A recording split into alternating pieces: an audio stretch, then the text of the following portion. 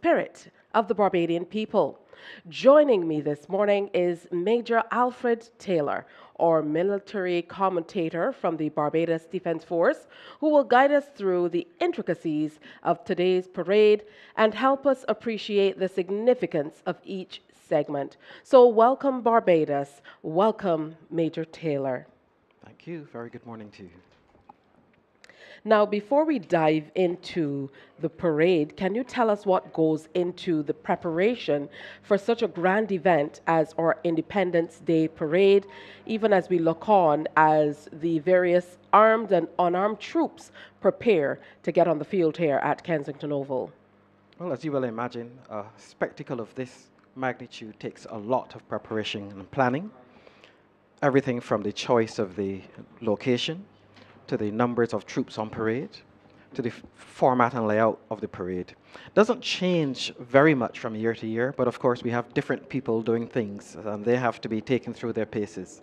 So rehearsals will begin for the armed units and also for the unarmed units who, as you will appreciate, may not be as familiar with drill and parades and these things as the armed units are. But a lot of preparation. We've had a lot of rehearsals, and I am very happy to report that we are ready. Now, the Kensington Oval was recently renovated. To the right of your screen, you can see what is now referred to as the grandstand. And we expect hundreds, if not thousands, of Barbadians to set out this morning to experience this spectacle.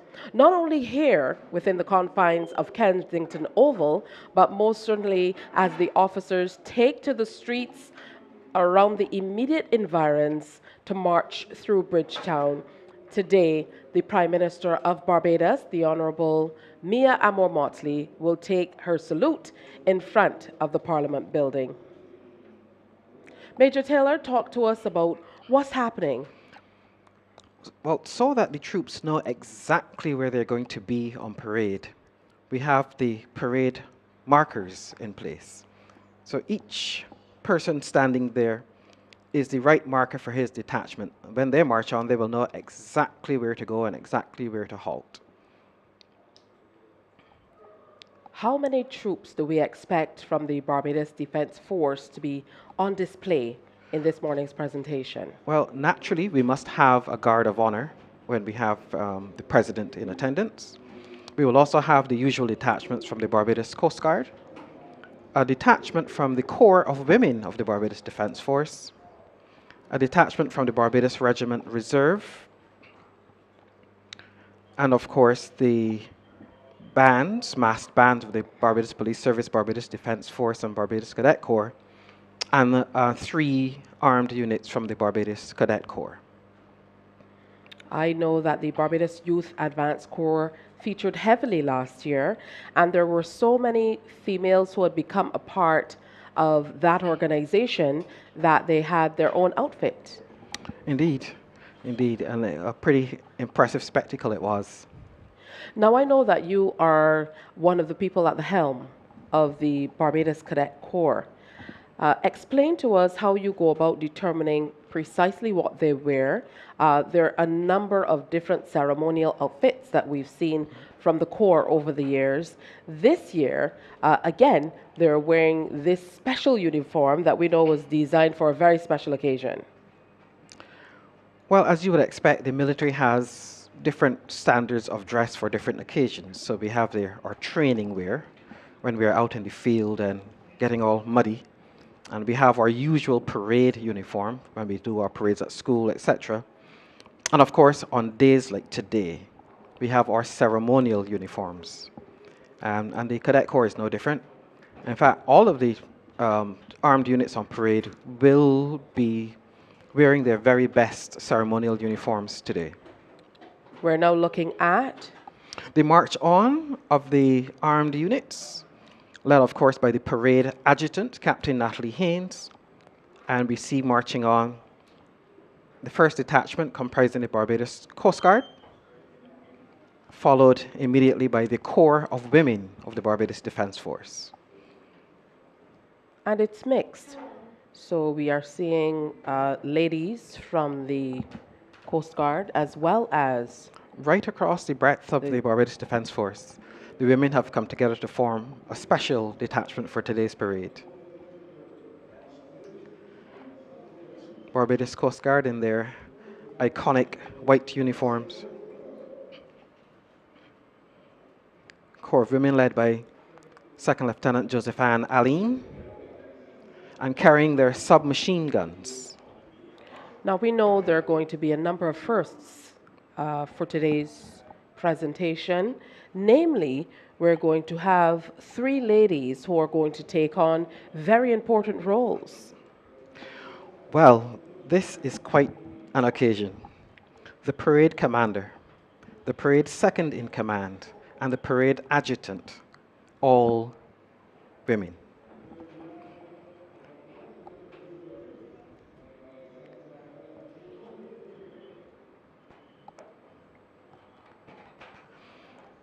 Here we have the members of the Barbados Police Service.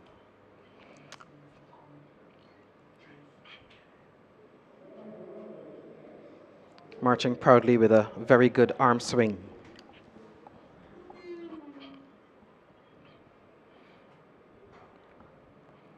So at this stage, as we see them march on, we've seen the markers in place, and of course So there are several distinct phases to any parade, and we are in essentially phase 1, that is to get all the troops on parade, beginning with the armed units.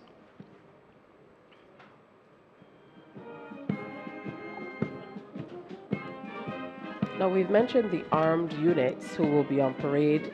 As far as the unarmed units are concerned, who can we look forward to seeing Well, today? the usual list of the unarmed units, we have the scouts and guides and St. John Ambulance, Fire Service, Prison Service, a long list of service personnel. I am told that this time around we're also going to see some young recruits or young cadets who are a part of the Barbados Fire Service. Yes, a very interesting development with the Barbados Fire Service. For the first time, we'll have on parade the Fire Service cadets. And that is an interesting development, actually, to see how this transition of the next generation beginning early and in a fairly formal way.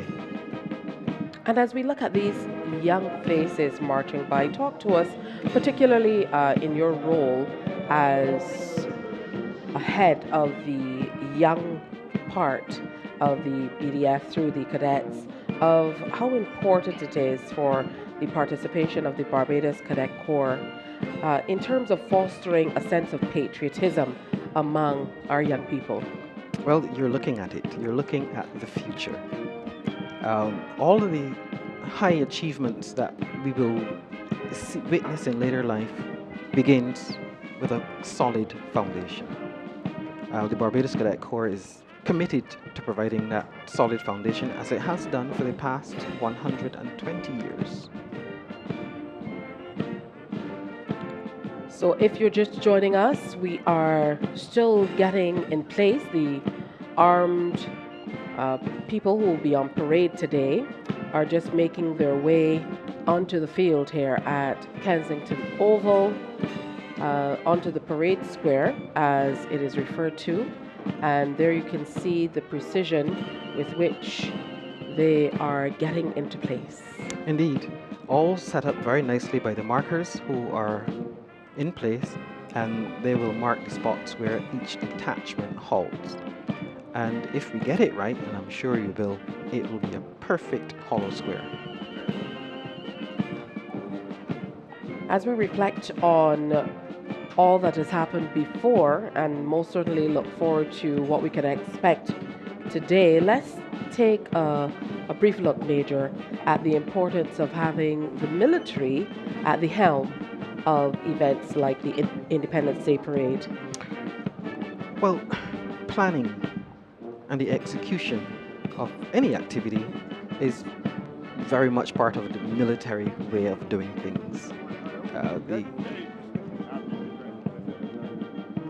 The administrative instructions which we produce cover every conceivable detail of what is to happen and when, in what sequence.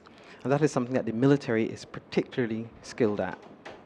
And therefore, the responsibility for national parades like this is always almost entrusted to the Barbados Defence Force under the direct supervision of the serving Chief of Staff, which I'm sure you will know by now is the young Brigadier Carlos Lovell.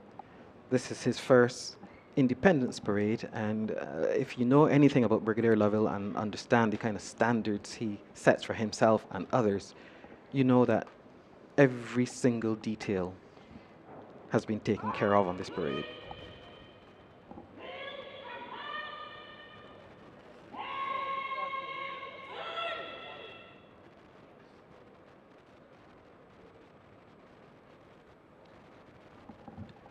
Here we see the first of our top trio of women. This is Captain Natalie Haynes, the parade adjutant. Her job is to make sure everything is in place.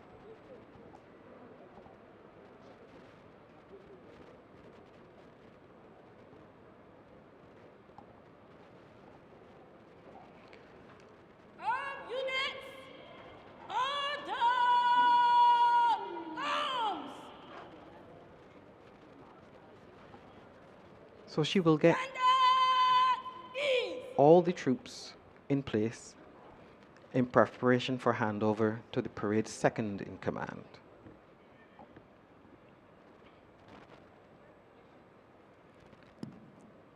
She's assisted. The unarmed detachments of the right half are marching onto the parade ground. By the what we call the conducting warrant officer. If you see the Coast Guard officer directly opposite Captain Haynes, his job is to assist her in getting all the alignment, etc., just right. The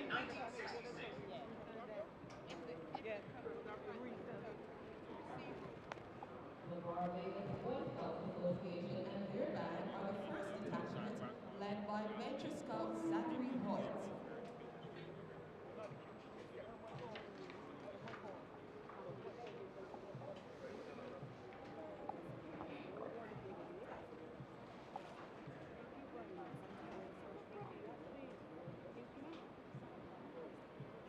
Naturally, the armed units are the first on parade and holding steady as they await the march on of the unarmed units.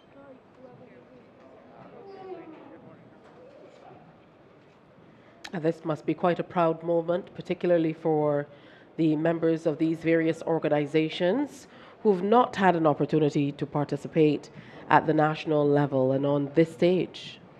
Well, it's an annual event for most of the uniformed organizations in Barbados. They look forward to having a presence on a parade like this. You will see the Boy Scouts. Proudly marching by. They'll be followed by the St. John Ambulance Association. A name that we've heard associated with this parade for many years. Indeed, very proud to see them still going strong and with so many young faces parading today. Yes, I think most organizations like the St. John Ambulance are making a concerted effort to involve and include more young people. That is the way the organizations will attain sustainability. This section of the parade, this side of the parade, is marched on by the band of the Barbados Defence Force. In their charming Zouave uniform. Just ahead of them, we saw those red shirts. That will be the fire service and their cadets, fire service cadets on parade for the first time.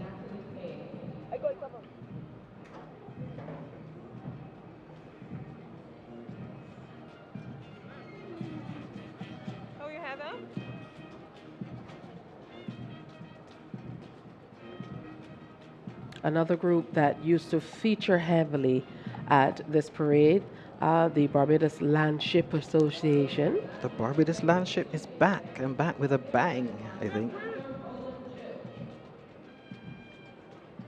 Again, a real strong effort to boost the numbers and to preserve that part of our culture and our heritage. And here the cadets are for the first time. And these programs with young people feed into services like the BDF and now the Barbados Fire Service very well. A lot of these recruits become actual officers as you did.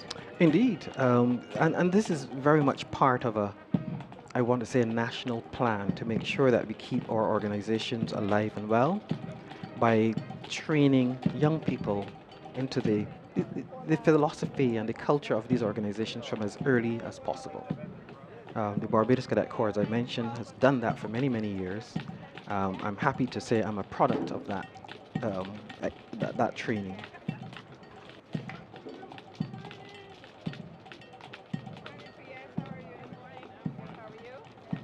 And you will see quite a bit of activity happening as they march past. You'll see members of the Girl Guides Association and other officials, the ushers and so on, making way for the dignitaries who will be making their way here to Kensington Oval in just a matter of minutes. Indeed, the flag bearers, etc., are just off parade at the moment, awaiting their turn to join in the proceedings. Here we see the massed band of the Barbados Police Service and Barbados Defence Force awaiting another element which will join them.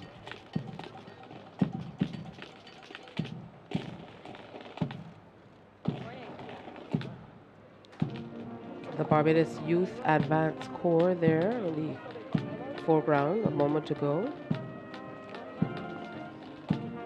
We're still waiting for this side of the parade to reach their location and to be steady on parade, and then we'll have another side march on.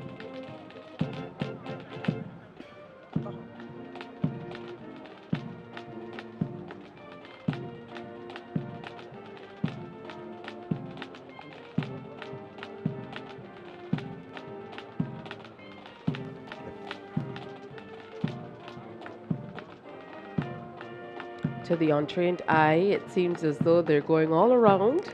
They are indeed the going all field. around. Their position on the, as I face it, left side of the parade takes them all the way around the ground. So it's a little bit of a long march. Just marching past the Malcolm Marshall end of the ground. And can we take a moment to appreciate the iconic, historic Kensington Oval, which has undergone a comprehensive transformation, of course, in keeping with plans to transform the cricket ground into becoming a premier destination for world-class events like this one. Like this one. And even later this evening, right here at Kensington Oval, there's also going to be the culmination of the Prime Minister's Cup. Prime Minister's Cup. Absolutely. A full day of activity and celebration of our independence.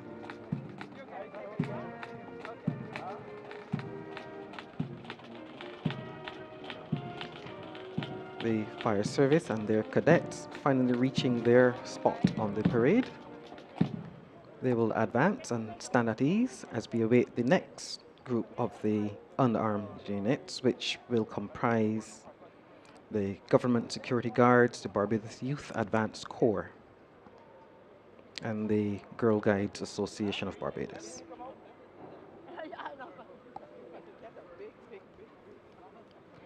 Each detachment will be parading its flag on parade today, and the flag orderlies will be brought on once all the troops, flag bearers will be brought on once all the troops are steadily in place.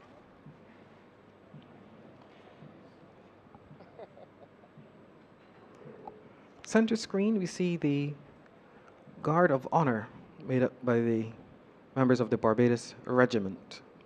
Guard of Honor normally comes in two halves, right half and left half. And we have a full Guard of Honor today, which must be present whenever Her Excellency the President is expected to be on parade.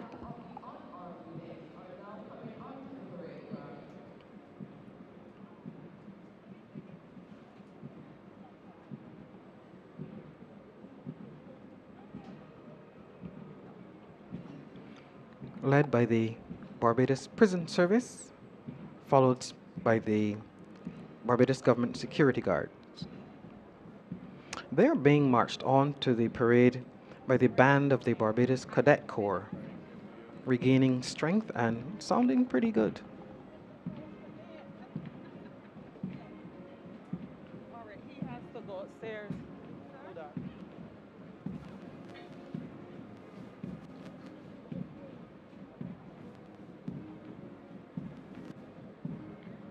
Where those persons are sitting? Yeah. You go there. So just tell the. You know, it's interesting that service continues. I can spot, because I happen to know some of them, many former members of the Barbados Defence Force who go on after retiring from the Barbados Defence Force to serve in the prison service and other services, indeed including the government security guards.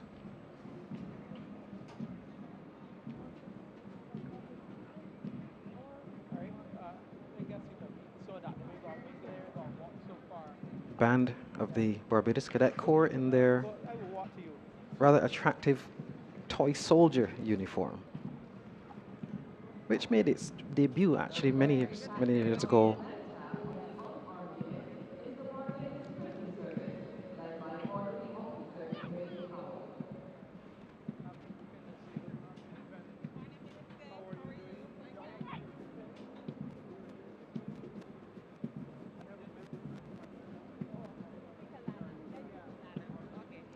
And it's also interesting to know that the standard of drill among the elements of the unarmed units is actually right up there. It's pretty good.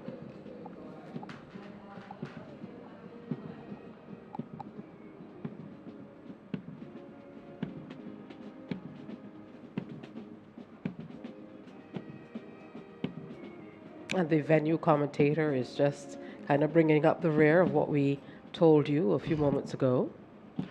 Indeed. The members of the Barbados Cadet Corps band have now joined the other bands on parade to form the massed band for today's parade. Each with its drum major and the director of music.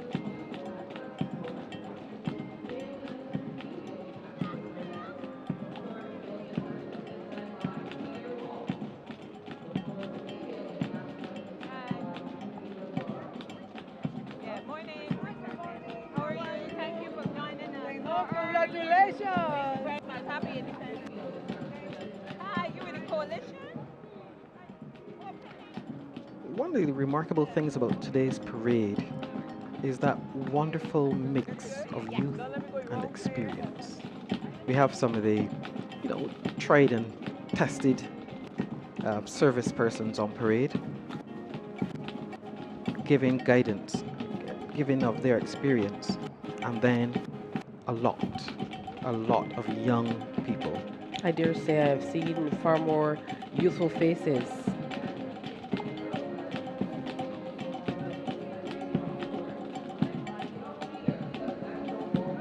And this says to me that the future of Barbados is bright, is strong. When we get people volunteering and subscribing their time to this level of discipline, that translates directly to how they will perform in the workplace, how they will perform as government workers. And that puts Barbados, I believe, in a very good place. The stands are filling up nicely here at the Kensington Oval. If you're making your way here, I'm sure there are lots of people outside. Some of you still at home getting ready to come on down. Now is the time as we get the parade participants on the parade square and prepare for the arrival of various dignitaries. So with the Girl Guides Association of Barbados bringing up the rear, as it were, with their very own corps of drums, which I'm sure we will hear when they hit the road, all of the troops will be on parade, and then we will move on to the next phase. Let's take a moment to talk about the masked band and how their performance really enhances these celebrations. Oh, a parade is not a parade without good music. Absolutely essential.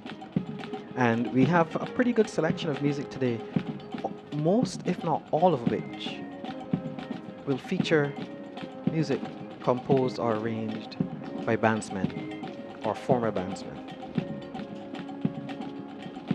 And we always look forward to hearing a few of the national classics as well as some new favorites. Again, that beautiful blend of traditional and new.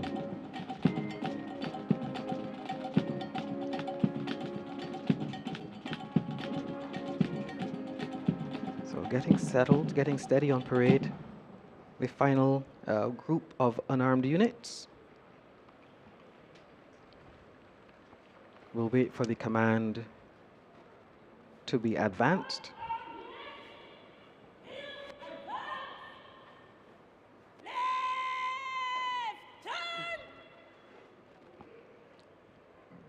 You can hear, if you listen carefully in Captain Haynes's voice, parade adjutant, the remnants of a drill instructor. She is on parade today, having served a very long career in the military, actually, having done a number of roles, for everything from training PT instructor, drill instructor, military police, very experienced officer. And I think she is so proud to be part of the top 3 today. I'm sure it's a proud moment for the BDF generally.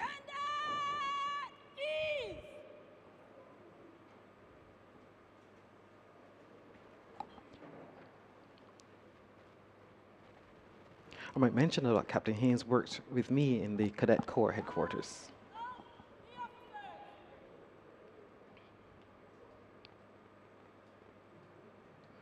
Now, because troops never really march on their own, they were led onto the parade by the junior officers accompanying the detachments. Adjutant is Captain Natalie Haynes, a proud alumnus of the Parkinson Secondary School.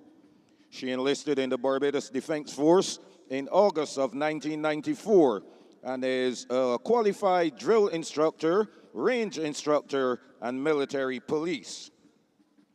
She's currently posted to the Barbados Cadet Corps as a training officer.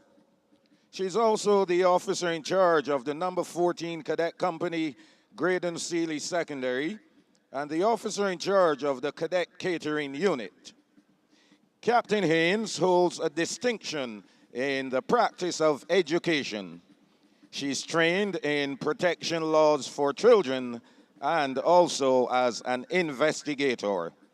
Ladies and gentlemen, this morning's parade adjutant, Captain Natalie Haynes. She's a mean cook. Absolutely.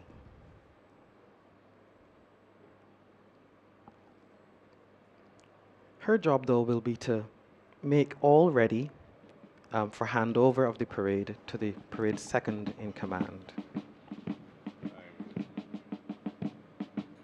And you cannot help but admire how steady Captain Haynes is, how poised.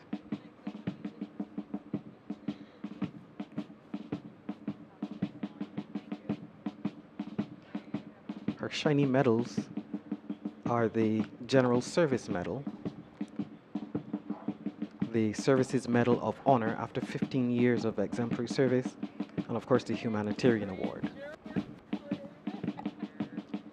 Here we have members of the Barbados Regiment Reserve. The full-time element of the Barbados Defence Force we are very familiar with, but there are many, many Barbadians who are reservists. In other words, they have a normal full-time job in government or private sector, and they give up one evening a week and often a weekend a month to do their continuous military training. And they train to the same standard as our regular soldiers. Have the reservists traditionally worn this uniform at the parade? This is reminiscent of an ancient uniform.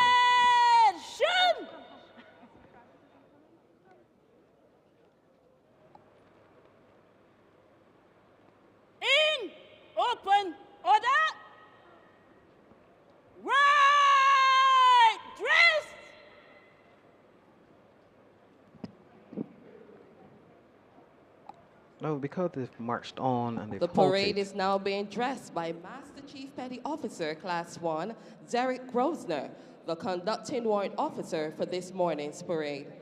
Upper shade here, upper shade here. Steady. Stand still! The front rank of the right half.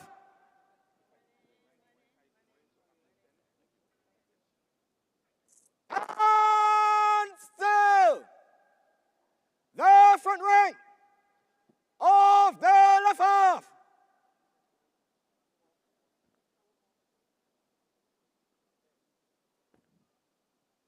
The Master Chief Petty Officer Upper shade second now, steady. is equivalent to Stand still! in the army. The center rank of the right half. So because he's dressed in a lily white uniform, doesn't mean he's any less intimidating. Third, carry it on. Stand still! The center rank of the left half.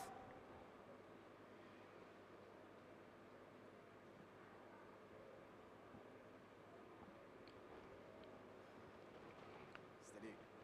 This job is normally assigned to Stand still! The rear rank one or other of the of most the senior right warrant half. officers in the defense force. Stand still! The rear rank of the left half. I say one or other because, as you would imagine, the Barbados Regiment has its regimental sergeant major, Right! and the Barbados Coast Guard has an equivalent. Eyes front!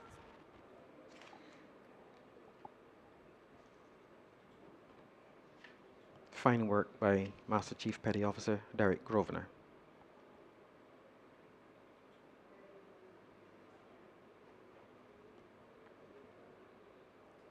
Himself a highly qualified and decorated officer. Will Fitz Bennett fix.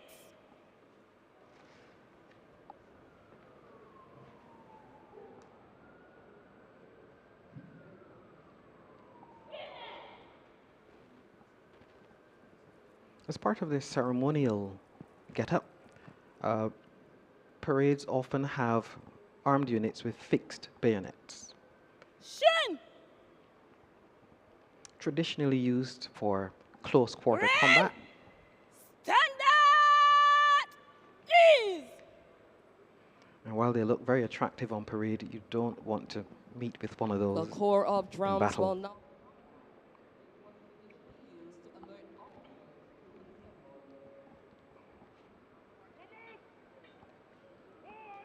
No, a lot of what we have on parade are little ceremonies, items that we have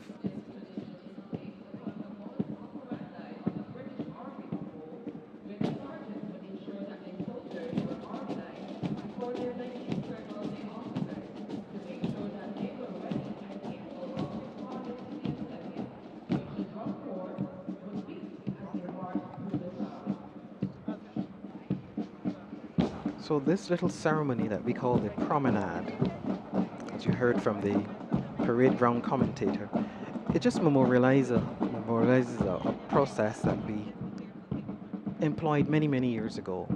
Once the troops were all formed up, we had to go and locate the officers who were normally either just getting dressed or perhaps down in that last pint in the pub or something. And once they see a drummer promenading through the streets, they would know, ooh, it's time to go, and they would get themselves ready.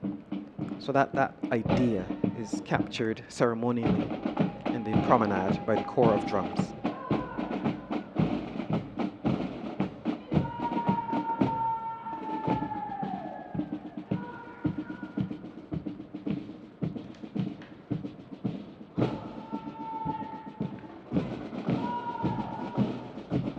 Right on cue, the officers are prepared to march on to the parade.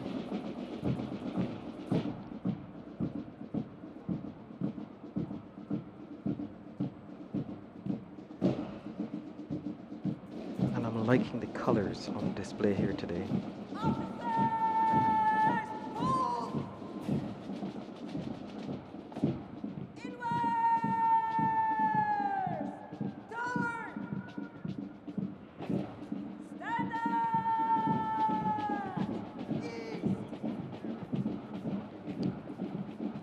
unit of the Barbados Defense Force has its own distinctive ceremonial uniform, the color of it.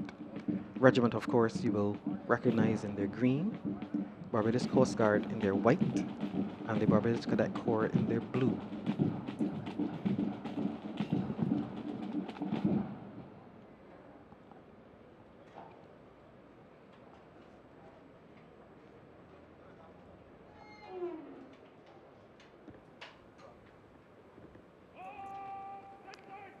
The conducting warrant officer, even though he's not saying anything, you get the sense that if we get it wrong, he's going to come for us. Officers and the flag bearers now prepare to join the parade.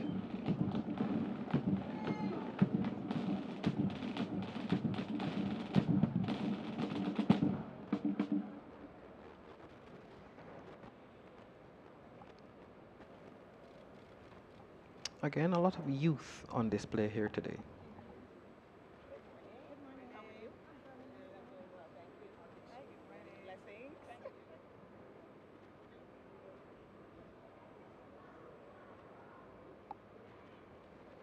So again, all of this is the process to get the parade formed up and steady.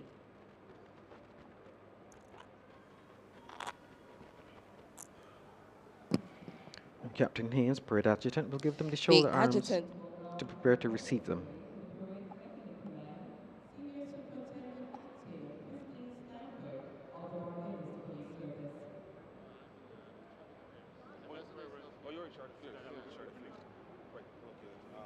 Again, history in the making. Female parade adjutant handing over to a female parade second in command. Who will in turn hand over to a female parade commander. A female parade commander. First time at this level. Even as we see the members of the diplomatic corps move into place.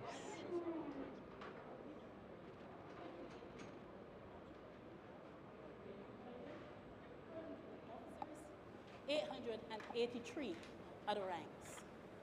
The parade is formed up in three sides of a hollow square in the open order at the shoulder and awaiting your further instructions. May I have your permission to carry on? Ma'am, please.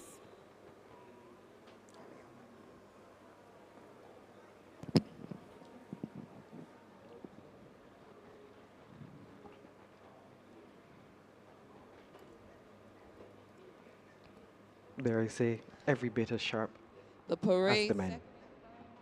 over 36 years in the Barbados Police Service. As the first female police chief instructor, she also served as an investigator with the Criminal Investigation Department and the Regional Police Training Center. She holds a postgraduate certificate in Global Human Resource Management from the University of Liverpool, United Kingdom, and a Bachelor of Science degree honors in Public Sector Management from the University of the West Indies, Cave Hill campus. She is the recipient of the Humanitarian Award, the Regional Security Service Medal, Dominica, and the Barbados Services Medal of Honor. Ladies and gentlemen, the parade second in command. Order! Arms! Stand at ease! And you can tell that Senior Superintendent Stanford has a little military background too. Right! Should! Officers! Outwards! Turn! She will position the officers Officers! in front of their Take detachments. post in front of your detachments. Quick march!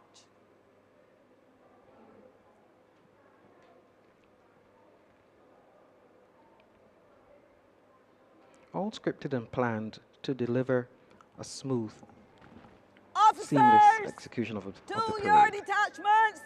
Quick march!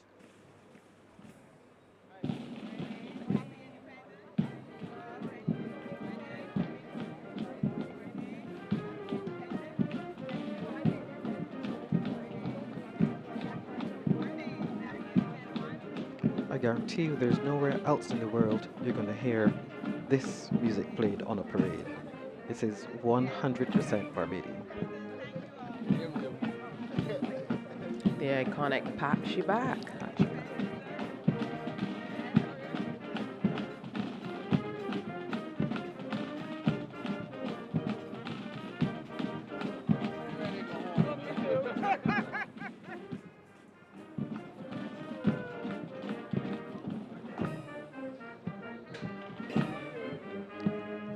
I began to tell you about the interesting wear of the Barbados Regiment Reserve.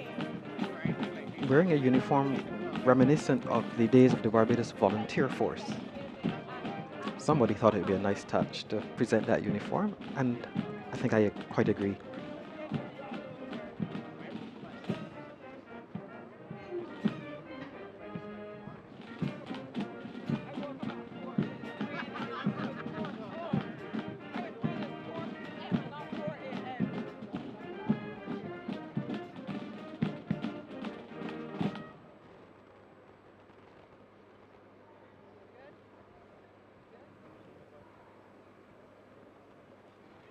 Parade Second in Command was a cadet, actually. I remember her from my time as a cadet, and also served for a short while in the Barbados Regiment before going on to the police service.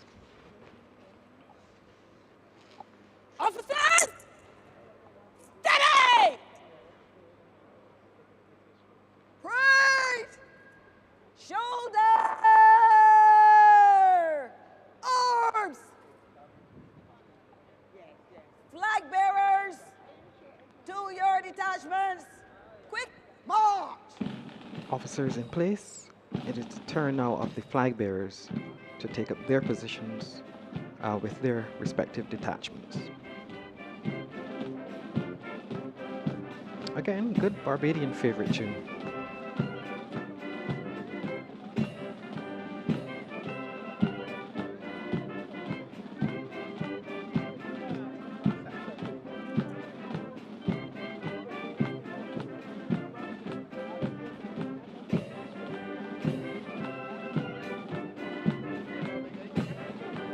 It is an essential part of the parade that every detachment will have its flag represented as it marches past. And these are the ones going to the detachments, but very shortly we will have a special one, or special two, in fact a special three, come onto the parade for a special purpose.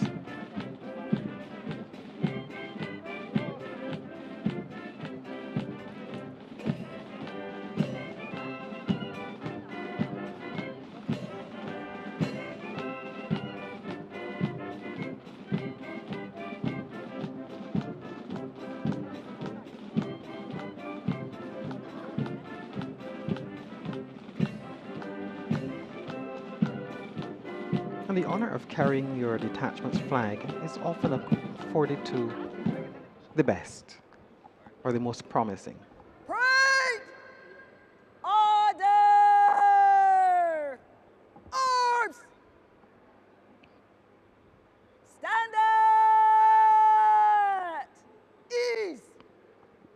You know, it's so important as a young person to have a vision of what you wish to be. I don't think she'll mind me telling you, but when I knew our parade second in command as a cadet, she said to me, and I recall her saying, "I'm going to be a police officer." Parade! And look at her career. Parade! Shoot! Shoulder! Arms! And completing the top three lineup, The parade second in command will now hand over the parade to the parade commander, Lieutenant Colonel Julia Dabrio. Lieutenant Colonel Dabrio enlisted in the Barbados Defense Force in August of 1994 and has spent the past 21 years serving in the Officer Corps.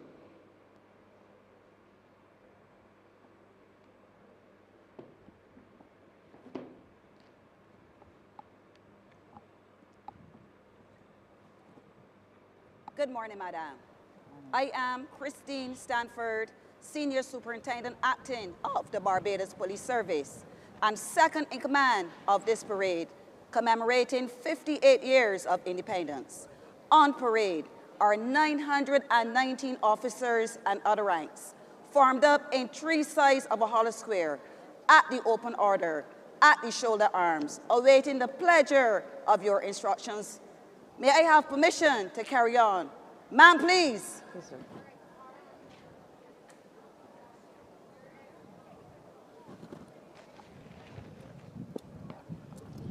Lieutenant Colonel Julia Dabrio is the commanding officer of the Barbados Regiment and holds a master's degree from the Inter-American Defense and Security in the United States. She is the first officer of the Barbados Defense Force to complete this program. Additionally, she holds a bachelor's degree in psychology from the University of the West Indies, a master's degree in public health, and recently completed a master's program in international relations at the University of East London. Her major appointments were Staff Officer Operations and Training and aide-de-camp to the then Governor General of Barbados and now President of Barbados, the Most Honorable Dame Sandra Mason. She's the proud recipient of a Governor General Award, Services Medal of Honor, General Service Medal, Barbados Defense Board Commendation, and the Chief of Staff Commendation. Ladies and gentlemen, the parade commander, Lieutenant Colonel Julia Dabrio. Parade! Order! Arms! Stand at ease! Stand easy! Immediately taking charge of the parade. I can't help but think that young girls at home must be so inspired by this. Parade! Shine! March on the colors! Shoulder! Arms! Ladies and gentlemen, please stand as the colors March are marched on. on the colors!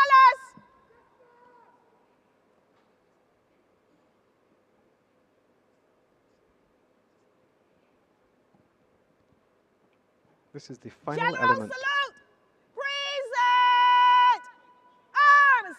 of preparing the parade for the reception of the dignitaries. They march on the colors. Here we see the presidential color, the color of the Barbados Regiment, and the ensign of the Barbados Coast Guard. And we know there were many changes when it came to the presidential color just a few years ago. Regimental color and the Barbados are marched on to the parade to Symbols of Freedom by Steve Sobers.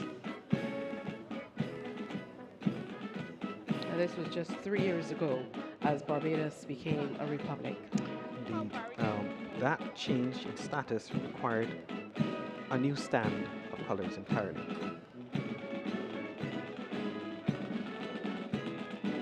And the old colors will join the others laid up in formal ceremony in a special place.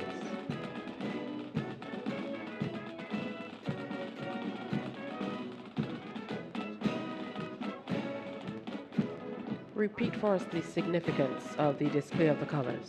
Well, the colors represent the very spirit, the very soul of the unit. The color of the Barbados Regiment, the ensign of the Barbados Coast Guard are very special symbols to those units. And of course, the presidential color must be present, must be paraded whenever Her Excellency is to be in attendance. Parade! Shoulder! Arms!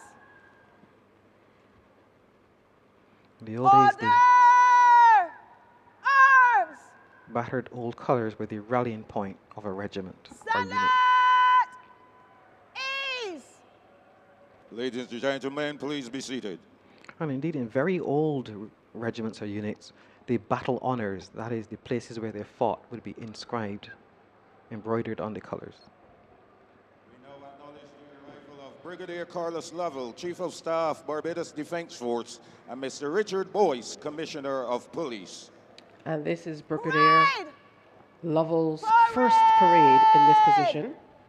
First Shed! parade as chief of staff, but certainly not his first parade. He would have done many, many parades in his time, including parade commander for this very parade some years ago. It's typically awarded to the commanding officer of the Barbados Regiment to command this parade. And that is a position that Brigadier Lovell would have held many years ago.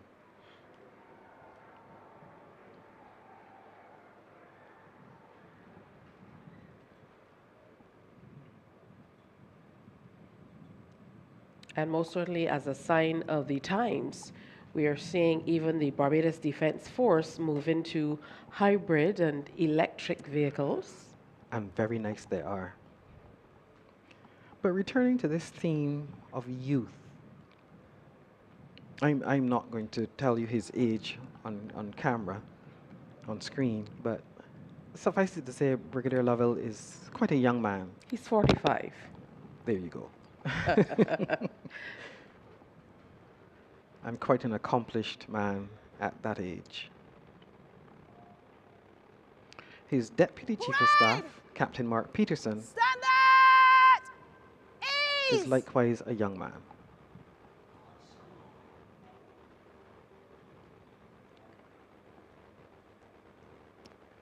But all is set, Ladies and all is gentlemen, ready. please stand for the arrival of the Honorable Mr. Justice Leslie Haynes, Chief Justice of Barbados. We have the first of the Parade! official dignitaries. Shed!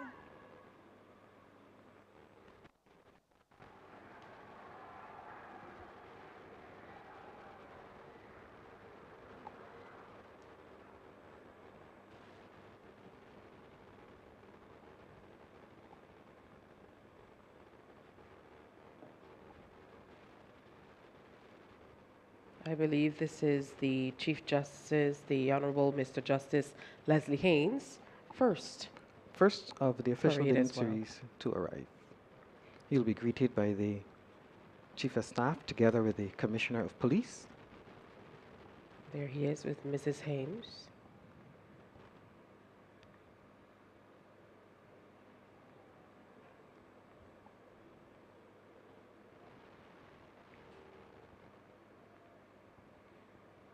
And he will be paid his compliments. As he stands on the dais.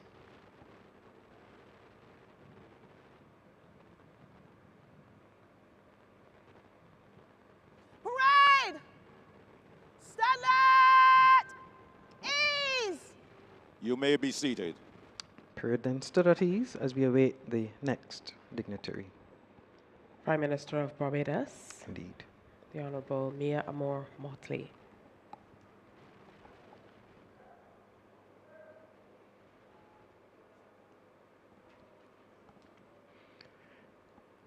As we heard the brief bio of Colonel Dabrio, it occurs to me that we have some very highly qualified and capable officers leading the Barbados Defense Force, Likewise with the second in command. likewise with the second in command. And now you can see that the parade is perfectly formed up. Please stand for the arrival of the Honorable Mia Amor Motley, Prime Minister of Barbados. Parade! Parade! Shed! Shoulder! Arms! It's interesting to note that the lineup goes all the way to the top as female. Absolutely, just to the back of where the car entered, you can see many school children who will be honored at this ceremony again this year. And many Barbadians are here awaiting the Independence Day message from Prime Minister Motley. I know that usually is a highlight of the day's presentation. It's quite a package today.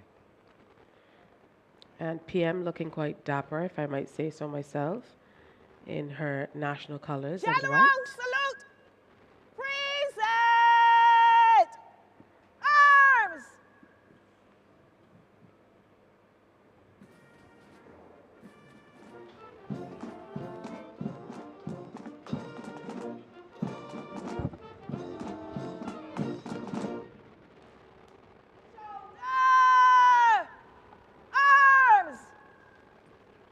Minister receives a general salute, Arms! complete with the usual fanfare by the band. Stand at ease! Please be seated. Nice view of those lines, so ably marked by the conducting warrant officer.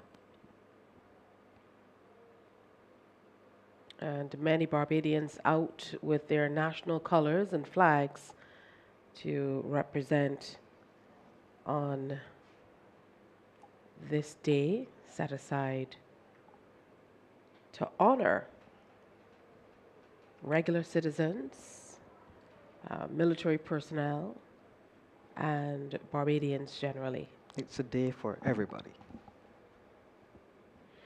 We're also going to see the presentation of leadership badges, a segment that was introduced a few years ago and now is very well received. And here is the arrival of the opposition leader, Mr. Ralph Thorne, KC.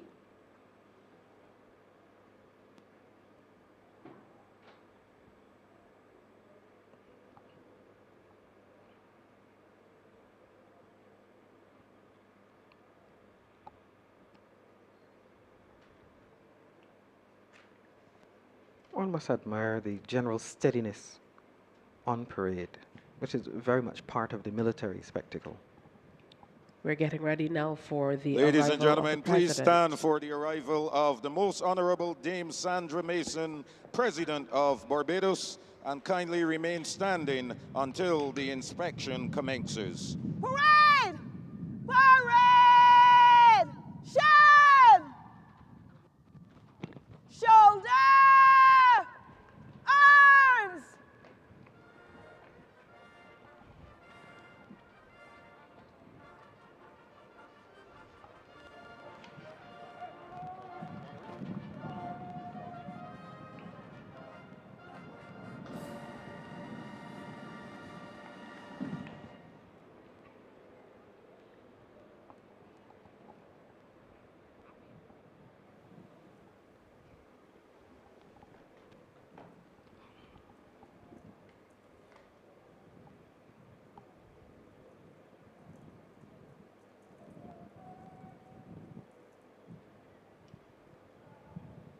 And I'm sure this also is a proud moment for Dame Sandra to greet the Brigadier, as he has worked personally with her when she was in the capacity of Governor General of Barbados. I'm sure it didn't hurt his career. Presidential salute! Present! Arms!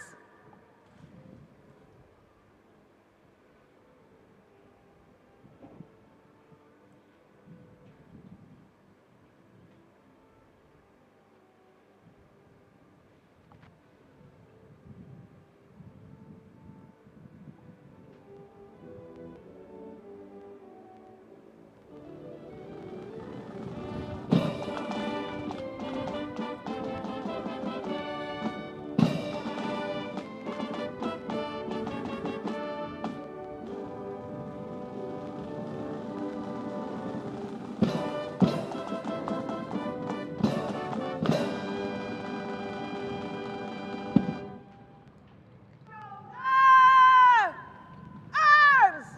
Must also be a nice moment for Lieutenant Colonel Dabria, Order! who also worked as Her Excellency's aide-de-camp. Arms!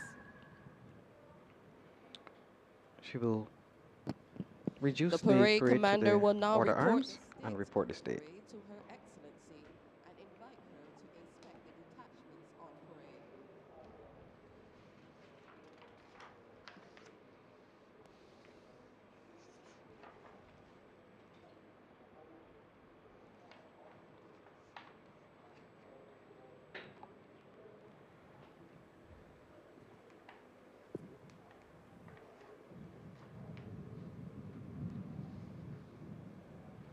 Good morning, Your Excellency.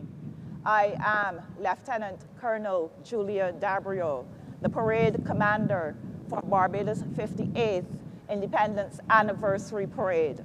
On parade are 36 officers and 883 other ranks, drawn from the armed forces, which comprise the Barbados Defense Force, the Barbados Police Service, and the Barbados Cadet Corps.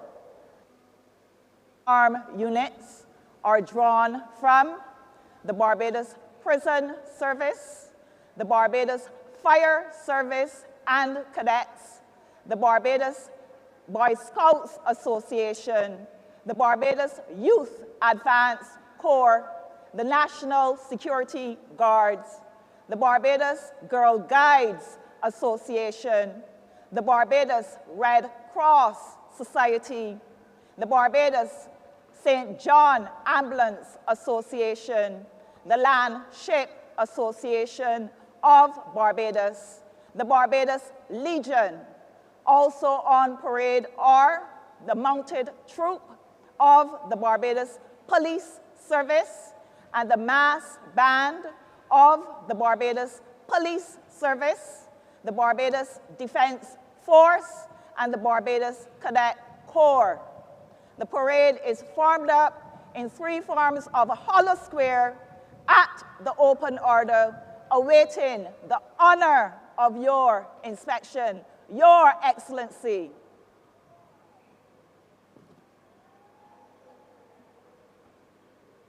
And the inspection will ensue.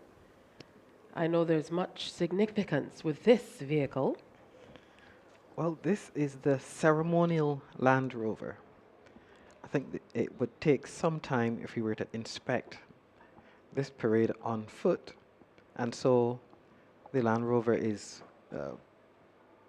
rolled into position to take Her Excellency, accompanied by Ladies and her gentlemen, you may be official seated. aides-de-camp, that is the Chief of Staff and the Commissioner of Police, along with the parade commander, to get a little closer to the troops and for them to look her in the eye and let her feel their pride. What are troops feeling as the President makes her way around for the inspection? I think the overall feeling will be pride. I am on parade, and my President is coming to recognize and acknowledge my presence, and I will do my very best.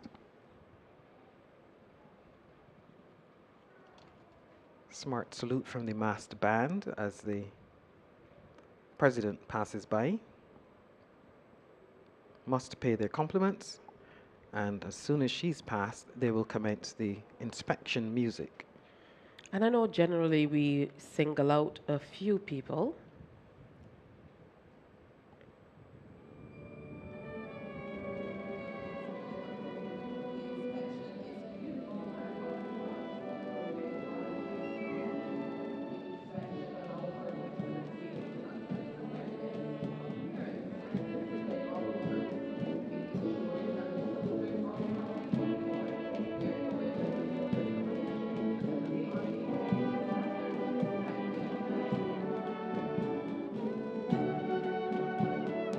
Saying I know that we single out a few people on the parade square and the ones who take lead, but every position is almost of equal importance. If we think of the gentleman, for example, driving Her Excellency in the ceremonial vehicle, as well as his second in command, their role too is of equal importance. And I should think it requires nerves of steel to be driving the President and the Commissioner and the Chief of Staff on a ceremonial parade. You've got to get it exactly right. Steady is the word. Steady is the word. And Sergeant Chandler is doing a fantastic job as usual.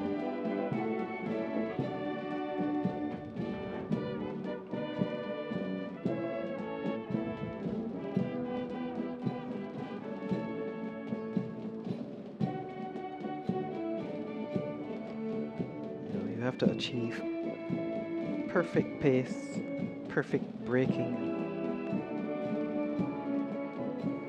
I don't know if I'd be able to do it. I don't know if my nerve would hold.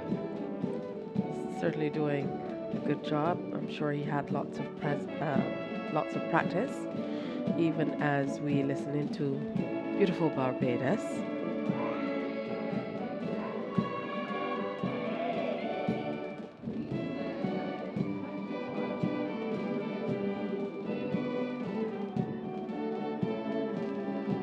That's right, the President of Barbados just engaged in the official inspection of the military forces and unarmed members of the grouping on display. Inspection completed, we move on to another aspect of this phase of the parade, which is for the troops to pay their compliments to the President.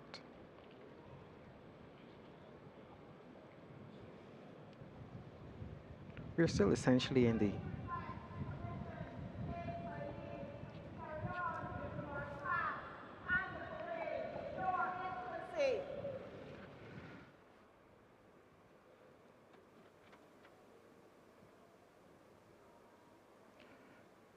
So the arrival, complete with the presidential salute, together with the inspection, and finally the march past, that comprises the full complement to the reviewing officer, Her Excellency the President today.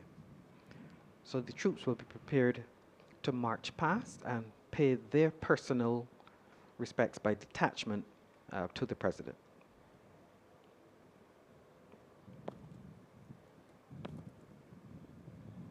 Parade! Parade! Shine! Troop! But first up, to pay their respects, will be the master band as they perform what is called the troop, which is a movement in slow time followed by a movement in quick time, and that is how they pay their compliments to Her Excellency.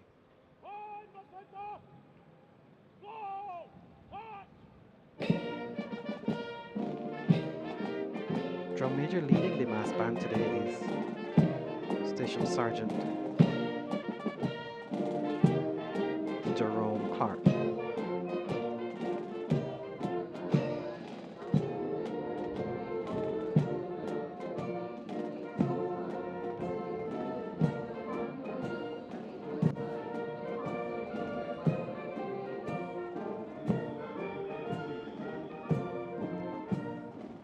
Drum major for the Barbados Defence Force Band is Sergeant Shane Mears, and of course for the Barbados Cadet Corps Band,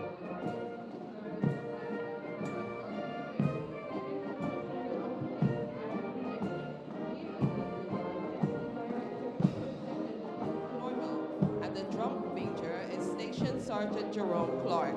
The band of the Barbados Defence Force is led by the Director of Music, and the senior drum major is Sergeant Shane Mears. The drum major for the Barbados Cadet Corps is Staff Sergeant Dylan Pitt of the No. 2 Cadets Company, the Luz School. all doing fine work this morning. The music Independence Day, composed by Carly, or perhaps better known Andy Williams, is a former Deputy Director of the Police Service Band, actually.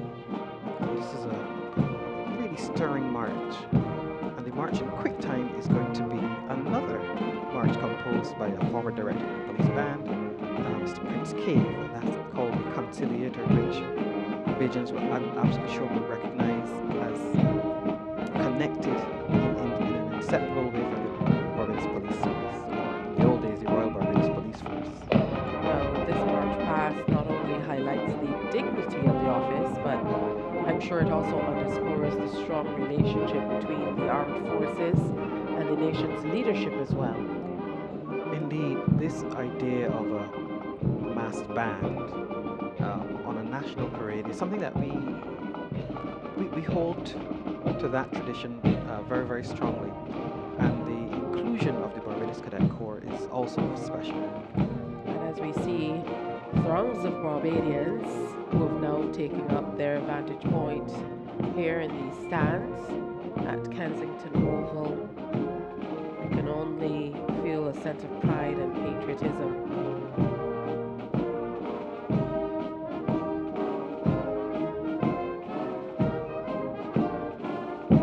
Still many more seats to fill, but I know lots of Barbadians will line the streets as well as the parade makes its way through Bridgetown after the presentation here at Kensington Oval. Band will now do the troop quick time.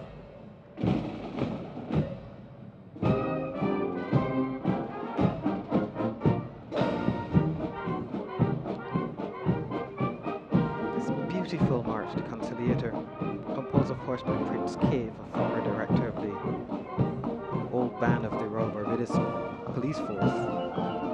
I think this was composed when he was a student at the Royal Military School of Music and actually did capture a top prize. Quite recognizable it is. And we heard music earlier from Steve Sobers and Jason Catlin, who are both members of the band. We have a very strong tradition of military music here in Barbados.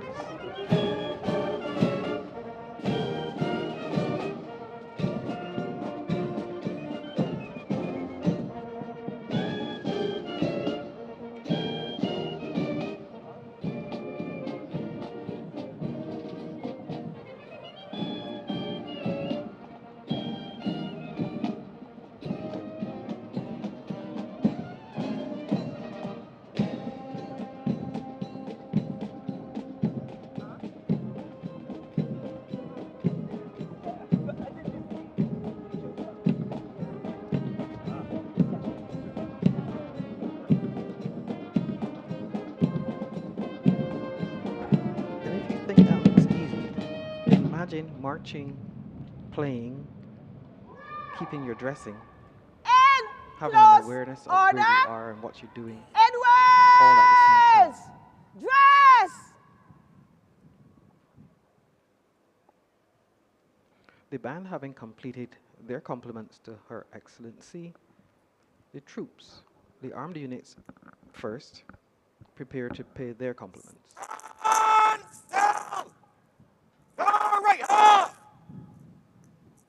And leaving nothing to chance, the conducting warrant will line them up again. Stand still!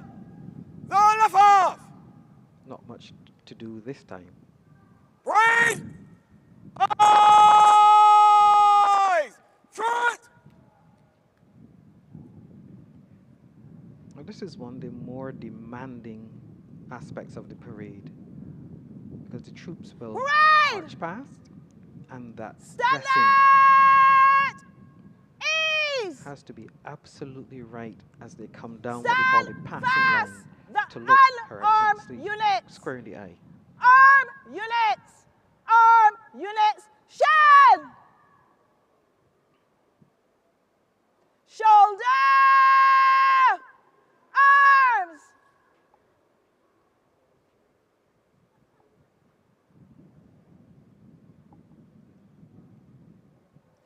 Arm units! They'll march past by detachment in slow and quick time. Number 1 detachment leading. Move to the right in 3s. Right! Turn!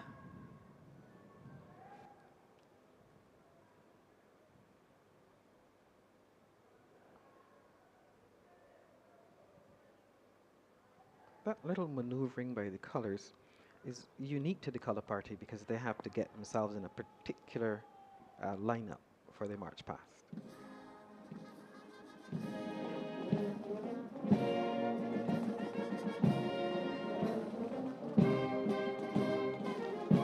The first detachment stepping off, the Barbados Coast Guard. The musical pieces for the march past in slow time are Our Anniversary by Senior Superintendent Andrew Lynch, Barbados Our Homeland and the New Republic by Station Sergeant Acting Steve Sobers, and Major Minor by Captain Brian Cole. All composed by our people. The massed band actually moves to a position central on the parade ground for 2 good reasons. It's a good place from which to play the music for the march past, and they have to get out of the way for the Coast Guard to come by.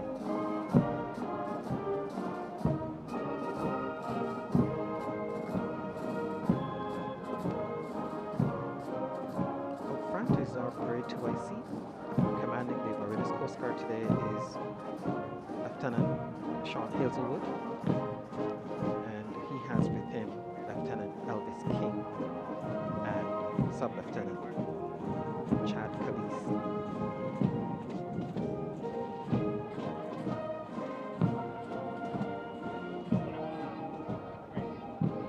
We hear a reference to Lieutenant or Lieutenant Coast Guard.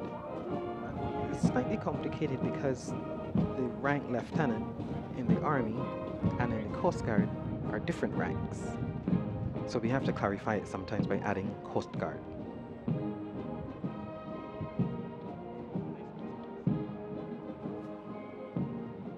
And for those wondering, what are you talking about? A lieutenant in the Coast Guard is equivalent to the rank of captain on the Army side.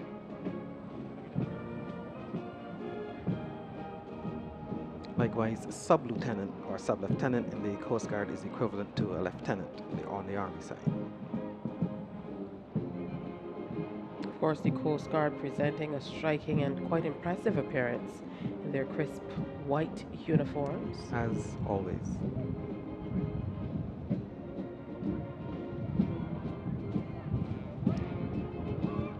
And the parade commander works her way to the front of the parade, followed by the parade second in command, and she will lead the march past down the passing line to salute Her Excellency.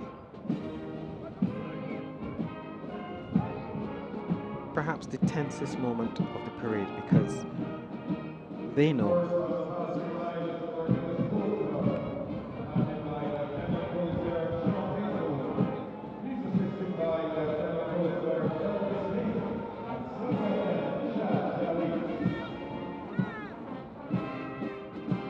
beautiful synchronized sword work.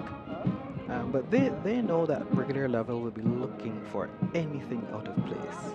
So they're going to be trying their very best to keep that dressing perfect.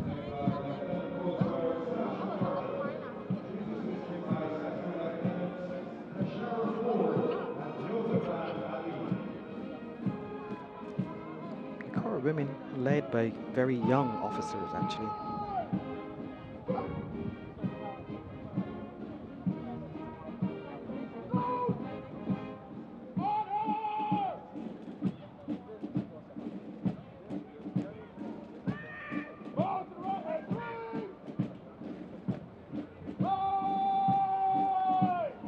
Very, very good dressing.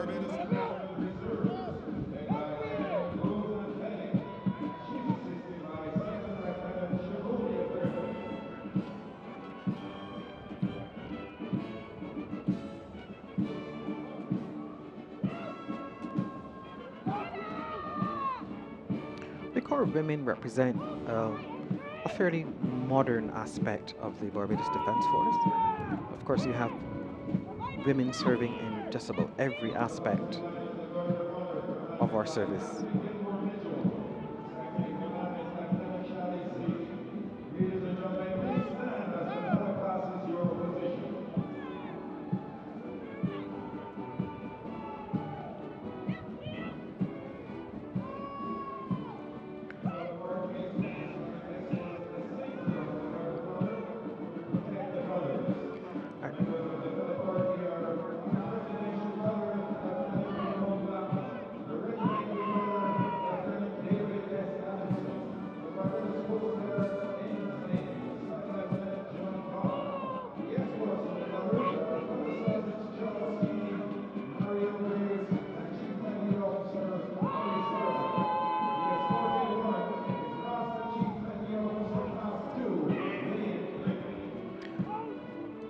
I do like this throwback to the old volunteer force, this khaki uniform with the short trousers and wrapped puttees. Well, I must say it's quite stylish, and it certainly presents a striking and equally impressive sight, one that is not commonly observed.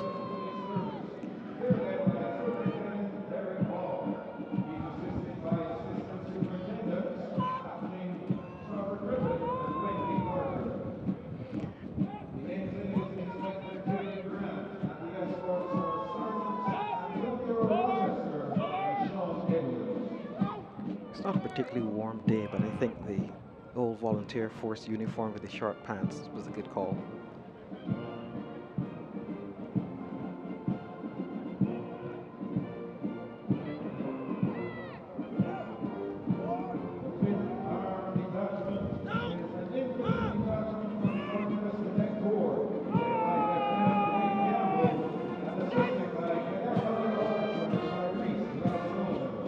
And of course,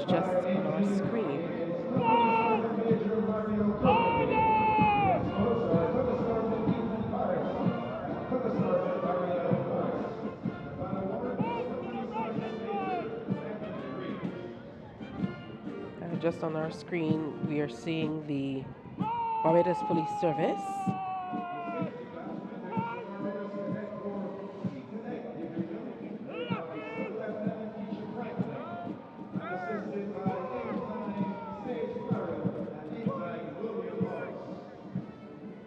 Quite a remarkable showing from the Barbados Police Service. Indeed, yes. Very, very good drill. As they come down the passing line, in order to get back to their original positions,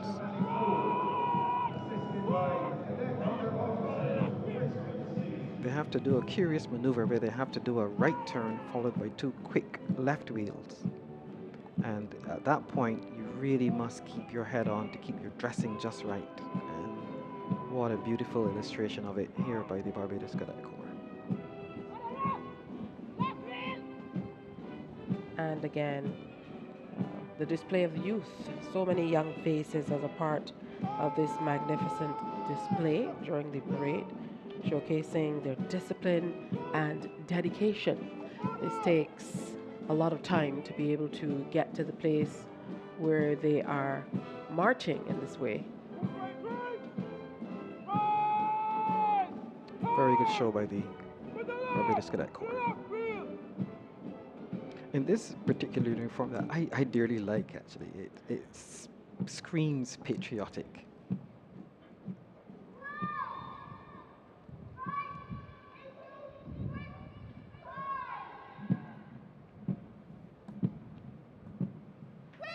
March! Beautifully transitioned from slow time to quick time. Just as the band did a troop in slow time and quick time, likewise the troops.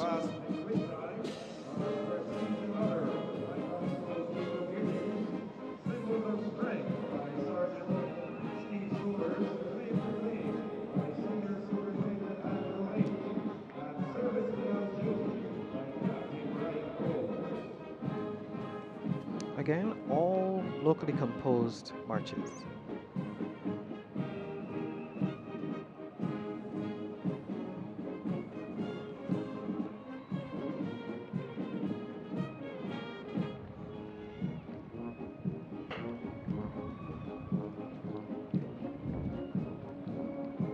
And as the troops march by in quick time, we heard and saw a wave of enthusiasm and appreciation that swept the audience, who of course gave some enthusiastic cheers.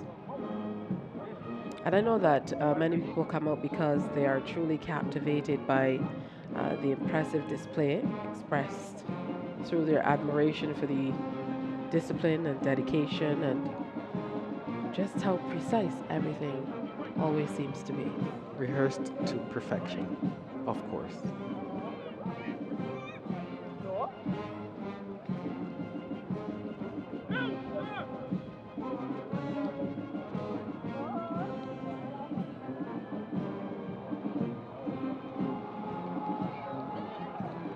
And you can see them applauding in the back. I'm sure that this vibrant show of support not only shows that we honor the men and women in uniform, but also reinforces the bond between the military and the citizens they protect here in Barbados. Indeed, and the beauty of this moment is each of those Coast Guard men or soldiers on parade get a chance to look Her Excellency in the eye as they march past and say, I am here to serve.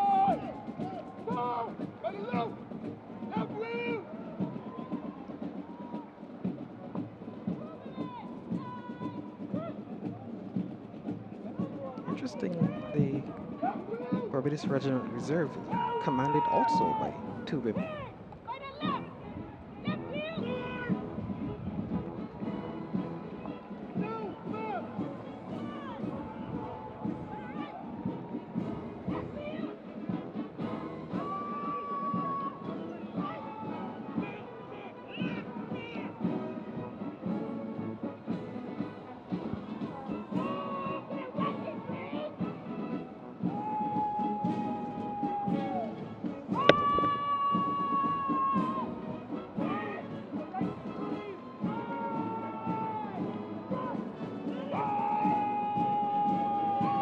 Nice shot here of the both halves of the Guard of Honor,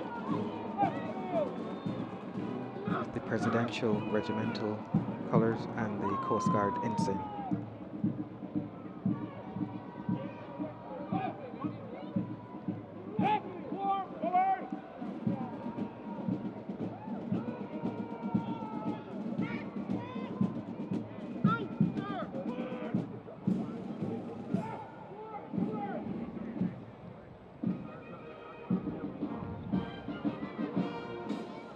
This march claimed to fame, written by the Director of Music on Parade today, Senior Superintendent Andrew Lynch. Interestingly, claim, spelled C-L-A-M-E, is written in tribute to former directors of music of the Police Service Band. C for Cave, L for Lovell, A for Atherley, M for Moore, and E for Ellis. Wow. Quite And lovely. we take a moment to remember them. Sadly, all of them deceased. It's a fitting touch, actually, to have their memories recognized by playing this particular piece of music dedicated to their service. Absolutely. And now we are moving on to another detachment, as we say bid adieu for this stage to the members of the Cadet Corps. Bringing up the rear of the armed units, the Barbados Cadet Corps in no way outdone in terms of drill and turnout today.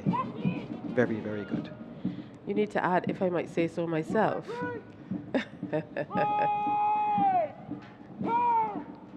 Well, it's a father's privilege to beam with pride when he sees his children do well. Absolutely, I do agree. And we see the grandstand just behind them filling up nicely. Very good turnout here from Barbados.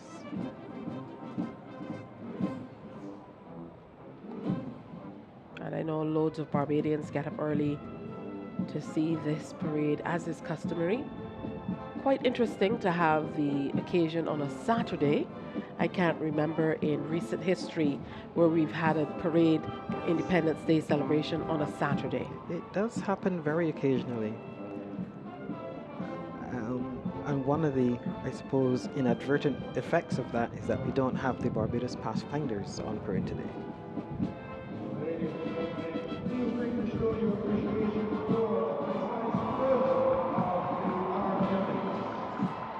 Very, very good show by the armed units. And I'm sure the unarmed units are thinking, I'm going to go and give it my best as well. I'm sure the vendors around Barbados have done a good trade as well, as Barbadians are definitely out in their colors, as they were throughout this weekend, most certainly yesterday as well. And the outskirts of the field here at the iconic Kensington Oval, draped in the national colors as well as the seats, blue and yellow. Makes you proud, so proud to be Barbadian. Absolutely. Not to get ahead of this morning's presentation, but are there any other surprises that we can expect in today's presentation? Well, a little later on, we can be treated to a very nice display.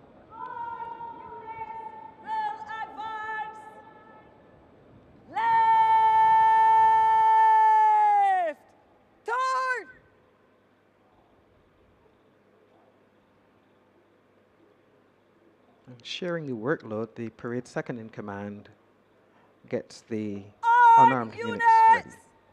Order! Arms! Stand up!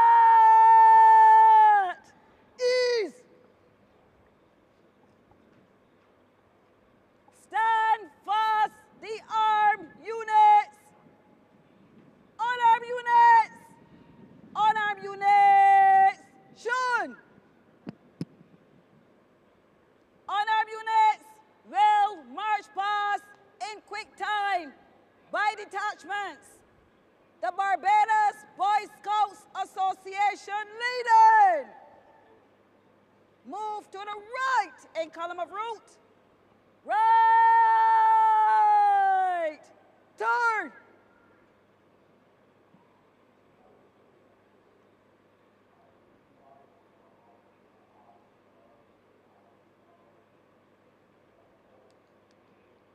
They position themselves into what we call column of route so that they can present their compliments to Her Excellency.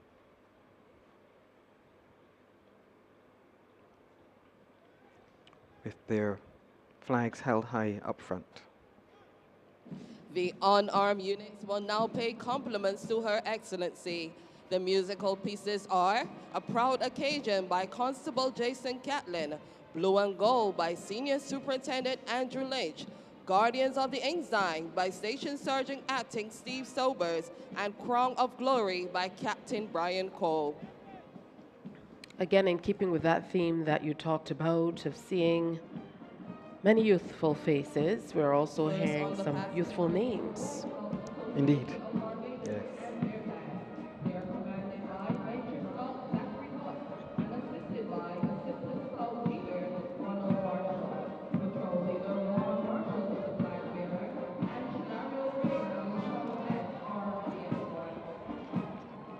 Definitely more modern names.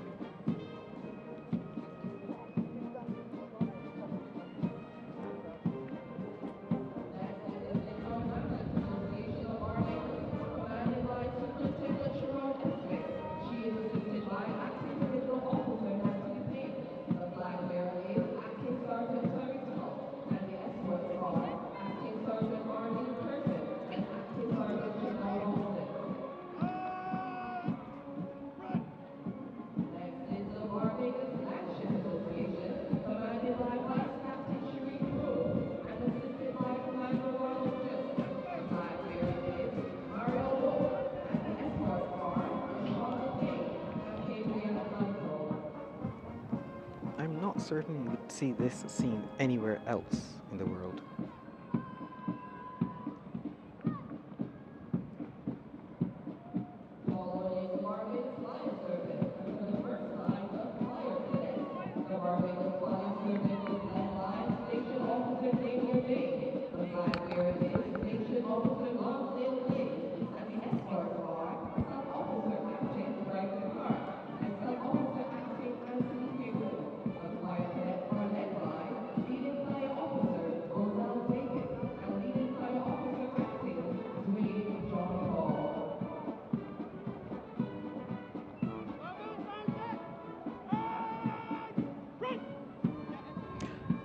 I'd say again, one feels very good, very warm feelings about the future of Barbados when we see this level of commitment.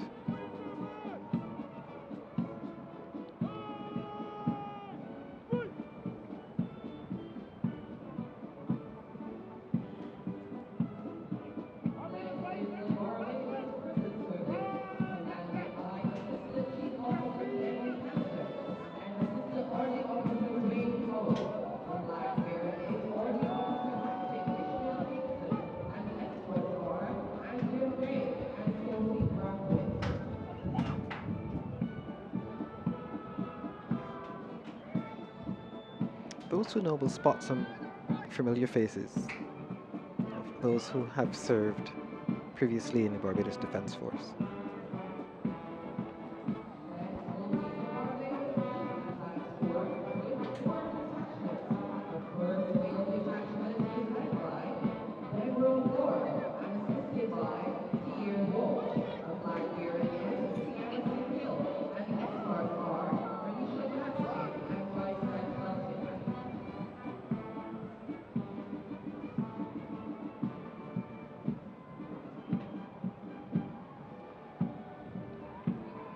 Here comes another impressive force to be reckoned with.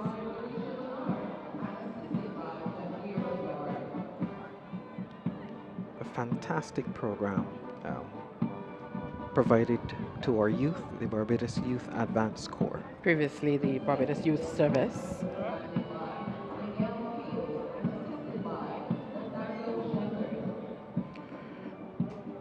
it is self-evident that you don't build strong citizens and adults. Um, it doesn't happen accidentally. It is a very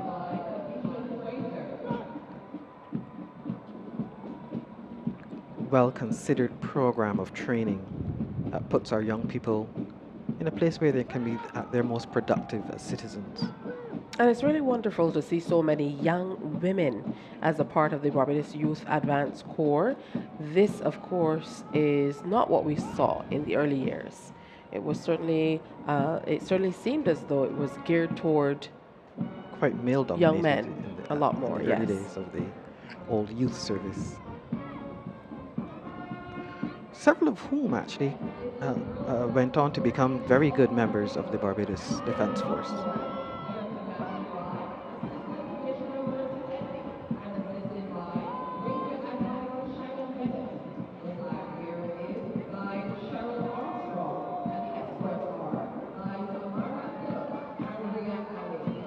And one of the things that we must work to do is to keep organizations like the Girl Guides and the Boy Scouts alive and well.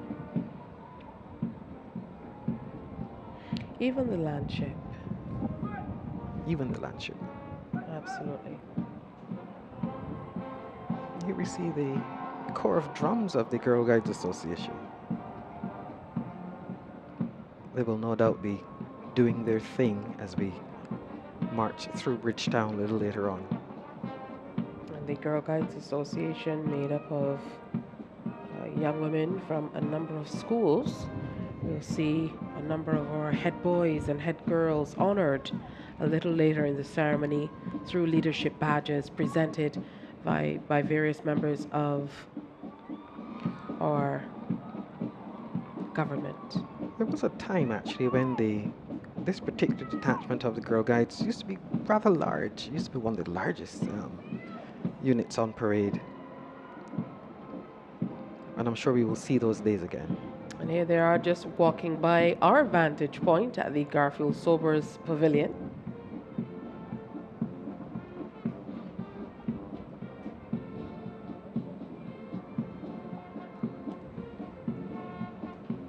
To the stirring music of Captain Brian Cole, the director of the Barbados Defence Force Band, and his beautiful quick march Crown of Glory. And much to the delight of those looking on. Some with their umbrellas, but again, not seeing that many umbrellas today because it's a lovely day. It's a lovely day. It's not as warm as it has been in the past few days.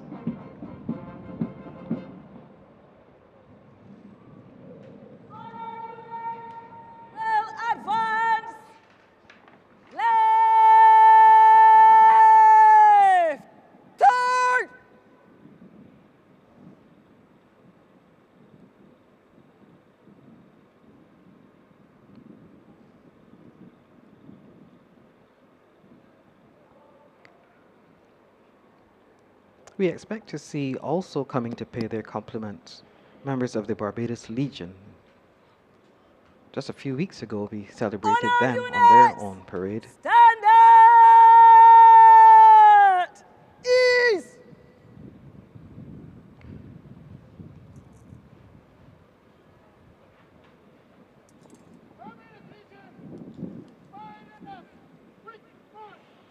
Ladies and gentlemen, the Barbados Legion are next to pay compliments. They are marching on to the Few and the Faithful by Sergeant Laura Payne. Now, in keeping with the due respect and deference we give to the Legionnaires, It's Mr. Everton Jordan, and the escorts are Mr. Stephen Moore and Mr. Fillmore Lewis. but they're brought on and given an opportunity to present their compliments to Her Excellency.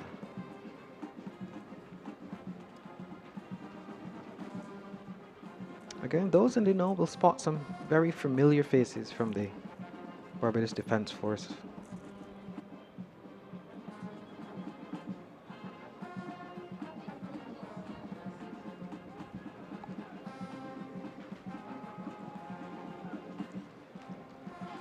the Barbados Legion, the true patriots. And they would have had their day just a few weeks ago for the Remembrance Day ceremony, parade and service. What a wonderful occasion it was. Indeed, one of my favorite parades. That one took place in National Heroes Square. Well, not to be left out of the proceedings, the mounted troop of the Barbados Police Service will also pay their compliments to Her Excellency.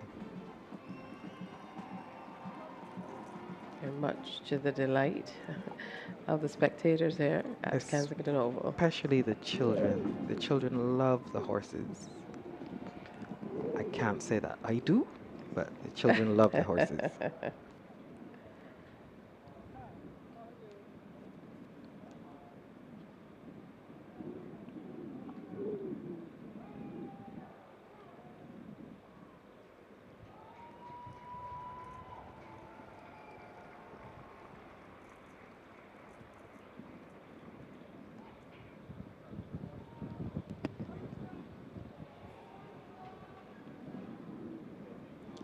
The mounted troop will now canter past to the tune Matilda. They're under the command of Station Sergeant Richard Woggs and assisted by Sergeant David King.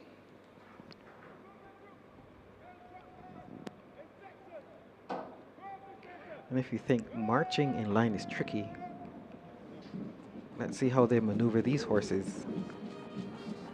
Absolutely. And sometimes the horses are quite enthusiastic. I know that this calls for a great degree of skill from the officers on horseback to be able to showcase the discipline that they're able to command from the horses. Yet the graceful movements and coordinated maneuvers all serve to enhance the overall atmosphere of the event.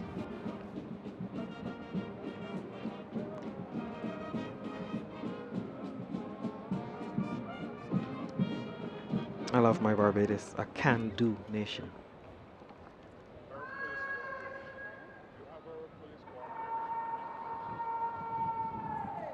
Shoot!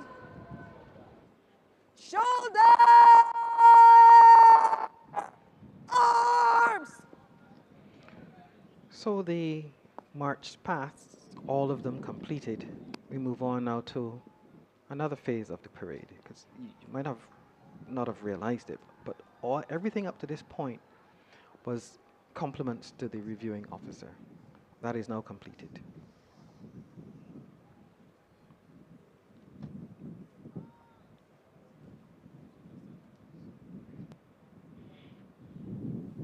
Here comes the parade commander again.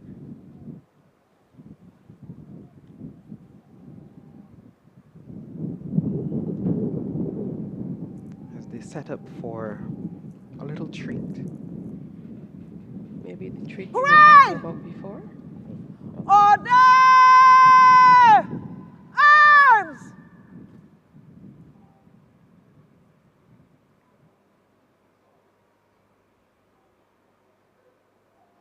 In open order. Edwards! Dress!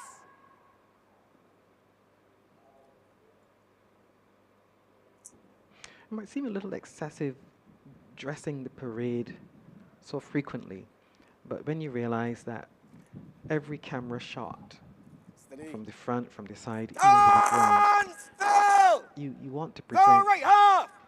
that precision. And a look at the faces of some of the people who will be honored during the national honors a little later this morning. Right! Eyes! Front! Parade! Stand at ease! Stand easy! A little break for the troops on parade. The Barbados Cadet Corps is this year celebrating 120 years of existence.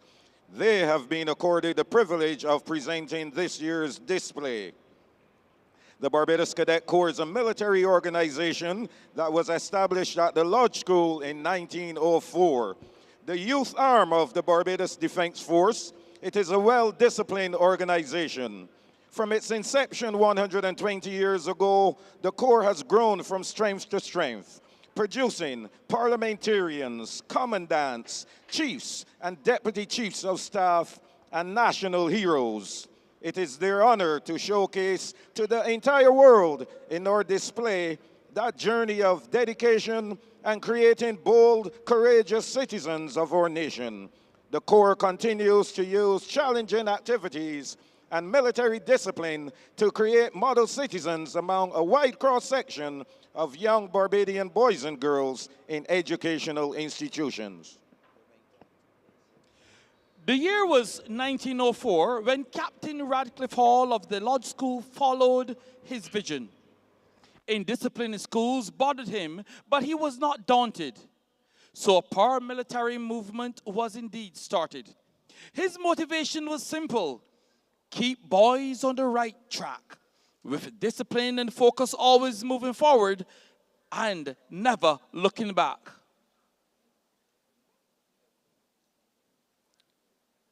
After Lodge, Harrison College in Combermere soon followed.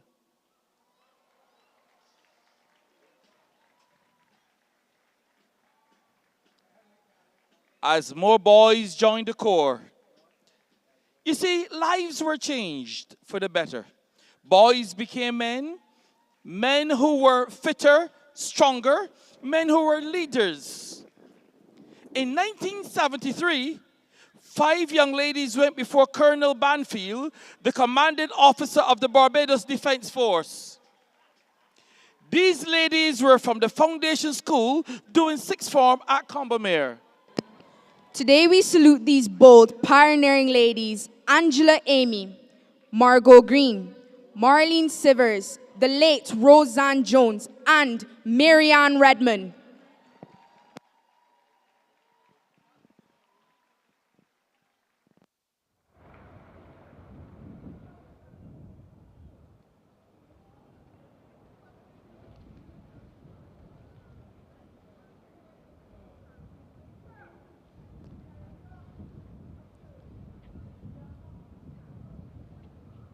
These ladies were determined to join the Corps, and Marianne Redmond presented their case with conviction and zeal, earning the approval of Colonel Banfield.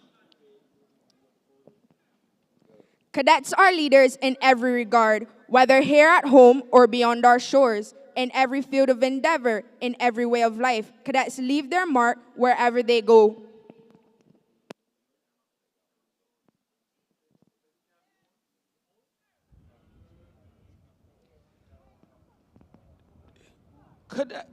Then came Ellerslie as company number 4. The Corps then went from 4 through to number 22. We had 22 companies by the year of our Lord 2023. In that year, number 23 came into existence, an all-female company. The Springer Memorial School made history.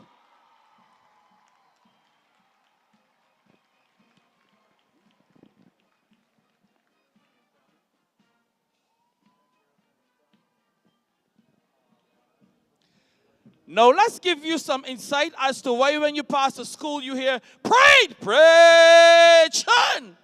It's about building committed, insightful citizens. It's more than marching up and down. The Cadet Corps teaches respect and working well under pressure. Our young men and women are equipped to respond if there's ever a disaster.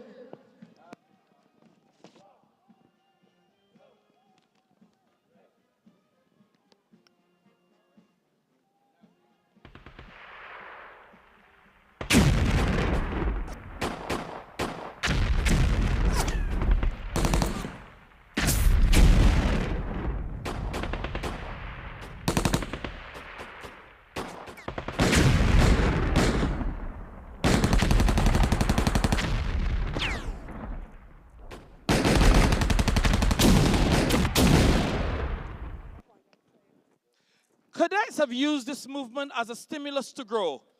Check the armed and unarmed detachments that we have here this morning on show. Many of these young men and women came through the Barbados Cadet Corps. Now, over the years, each smartly attired toy soldier was a budding musician. Colonel Dighton Maynard at Combermere had a band playing music galore. His mission was to add music to the Corps. In 1998, it was music to the ear. Drums, bass, horns, and cymbals came together to form what we now know as the band of the Barbados Cadet Corps.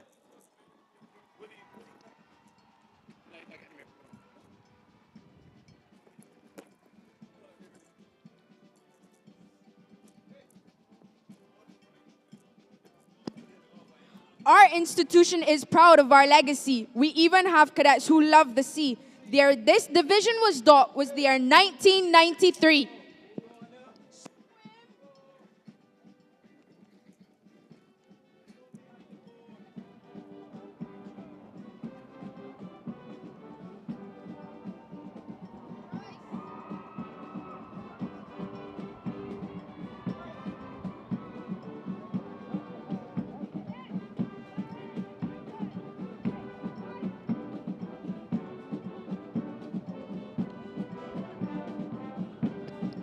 As you move around, our medic unit is present and working. The year was 2007 when they started their first responding.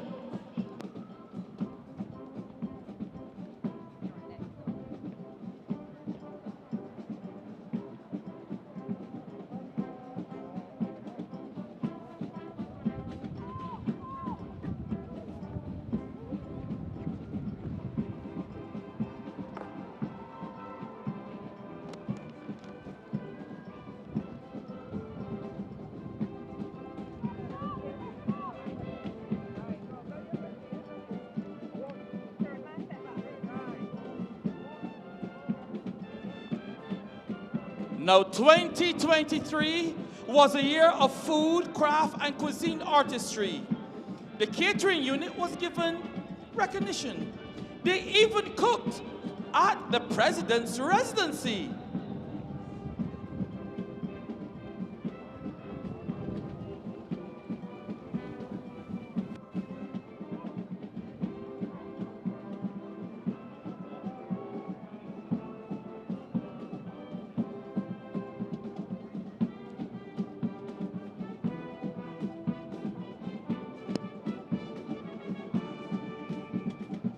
But listen, before we go, there's one more thing, and it's vital that you know. We now have a unit that is into robotics, photography, and digital media. That new unit is very active here at Kensington Oval, taking photographs and videos while documenting our history.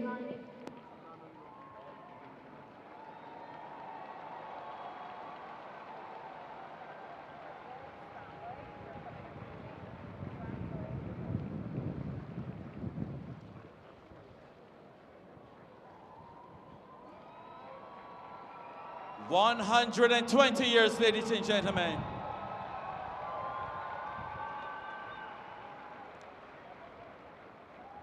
So Cadet is about working together, building character, and contributing to building this nation. Ladies and gentlemen, please stand and join me in raising 3 cheers for the Barbados Cadet Corps, celebrating 120 years in the year 2024. Hip hip! Hip hip! Hip hip! We thank you one and all.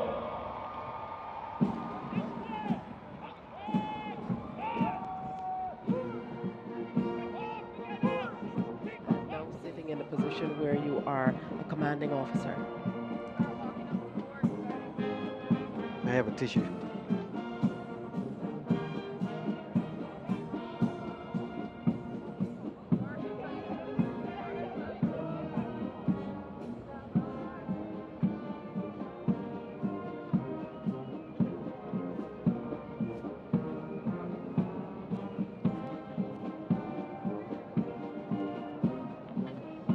The jingle you are hearing was created by cadets of the St. Leonard's Boys School, ladies and gentlemen.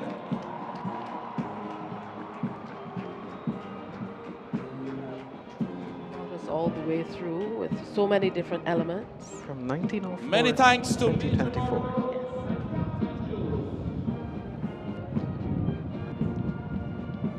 But we see these children performing and doing very well, but we have to take a moment to remember the officers who volunteer their time and talents to build these children into the adults that we need them to be.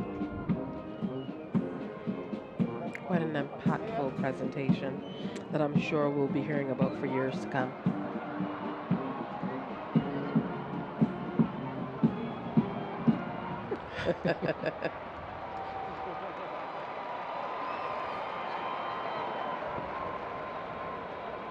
Good job.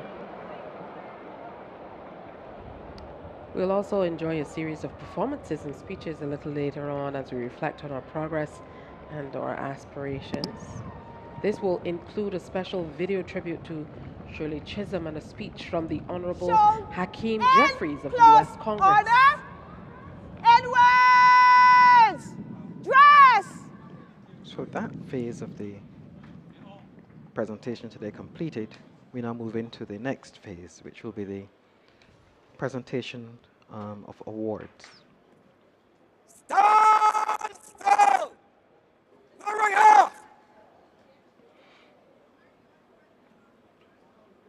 Stand still! The left half! This is perhaps going to be a fairly lengthy part of the proceedings today, and the troops on parade will get a little respite. They'll be marched off, Arms! where they can have a little bit of a sit down until we return to conclude this parade. Turn! So there will be the presentation of leadership badges, as we mentioned earlier, to the head boys and girls of all secondary schools, private and public. Arm units! Quick march! The parade is now marching off in preparation for the presentation of leadership badges, national awards, and honors.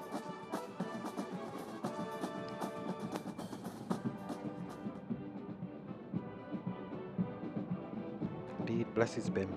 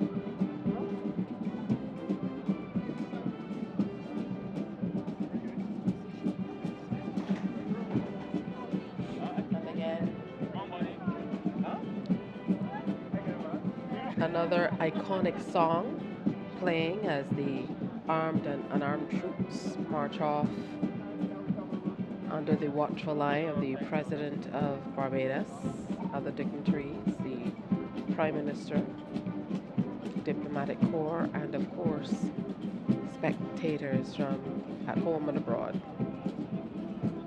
This one originally done by the Memory Men. We've heard it in many different iterations throughout the years,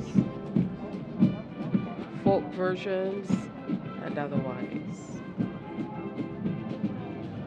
God bless BIM on Independence Day.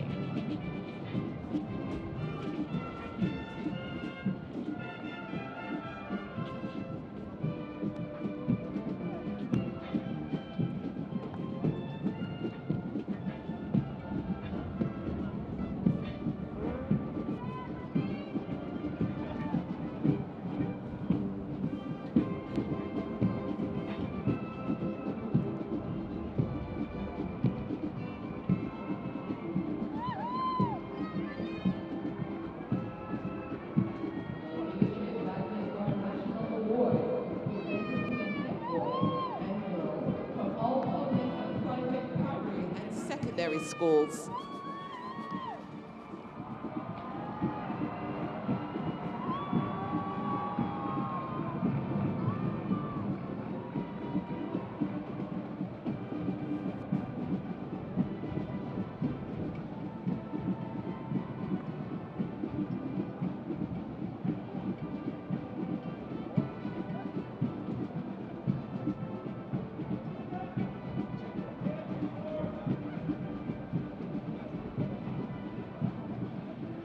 And the building that they're marching past is actually a new addition to the infrastructure here at the Oval. All of these upgrades done for the recently held T20 Cricket World Cup that came off here in Barbados and at various other venues at other Caribbean islands as well. And the children are already lining up. They too have had quite a few days and weeks in preparation for this occasion. One I believe they shan't soon forget. If you think coordinating the parade and the march past and everything was tricky, getting these children all ready to receive their badges and to present it in a way that is acceptable to the Brigadier's exacting standard took some work, but here we are, and we are very, very proud of our children. The President, Prime Minister, Chief Justice, and national leaders will present the students with their badges.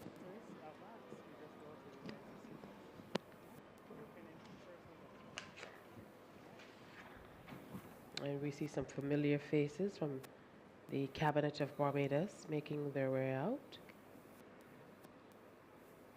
Take a moment to know that this is actually a national award that our children receive. And it must be such a memorable thing to have your badge presented to you by the President herself. Here she is, Dame Sandra. Of course, your own personnel from the BDF, ensuring that things run smoothly as well. It's our job. And a good job you're doing of it.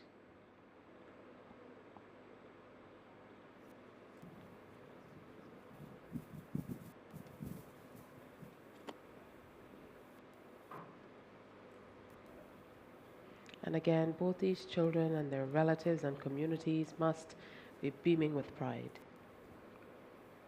to be able to have them recognized in this way on our 58th Independence Day, 3rd anniversary of Barbados as a republic. Can't forget that part. And again, bringing together the idea of youth at the forefront of all that we do. So we will have the national honors of the state's persons, but not to be left out, the children. And I know this takes much coordinating. I had the honor of being here on the very first occasion in trying to get it coordinated. Here comes the Honorable Mia Moore Maudsley, Prime Minister of Barbados. And we're also seeing Santia Bradshaw, Deputy Prime Minister, as well as Minister of Transport and Works, Leader of Government Business in the House of Assembly, and a number of others. Simultaneously, there are a number of permanent secretaries who also take on the role of handing out these badges in addition to the cabinet ministers.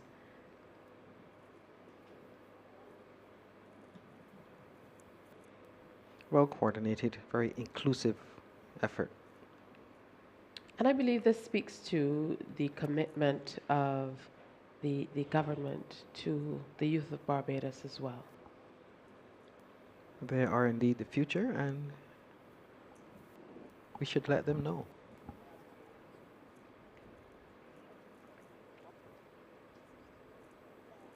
I saw a few familiar faces from the cabinet, as mentioned.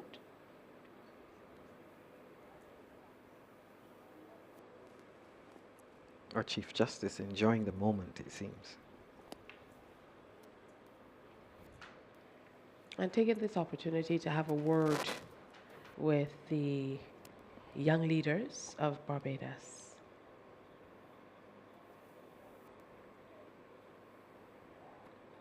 It's beautiful to see the uniforms up. Ribbons for the little ones.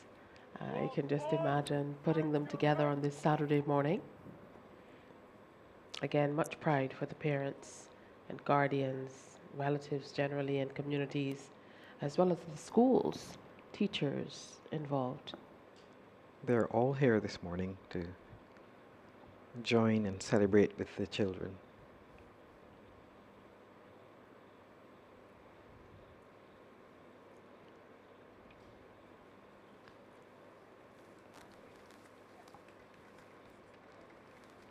It's also good to see the young man who is now at the helm of the Barbados Youth Development Council as a part of the presentation party, having himself been a recipient Presenters, advance!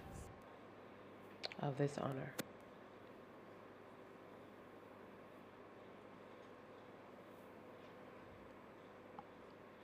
First row now makes their way off as they turn their attention to the second row of students.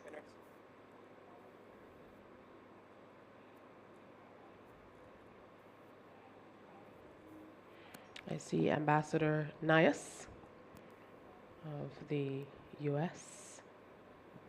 Embassy to Barbados and the Eastern Caribbean, closest here to our screen, engaging in conversation with one of the students as he pins on. Honorable Wilfred Abrams, Minister of Home Affairs and Information, as well, preparing to do the same. Ramona Archer Bradshaw, just to the center of the screen, and bedecked in her blue. And this must mean a great deal to the children as well, to be able to engage with these people that they often only hear about or see on television. This is something that's particularly special about Barbados, where we have such close contact between our citizens and our leaders, including our children.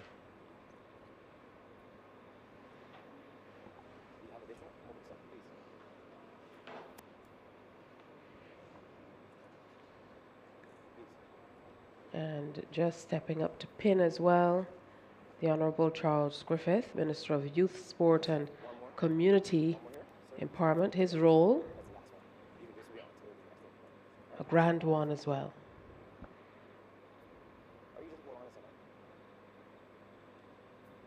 So you'd note now that many of the spectators have taken to their feet. They're no longer seated because this is a part of the presentation that tugs at your heartstrings in a totally different way. You want to share in the moment with the Look children. at those little faces. 2, turn to your right. Row 2, advance. And they too getting some instruction as to how they should move off, as the dignitaries will turn their attention to row 3. Few leaders are born, but many leaders are made. You know, there's a process for developing that ability to be a leader, and it begins right here. There they go.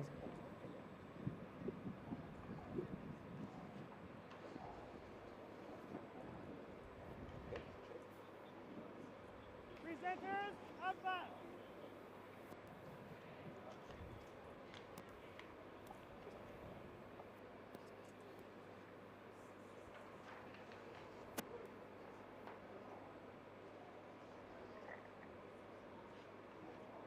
Here we see MP Tony Moore presenting.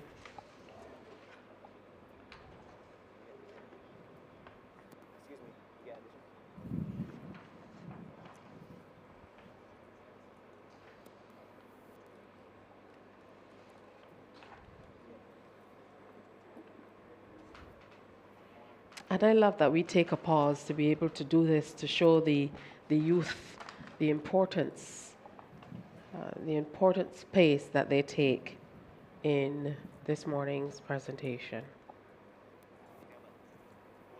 It's important that we let our children know that they're indeed important to us. We see them. Turn to your right. We acknowledge them. Row 3, advance.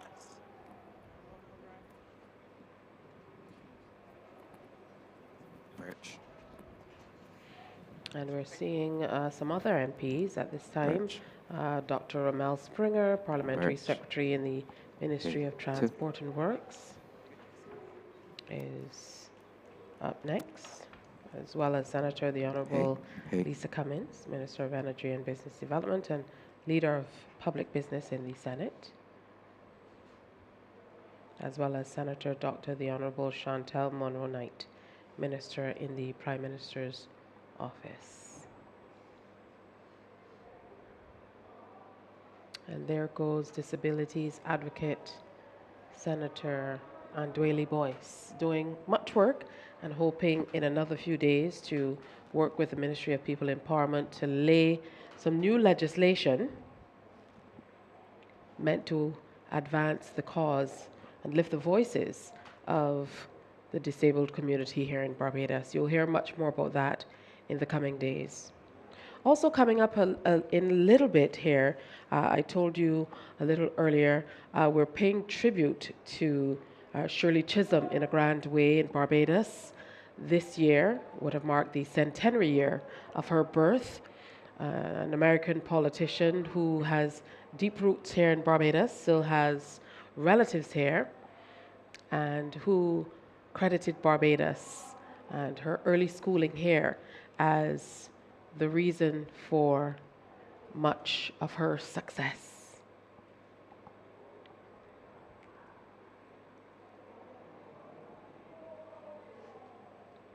And I'm sure it's quite a story behind the design of the leadership badge.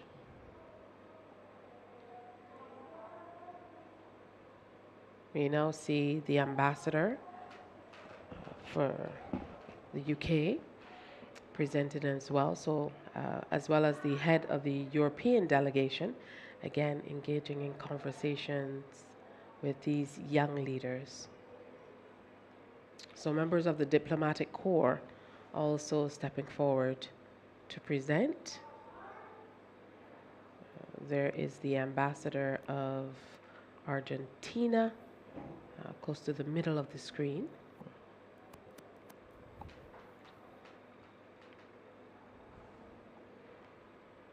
And the young leader there from Harrison College, beaming with pride as we get a closer look at the Barbados Leadership Badge 2024, which they will wear with pride throughout the rest of their lives, actually. Absolutely. can't miss Senator the Honorable Chad Blackman, if only owing to his stature and height. Minister in the Ministry of Economic Affairs and Investment. And there goes the third and final row of our young awardees. Happy to see some of our clergy in the mix, including our Bishop of the Anglican Diocese of Barbados. And there we go. Much applause from all here at Kensington Oval, including our president.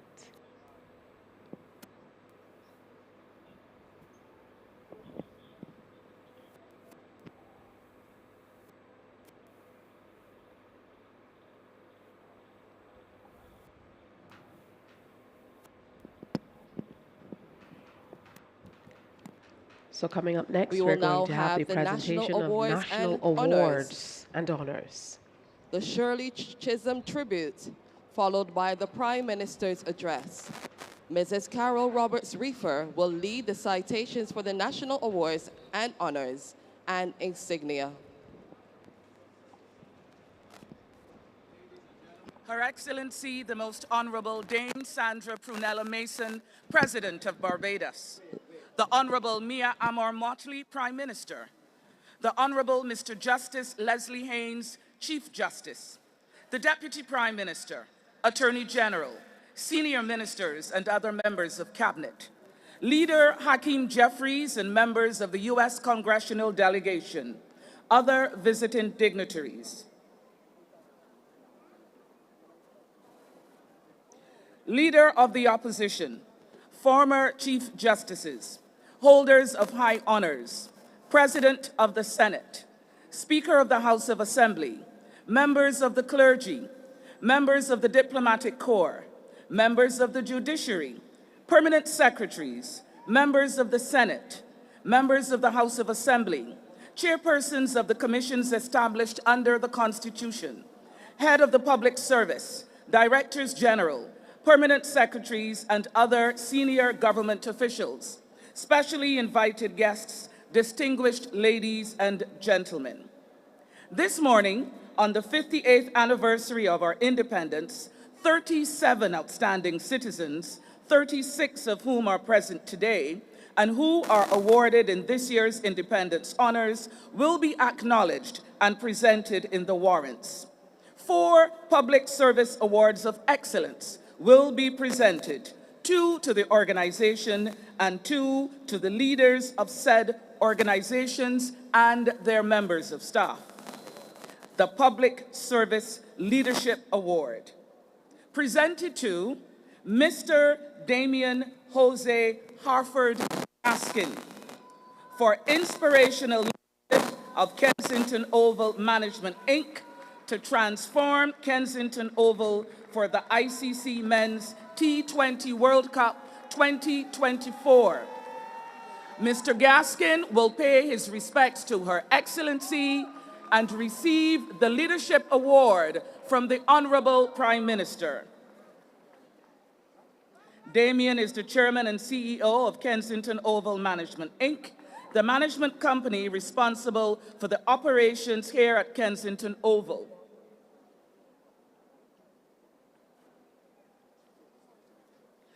The Public Service Excellence Award, presented to the management and staff of Kensington Oval Management, Inc., for outstanding achievements in redefining and modernizing its infrastructure and services, setting an exemplary standard in transformation in the Barbados Public Service. The Public Service Excellence Award, presented to Kensington Oval Management, Inc.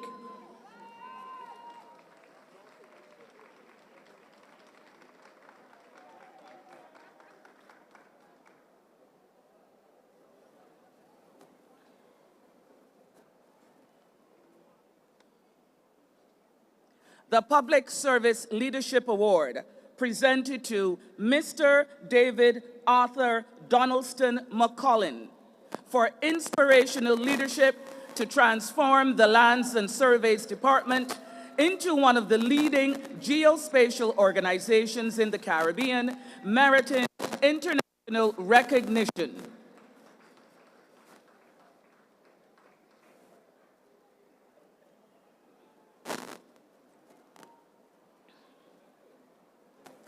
the Public Service Leadership Award presented to the management and staff of the Lands and Surveys Department for outstanding achievements in redefining and modernizing its services, becoming more robust and contemporary, setting an exemplary standard in transformation in the Barbados Public Service.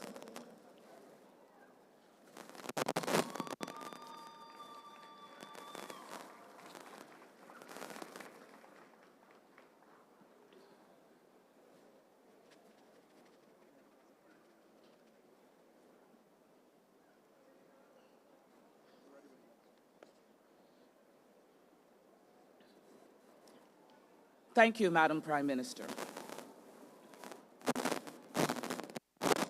This year's Independence Honors are conferred in the following classes.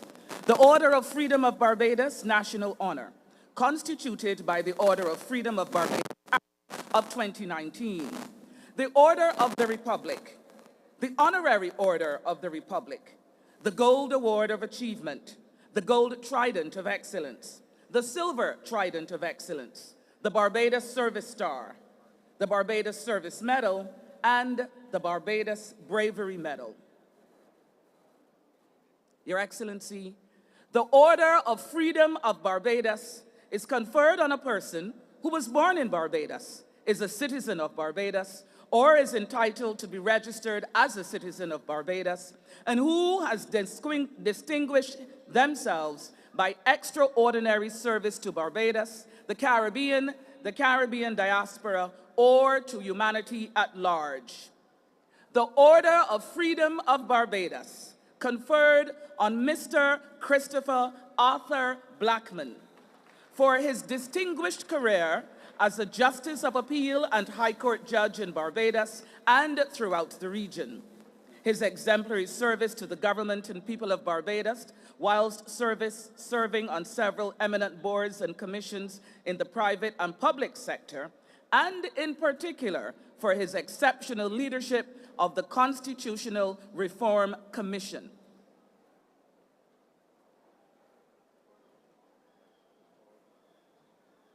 The Order of Freedom of Barbados to Mr. Christopher Arthur Blackman.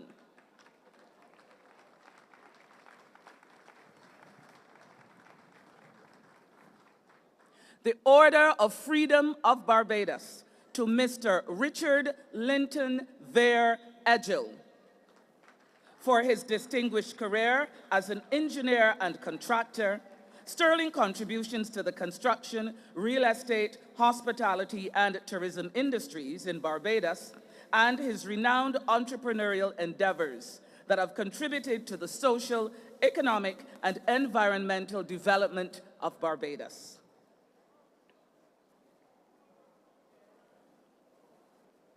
The Order of Freedom of Barbados, presented to Miss Henrietta Elizabeth Thompson for her stellar career as a Barbadian international public servant, serving as Ambassador at the United Nations and Ambassador Extraordinary and Plenipotentiary, her outstanding contributions in the global arena to combat the climate crisis and promote the sustainable development of small island developing states, her distinguished service in the Honorable Senate, and her exceptional work with the Parliamentary Reform Commission.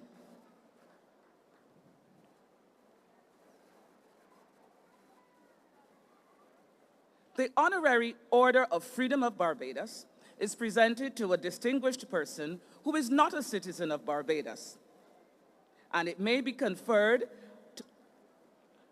as desirable to the person so honored by Barbados.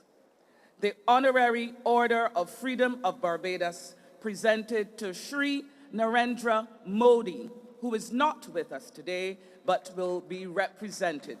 It is conferred for his leading role and reputation of responsiveness and care as the government of the Republic of India, under his strategic leadership, took urgent action to assist countries like Barbados with COVID shield vaccines that changed the course of the COVID-19 pandemic and minimized its social and economic impacts.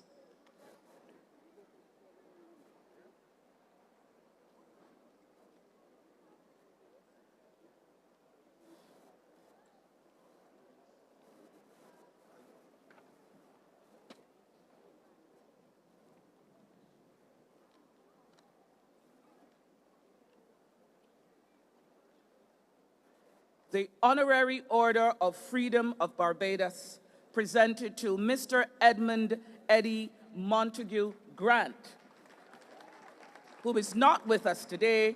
The award is presented for his exceptional achievements as a global cultural icon, innovator of unique genres of music, including soca and ring bang, ardent promoter of indigenous music, and socio-political commentator.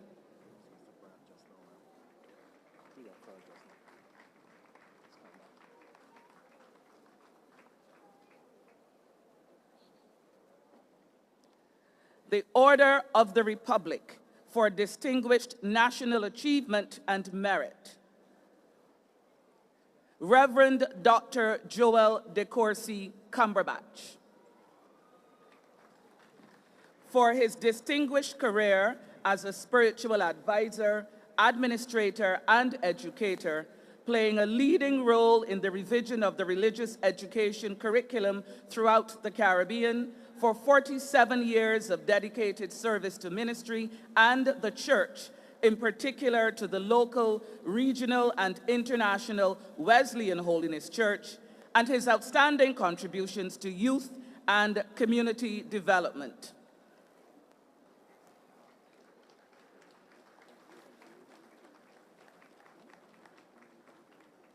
The Order of the Republic, conferred on Mr. Anthony Alturio Al Jilts, for his illustrious career as an activist, award-winning investigative journalist of international acclaim, and founding member of the Nation Publishing Company. His outstanding accomplishments as a PR and communications consultant and an entrepreneur revolutionizing entertainment in Barbados, and his principal role in researching and reviving the former plantation celebrations that marked the end of the sugarcane harvest that resulted in the launch of the modern Cropover Festival.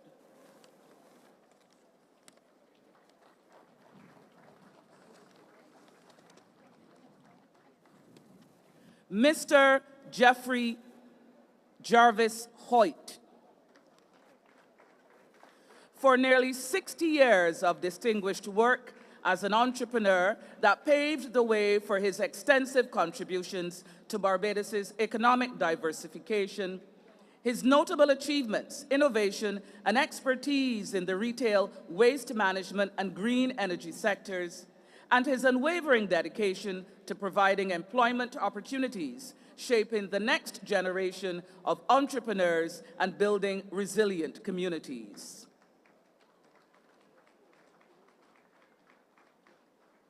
The Honorary Order of the Republic, presented to a distinguished person, not a citizen of Barbados, who has made an outstanding contribution to the island's development. The Honorary Order of the Republic, presented to Mrs. Philippa Chalice, in recognition of her years of dedicated service and sterling contributions to improving the lives of underserved children and those living with disabilities in Barbados through the Sandy Lane Charitable Trust and the Derek Smith Vocational School and Center, and for her outstanding charitable work with private and public sector organizations in Barbados to promote education, strengthen communities, and alleviate poverty.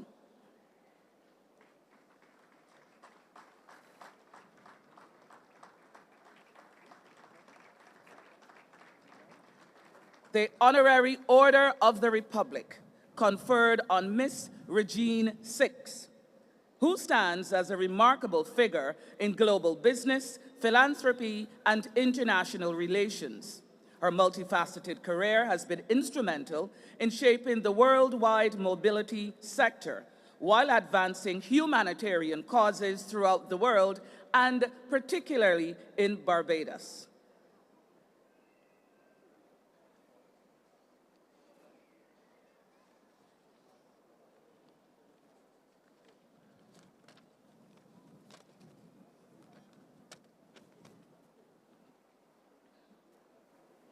The Gold Award of Achievement for meritorious service or achievement in Barbados or a community within Barbados.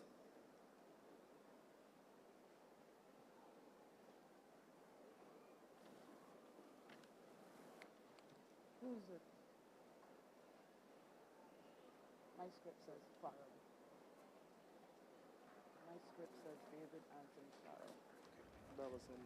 Presented to Mr. David Anthony Farrell for his transformational leadership in the Caribbean Institute for Meteorology and Hydrology since 2006, and his stellar achievements in adopting integrated approaches to mitigating the weather, climate, water, and marine challenges of the region. The Gold Trident of Excellence for highly meritorious service or achievement in science, the arts, literature, sport, civic duties, or any other endeavor worthy of national recognition.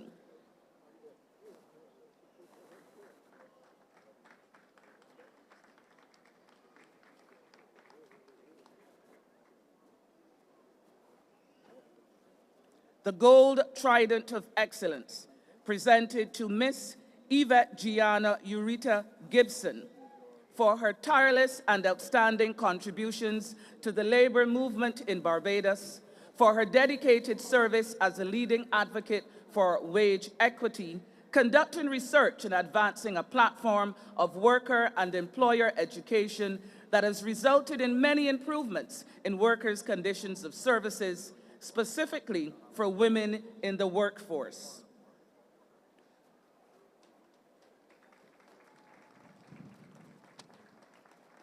The Gold Trident of Excellence, presented to Miss Patrona Elvira Holder for over 4 decades of sterling contribution as an educator, principal, and community development practitioner, for her dedication to providing quality education for students whilst involving parents in the learning process and parent-teacher associations.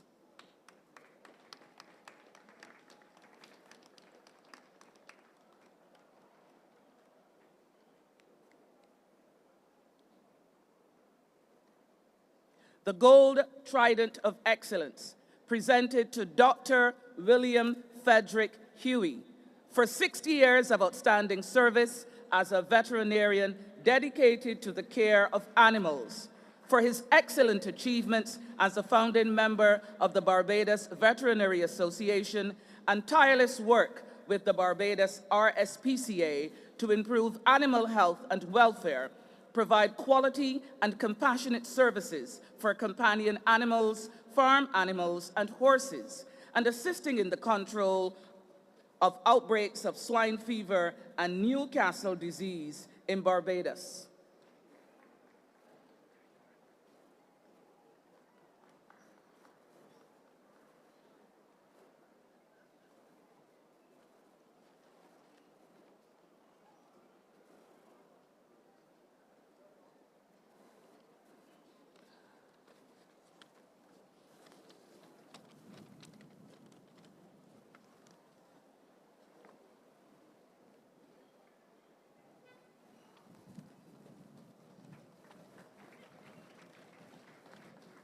Mr. Richard Anthony Mears, in recognition of his charitable work with the Barbados Red Cross Society, the Heart and Stroke Foundation, the Barbados Cancer Society, and the Dyslexia and the Down Syndrome communities, and sterling contributions to humanitarian causes, providing educational opportunities and improving the quality of life of persons living in the rural communities in St. Andrew and St. Philip.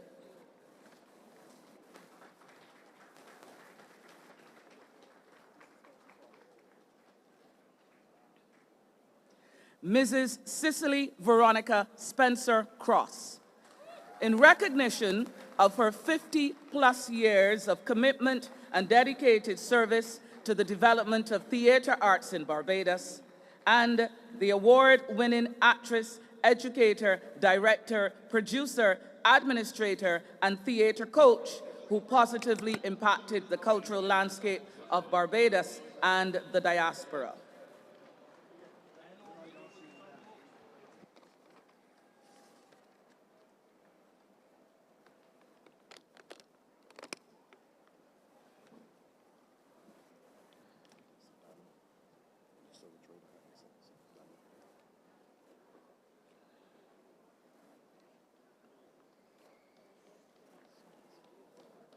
The Silver Trident of Excellence for highly meritorious service or achievement in science, the arts, literature, sport, civic duties, or any other endeavor worthy of national recognition. Presented to Mr. Antonio Ricardo Daniel for his contribution to the development of Barbados' indigenous sport, road tennis, for his stellar representation of Barbados in road tennis over the past 38 years at the national level.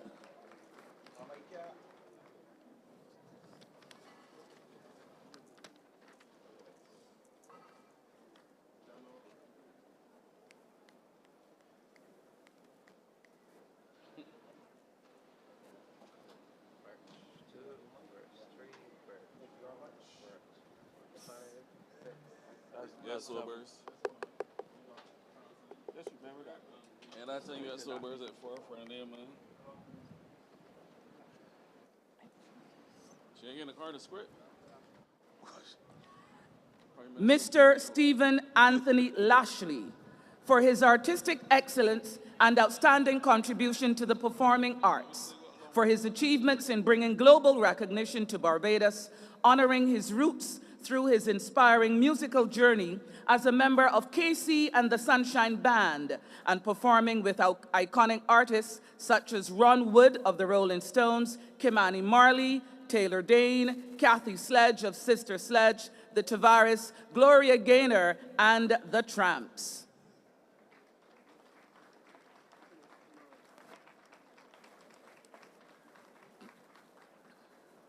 The Silver Trident of Excellence presented to Miss Phyllis Ann Murrell for her lifelong and outstanding contributions to the provision of nursing and healthcare in Barbados, for her dedicated services as a staff nurse, field educator at the Barbados Family Planning Association, a medical representative with a major private sector company in Barbados, and chief public health nurse. And since retirement, she's continued her commitment through volunteerism and civic duties.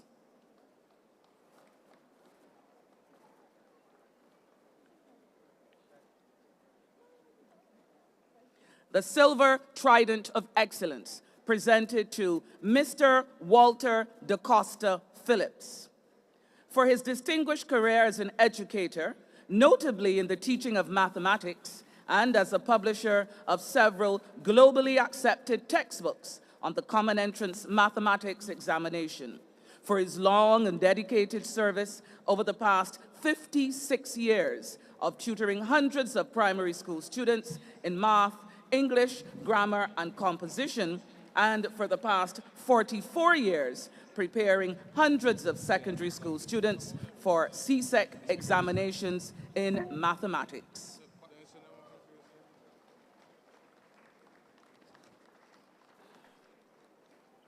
Mr. Adzel Irad Stewart for his artistic expression, creativity, and sterling contribution to the advancement of the performing arts, locally, regionally, and internationally, for 29 years of dedicated service to the Community Independent Secretariat, its flagship production, Spirit of the Nation, and the development of the Parish Ambassadors of Barbados, for his unswerving commitment to national development with a focus on empowerment of youth and marginalized persons in communities across Barbados.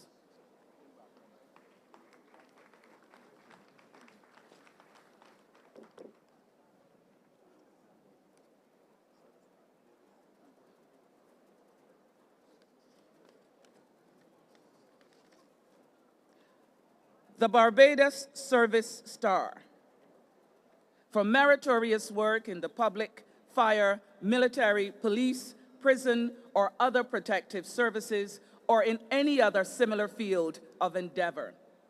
The Barbados Service Star, presented to Mr. Elson Jerome Davis for his outstanding contribution to youth and community development in Barbados, for his advocacy and dedicated service to non-governmental organizations and civil society voluntary groups committed to youth empowerment.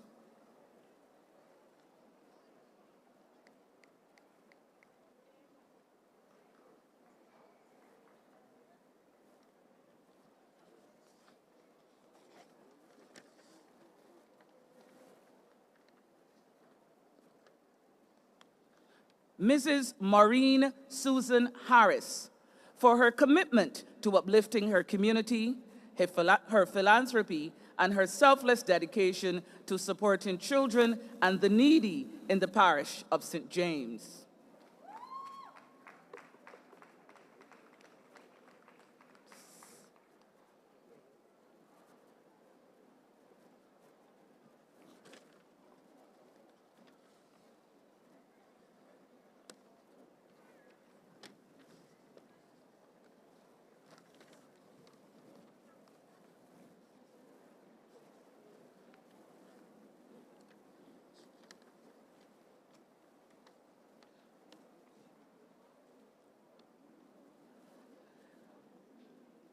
Miss Jennifer MacDonald King, for her sterling contribution to athletics and sports administration in Barbados, with a focus on the Special Olympics, for her outstanding representation of Barbados on the first West Indies netball team to Eastbourne in the UK, in Singapore in 1963 as well, in the Golden Oldies, and in international competitions in Australia, New Zealand, Ceylon, Scotland, and South Africa.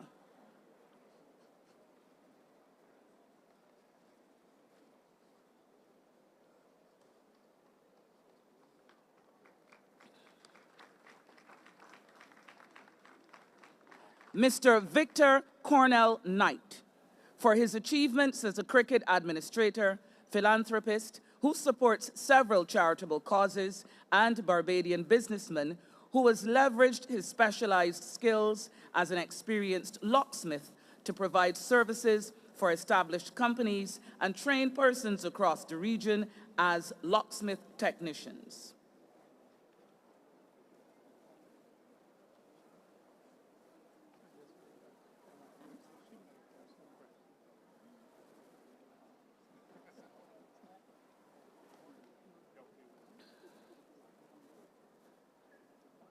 Miss Faye Chernil Lucas, for her contribution to sports, tourism, and the hospitality industries in Barbados, for over 40 years of dedicated service in the tourism industry, providing high-quality customer service, and for her stellar representation of Barbados in the sport of hockey.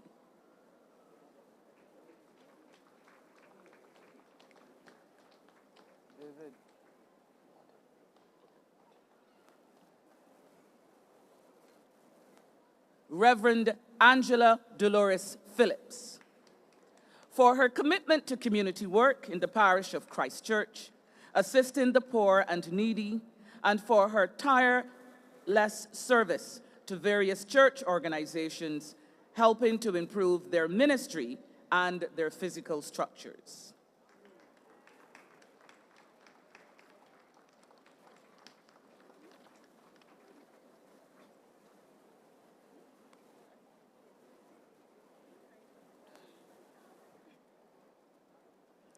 Mr. Joseph Anthony Riley, for his dedication to community work and community development from the early age of 14, and his sterling contribution to the advancement of sporting activity in the rural parish of St. Joseph.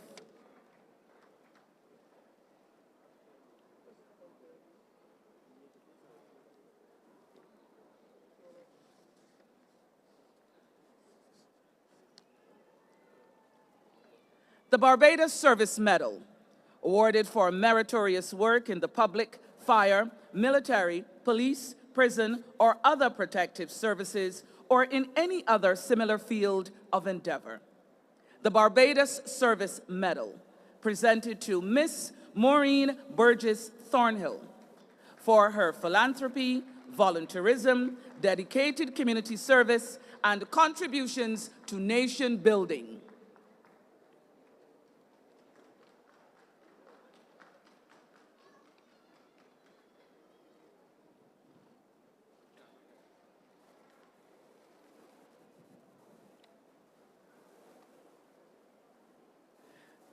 The Barbados Service Medal, presented to Mr. Wesley Athelbert Chandler for his outstanding advocacy and social activism.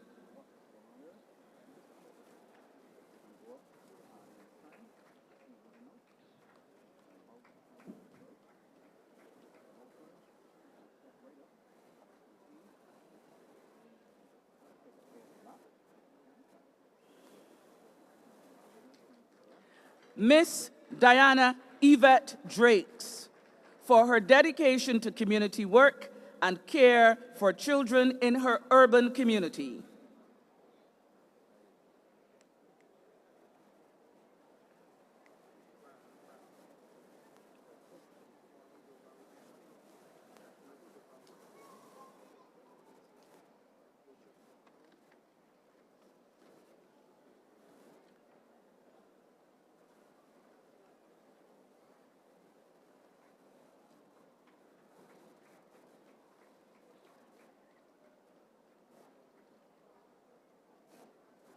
Mr. Michael Duval Grant for his long and dedicated service to the youth in the Black Rock community that spanned over 53 years for his advocacy, volunteerism, and philanthropy.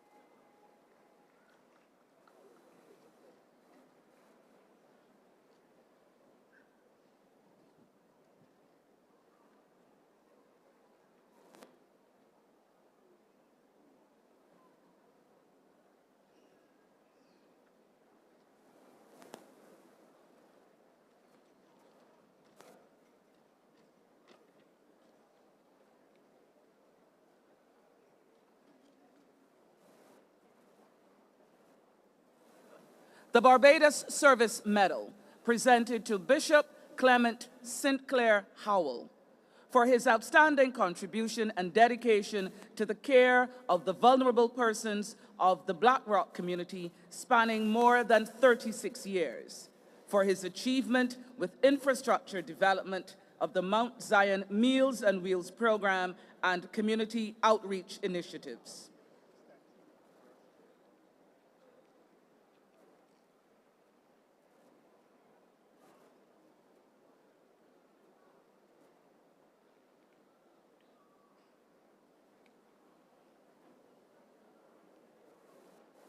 The Barbados Service Medal, presented to Miss Barbara Hunt for her selfless commitment to using her experience to guide and assist young people and her business skills in developing the Pinelands community.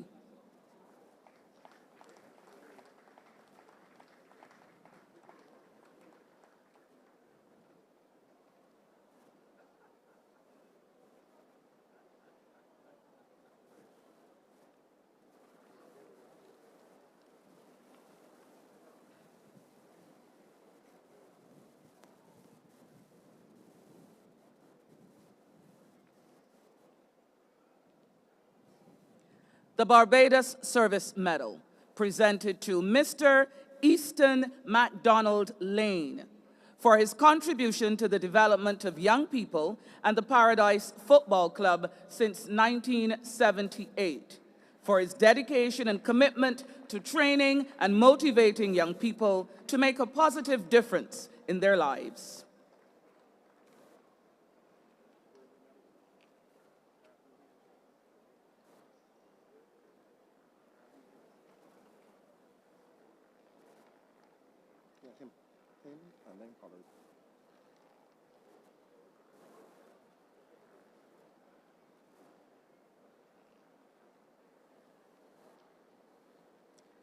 Your Excellency, today we confer the Barbados Bravery Medal to two brave Barbadians for acts of bravery in hazardous circumstances. The Barbados Bravery Medal, presented to Mr. Trevor Anthony Haynes for placing himself at risk while preventing extreme loss of property and loss of life from a house fire in Belfield, Blackrock, St. Michael.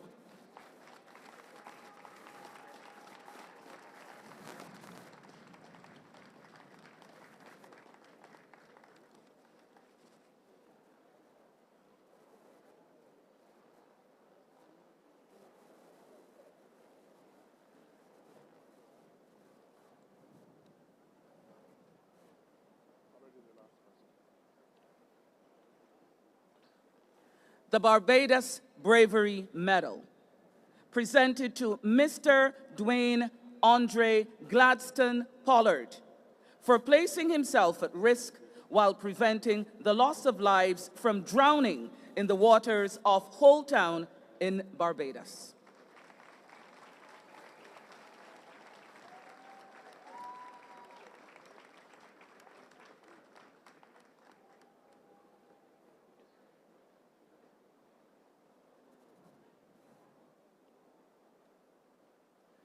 I invite you now to lustily applaud, ladies and gentlemen, all of the recipients of this year's Independence Honors.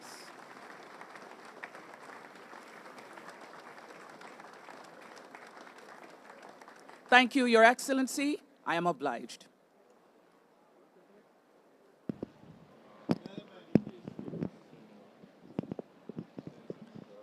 Ladies and gentlemen, we will now have the tributes to Miss Shirley Chisholm, a video presentation, praise song by the Honorable Esther Phillips, OR, Laureate of Barbados, and a speech by the Honorable Hakeem Jeffries of the U.S. Congress.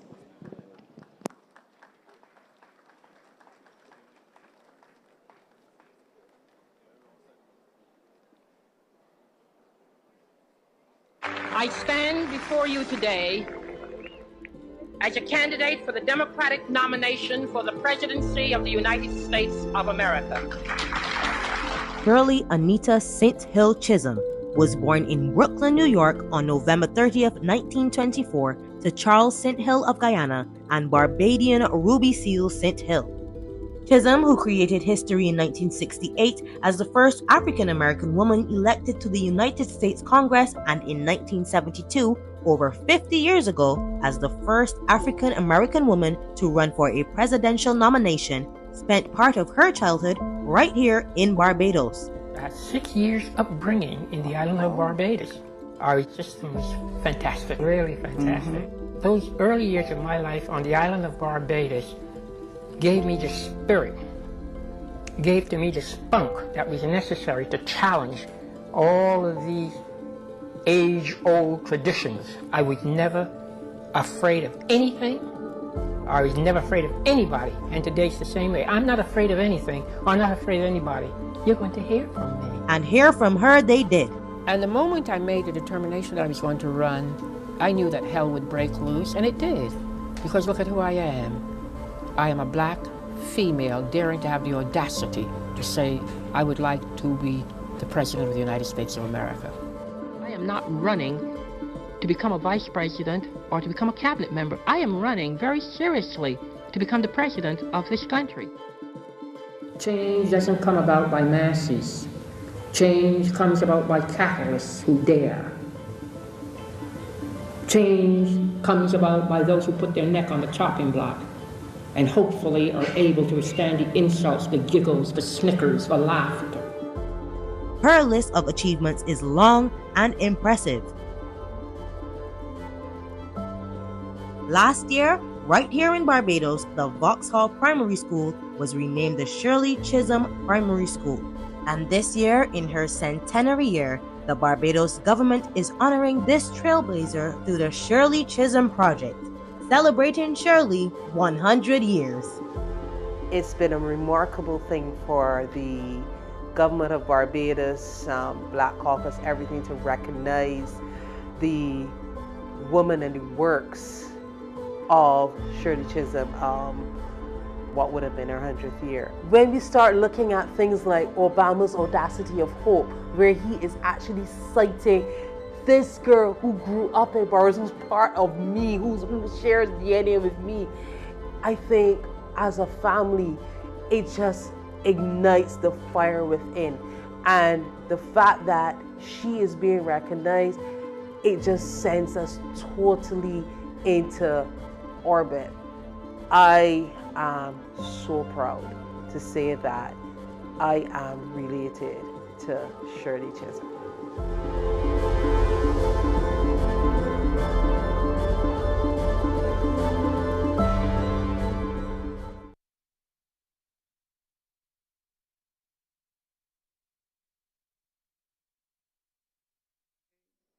The upward climb to Capitol Hill, you were no ordinary woman.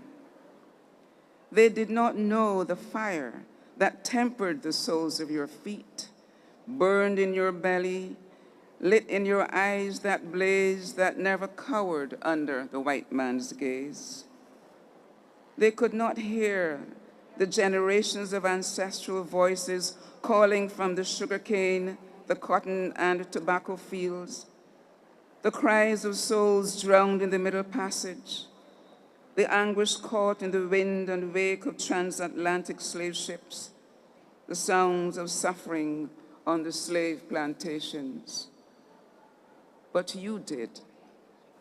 You saw and heard it all in the faces and the voices of your brothers and your sisters on streets of Brooklyn and surrounding neighborhoods.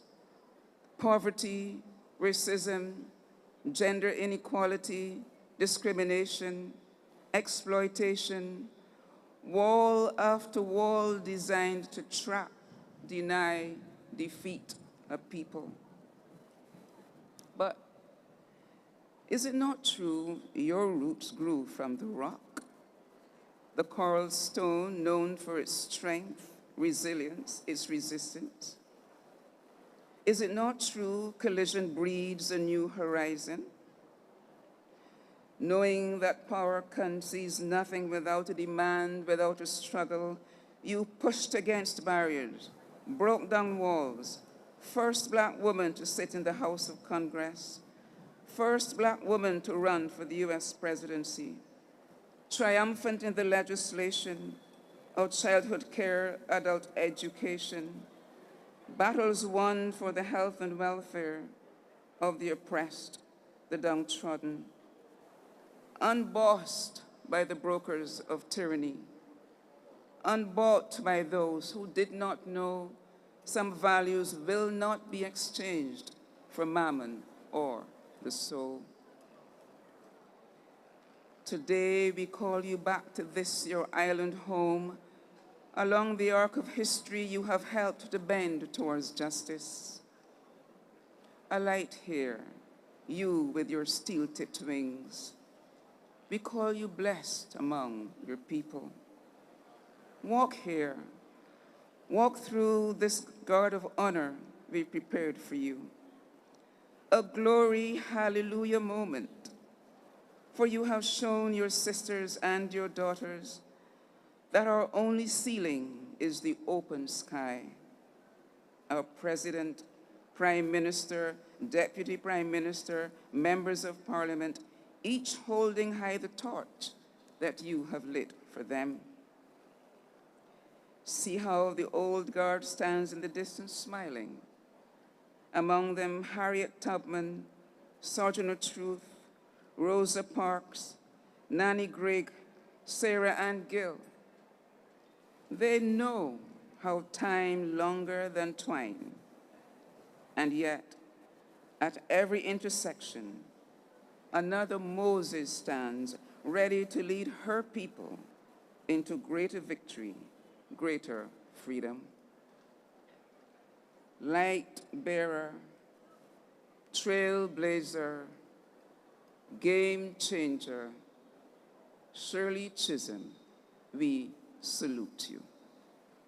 Thank you.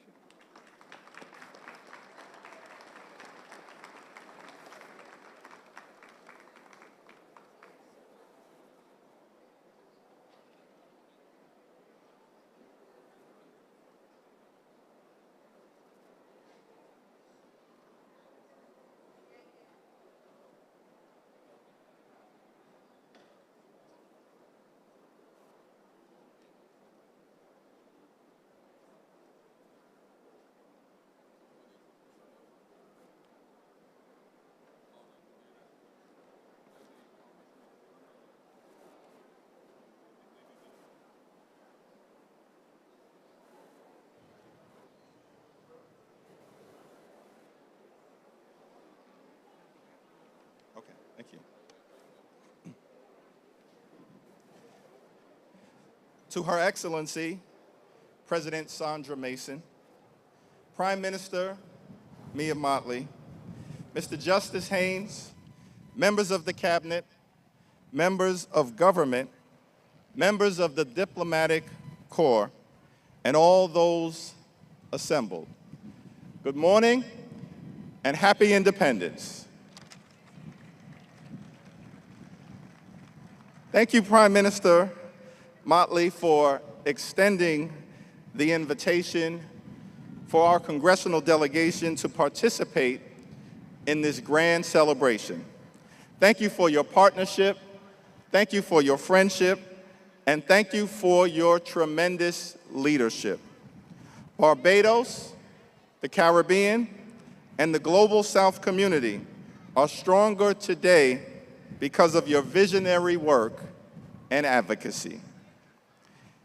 It is a high honor and a distinct privilege to be with all of you on today as we celebrate 58 years of independence.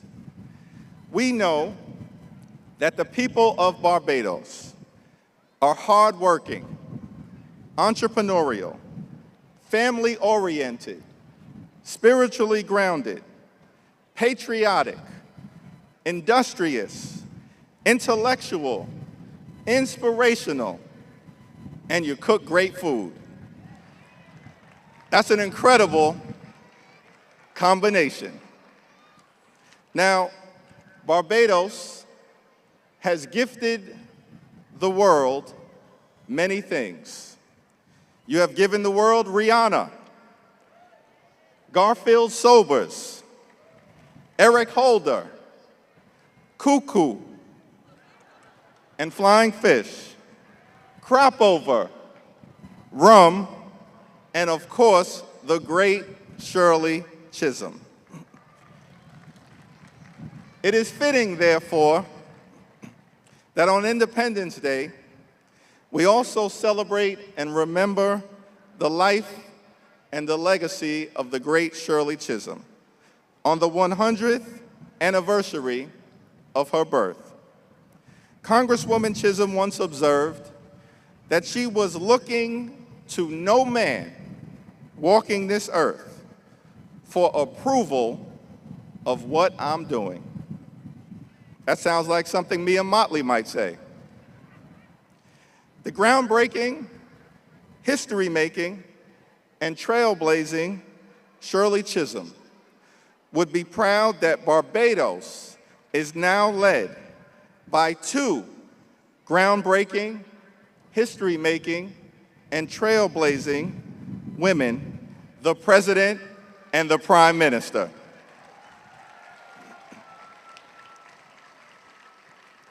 Barbados and the United States share a close relationship, one that we want to strengthen even further. Together, our two nations face common challenges and bountiful opportunities. We are neighbors. We have shared democratic values. We have mutual security concerns, and we have common economic interests.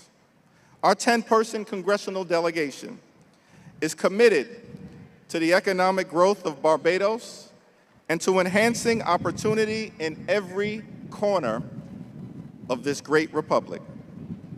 Just this week, the Export-Import Bank of the United States signed a historic memorandum of understanding with the Republic of Barbados, securing $500 million in funding for work on renewable energy, cybersecurity, water, sanitation, and maritime infrastructure. It is hoped that this historic agreement will bring thousands of good-paying jobs and tremendous economic development. It is groundbreaking. Of course, we understand that in addition to increased economic cooperation, in order to secure a prosperous future for Barbados, we must address the existential threat of the climate crisis. Like many island nations in the global south, Barbados is on the front line in confronting climate change. And, led by Prime Minister Motley, you are critical leaders in this fight. It is a fight that we must confront together with the fierce urgency of now.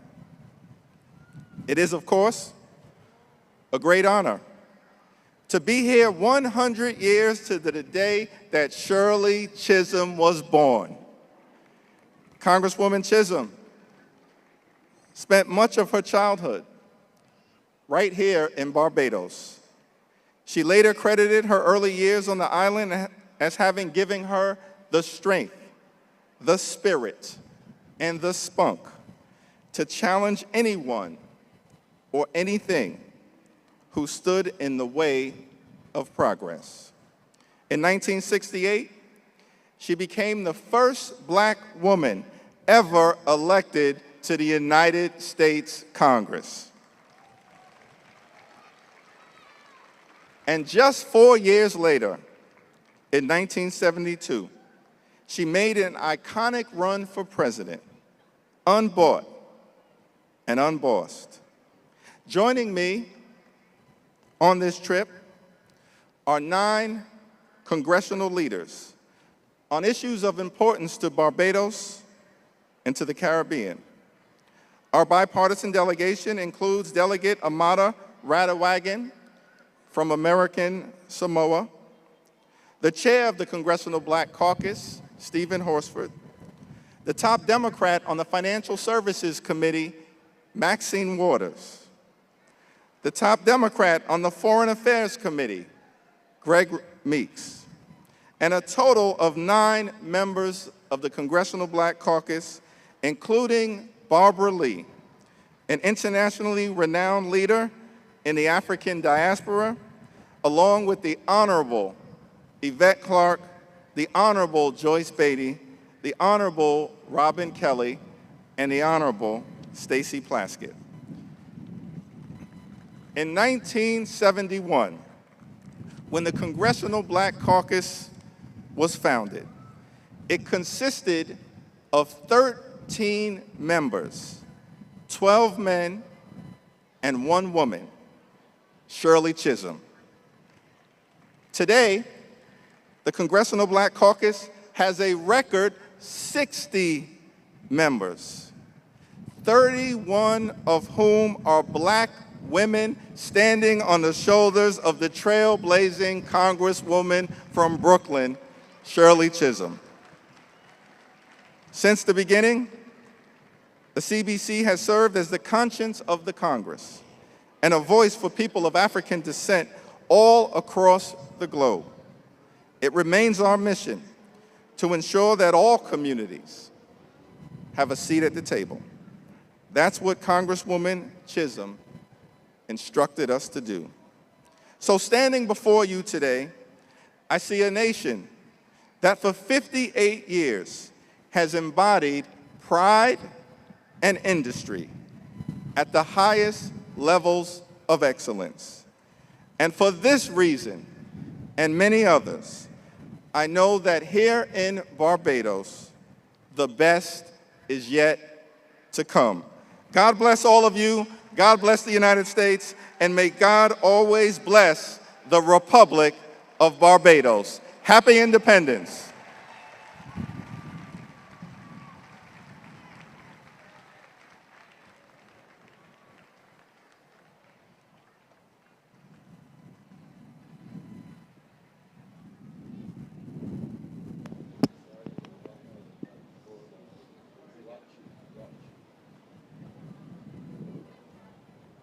Ladies and gentlemen, the Prime Minister's address to the nation.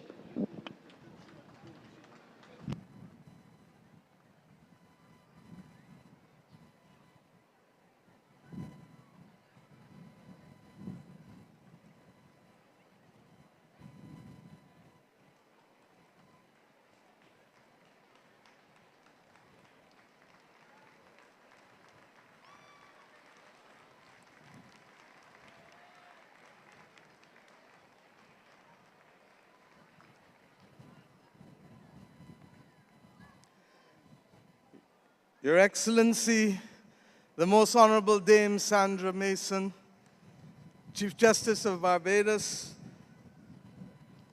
Mr. Leslie Haynes, his wife, distinguished guests all, but in particular, our guests from the United States Congress, led by Leader Hakeem Jeffries, who just spoke, and the other 9 members of his delegation and supporting staff. And please all forgive me. Young boys and girls, Bajans, welcome and happy independence for this 58th anniversary. Let me hear ya. Let me hear ya.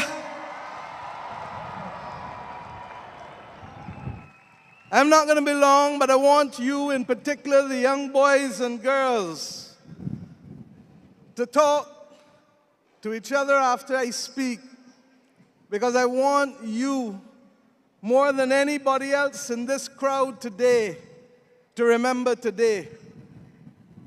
We stand in the shadow of great people who came and sacrificed for us.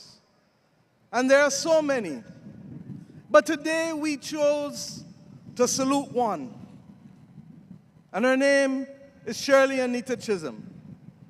As fate would have it, not only was she to achieve mighty things and to lay a pathway that still is waiting for the full fruition of its promise, but we can say has seen many others build on her achievements as the first black woman to serve in Congress, and the first woman to dare to say, I am good enough to be President of the United States of America.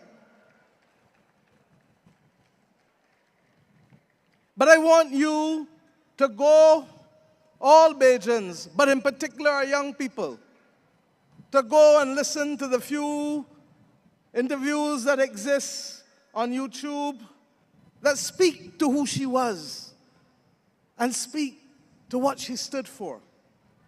And let me just share but one quotation that is as relevant today as it was then, and as appropriate to us as a guide for where we should go. And I quote, "We must see ourselves in an entirely new perspective and cannot sit in our homes waiting for someone to reach out and do things for us." Doesn't that sound like every Bajan grandmother? Don't wait on anybody to do anything for you. She then went on to say, every tomorrow has 2 handles. We can take hold of the handle of anxiety or the handle of faith. And the first battle is won, my brothers and sisters, when we fight for belief in ourselves and find that it has come to us while we are still battling. We must not allow petty things to color our lives and stimulate them into vast proportions of evil. To dwell on every slight and clutch it close to our breasts and nourish it will corrode our thinking. We're on the move now. And as Frederick Douglass said, power concedes nothing without a struggle. It never has, and it never will. Those were her words delivered at that great university, Howard University, in Washington, D.C., when I was merely 3.5 years old. But you agree with me that when she tells us that nobody's going to do anything for us, that's what we know as a country. And that's why I say that we must get up and prepare our own way. That is why we will forever be friends of all and satellites of none. And we accept that smallness doesn't give us the power to do everything, but smallness makes us nimble, and smallness makes us agile. And if we can remain nimble and agile to the problems that the world faces, be it from the climate that we now know When the first 6 months of the year it is drought and the second 6 months of the year you can't hide from rain, and thank God today has been blessed with sunshine for us. But we know it. We know that we have choices and we can approach life with a spirit of hope and can do, or we can find every reason why we can't do something. And that is why I asked us recently, and will reinforce over and over and over for the next few years, God willing, that there shall be beacons of renewal. And that as we face the world, yes, we're going to stand up and be accountable for what we do. We're going to do what we say when we say it and when we mean to do it. We can't resile from that because we are people that depend on each other in order to achieve what we have to do to fight off all of those difficulties. We are also a people who have been resilient, and we have found it possible to endure the worst aspects of slavery and colonialism. And as we live today, we are turning from cheek to cheek, from pandemic to cost of living, from cost of living to climate, from climate to violence and instability and assault weapons. And I say to my brothers and sisters from the U.S. Congress, we in the Caribbean pay a heavy price for your Second Amendment rights. And we need to find better ways of removing assault weapons from the hands of the people of the Caribbean, because we know only too well that while guns don't walk and talk, they kill. And we need to take them from our landscape in this region.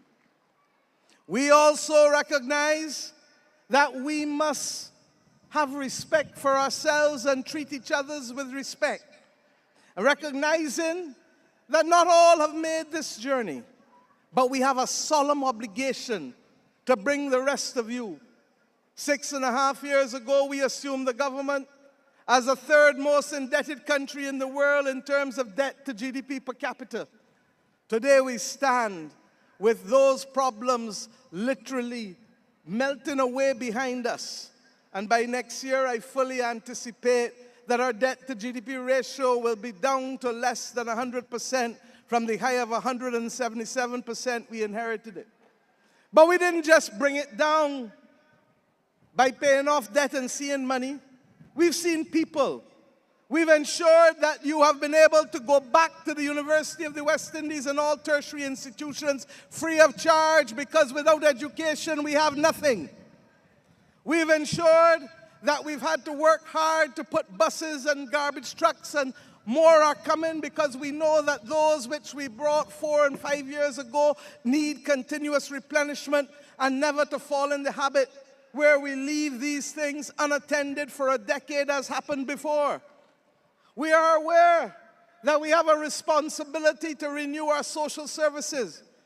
And whether it is bringing modern legislation for child justice and protection, reforming a welfare system that is Victorian in everything that it has been, reforming a 19th century criminal justice system, creating opportunities for a new business Barbados, but above all else, creating the platform for the acquiring of skills so that you can help us build out this nation, because 2025 promises to be a boom year in terms of activity and energy and construction across this country. But 2025 will also represent 400 years on the 14th of May that the olive blossom landed in this nation, captained by John Powell, who came and, according to him, took possession of the island.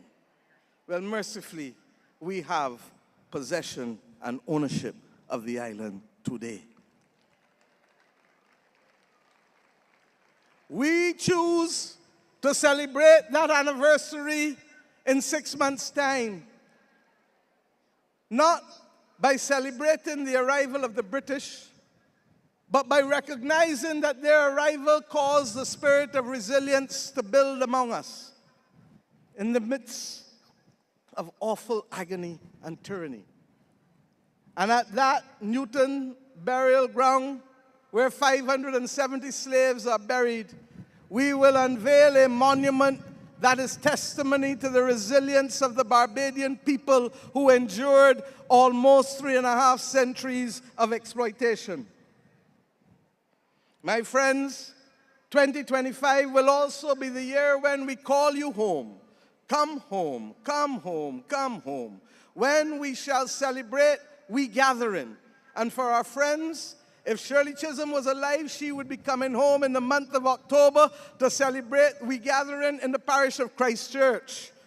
But there are others among you who hear my voice and starting in January from St. Lucie, going right down to next November for the people of St. Michael. We will bring home Bajans wherever you are, and we will merge together as one people, recognizing that we have a solemn duty to work not only to build this country, but to make this planet a better place, particularly to ask for peace and to ensure that this Caribbean region remains a zone of peace. Because without peace, these young boys and girls that we saw here will not be able to secure their future. Young Christopher, head boy of St. Matthew's, when I asked him this morning what you want to be, and Hakeem, you heard him, he wants to be an astronaut. He wants to be an astronaut.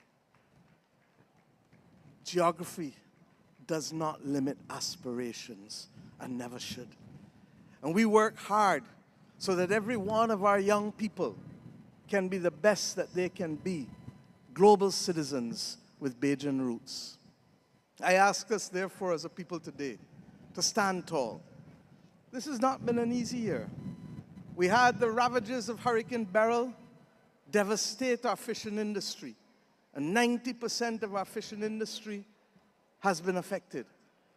And we are working hard with you to ensure that you can rebuild it and the harbor will be repaired. And a new one, regrettably, will still have to be built because they've advised that the existing one will not withstand the new climate crisis. A year ago, when I stood with you on Independence Day, we didn't know we would have to face those expenditures or to face those tribulations. That is why we call the climate crisis the season of superlatives and the season of unexpected. But I ask us, even as we fought off the ravages of the climate, drought and flooding and Hurricane Beryl, even as we came to grips with what guns can do in our community and inciting panic and fear, that equally good things have happened. And our country continues not only to command the confidence of credit rating agencies and international institutions, but investors. And you can stand assured that we will always create a space for Barbadians to ensure that they never become tenants in their own land again, but forever shall be owners of these fields and hills beyond recall. I ask us, as we leave here, to focus on our young. And I ask our young people to remember this day, because it is to you we must turn for the seeds of leadership to flourish. It is to you we must turn to ensure that we can carry on and build upon that which we have received from those who went before. It is to you that we must now secure a place and to secure this nation. For while we must always tend to the older among us, it is for the young that we must build this nation. And I ask you to join us, recognizing in the small things that you do at school, how you treat your fellow classmates, how you respect yourself, how you dress, how you behave, how you fight the urge to want to lash out at people and to recognize that there is always a better way to talk things out. So that as we call for peace globally, let us have peace in every sphere and in every corner of our countries. My friends, I want to salute Leader Hakeem Jeffries for his speech and for his kind words, and simply say to you, you spoke in a way that if I didn't know better, I would say that you could win any election here by winning the hearts and minds of the people of this nation. Thank you, and for your brothers and sisters who have joined you, let me also say thank you. And to the honorees, you have helped build this nation. We salute you today. We thank you. And we ask you to stand as inspiration for those who will come after you. For in so doing, I know, as our anthem says, we shall move on in strength and unity. We shall not just be strict craftsmen of our heritage, but firm craftsmen of our faith. I can't sing, but you know you have to help me, because every day, every year, this is a ritual. So forgive the lack of capacity to carry melody. But let us go. God bless. I can't hear you. God bless. God bless Bimon. Independence Day, Independence Day, Independence Day. God bless Bim on Independence Day. God bless him, we hope and pray. 3 cheers, hip hip. Louder, hip hip. Hip hip. God bless you all, and may this nation move from strength to strength to strength. Thank you, and thank God for the living and testimony of Shirley Anita Chisholm. God bless us.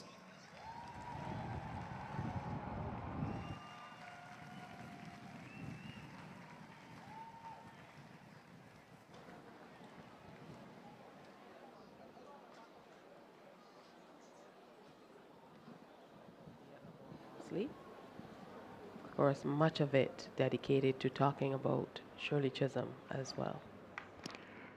What an inspiring day this must be for our young girls and women in Barbados. If only to mention that there are 9 congressional leaders who are here in Barbados for the occasion, and just about 7 of them are indeed women as well. So definitely a day for the ladies and girls. A day for the ladies. And we're actually very proud of them.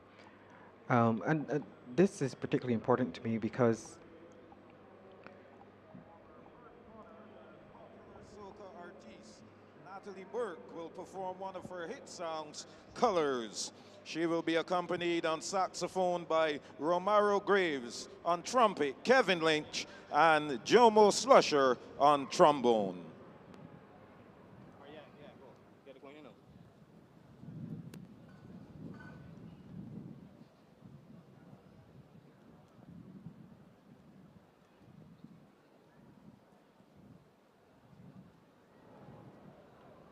As Natalie herself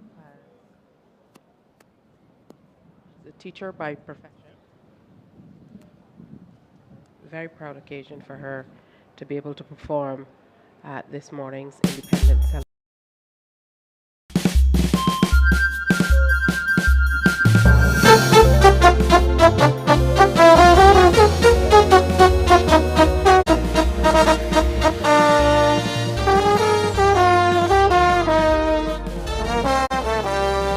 Barbados!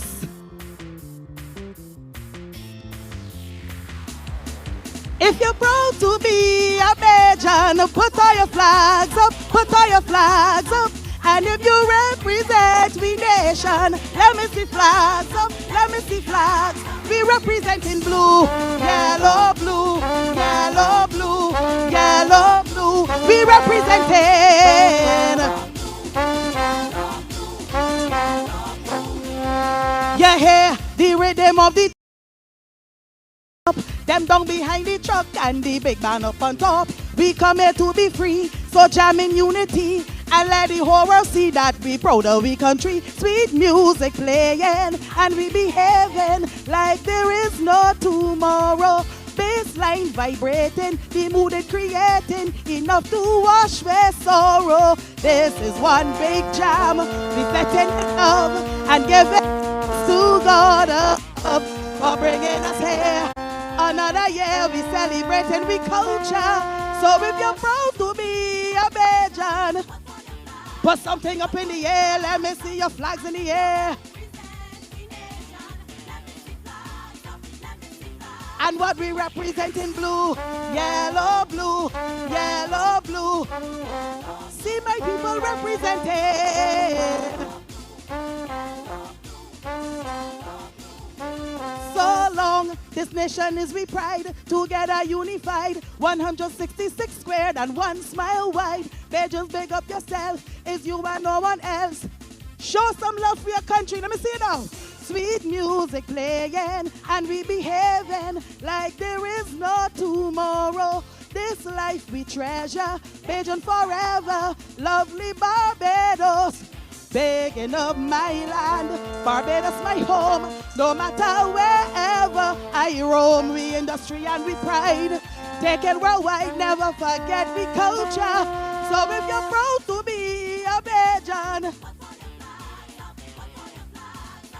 and if you represent we nation, because we representing. We representing. And everybody know, raise your hand, raise your hand, raise your hand, whoa. Raise your hand, raise your hand, raise your hand. Push up your hand cause you're proud of this island. Blood, sweat and tears, man, it helped build this nation. Strength and intelligence are part of my people. And nobody can take it away. But here we grow, but here we gonna stay. We only fly out to take a little holiday. Barbados island of dreams, sweet from the heights and terraces straight to the housing schemes. Paradise is the only way to describe my land, well by the Father's hand. Paradise is the only way to describe my land, so let me sing in celebration now. Nothing can compare to we food and we drinks and the talent every artist brings. As a true Bajan, show appreciation, let me express me culture. So if you're proud to be, put something up in the air, let me see your hands in the air. And sing the text. Blue, yellow, blue, yellow, blue, yellow, blue, what we representing. Wave them like that. Wave them from side to side. Raise your hand, raise your hand, raise your hand because you're proud of this island. Raise your hand, raise your hand, raise your hand. And what we represent in blue, yellow, blue, yellow, blue, yellow, blue. We represent in blue, yellow, blue, yellow, blue, yellow, blue. Happy Independence Day. Thank you. Love you, Barbados.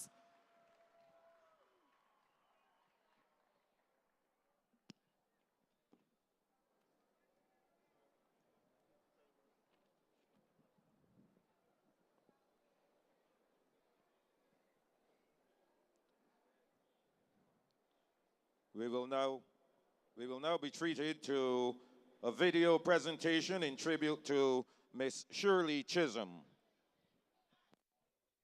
I stand before you today as a candidate for the Democratic nomination for the presidency of the United States of America.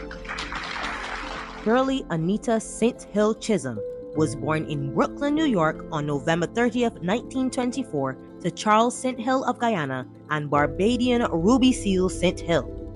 Chisholm, who created history in 1968 as the first African-American woman elected to the United States Congress, and in 1972, over 50 years ago, as the first African-American woman to run for a presidential nomination, spent part of her childhood right here in Barbados. I had 6 years upbringing in the island of Barbados. Our system was fantastic, really fantastic. Those early years of my life on the island of Barbados gave me the spirit, gave to me the spunk that was necessary to challenge all of these age-old traditions. I was never afraid of anything. I was never afraid of anybody, and today's the same way. I'm not afraid of anything, or I'm not afraid of anybody. You're going to hear from me. And hear from her they did. And the moment I made the determination that I was going to run, I knew that hell would break loose, and it did. Because look at who I am. I am a black female daring to have the audacity to say I would like to be the President of the United States of America. I am not running to become a vice president or to become a cabinet member. I am running very seriously to become the president of this country. Change doesn't come about by masses. Change comes about by capitalists who dare. Change comes about by those who put their neck on the chopping block and hopefully are able to withstand the insults, the giggles, the snickers, the laughter. Her list of achievements is long and impressive. Last year, right here in Barbados, the Vauxhall Primary School was renamed the Shirley Chisholm Primary School. And this year, in her centenary year, the Barbados government is honoring this trailblazer through the Shirley Chisholm Project, celebrating Shirley 100 years. It's been a remarkable thing for the government of Barbados, Black Caucus, everything to recognize the woman and the works of Shirley Chisholm, what would have been her 100th year. When we start looking at things like Obama's Audacity of Hope, where he is actually citing this girl who grew up in Barbados, who's part of me, who shares DNA with me, I think as a family, it just ignites the fire within. And the fact that she is being recognized, it just sends us totally into orbit. I am so proud to say that I am related to Shirley Chisholm.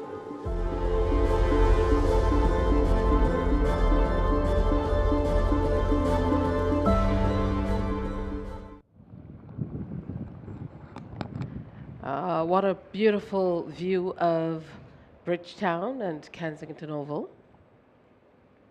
And you're looking at a section of the audience here from the Clergy Diplomatic Corps Cabinet of Barbados and today's honorees. And in just a few, Major Taylor, we will have the parade taking to the streets. As they make their way back in at this point. We have one final duty to perform, and that is to participate in the salute to the nation.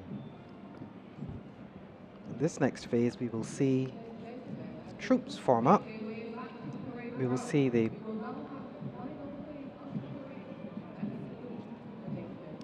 President and Prime Minister will stand with us, and we will have the traditional 21-gun salute, the highest honor that can be given on a military spectacle. That will be followed by prayers for the nation and the recitation of the national pledge. Now, this format is a little different from what we've seen a few years ago, where there was a separation of the honors and, of course, the parade. So here the troops are and the unarmed groups moving back into the parade square. We had a sort of interruption to the parade itself to do all the other necessary national activities. But the parade will reform now, and we will get back to parading as we go through the final phase of today's presentation.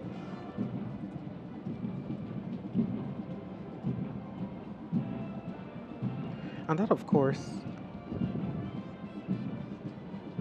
we will see all of the troops on parade proudly marching through Bridgetown, which is also very much part of the spectacle of Independence Day.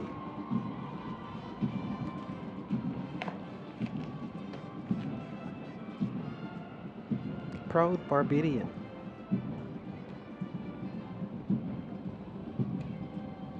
What a spectacle, the troops marching back on to the parade ground, to the stirring sounds of the massed band.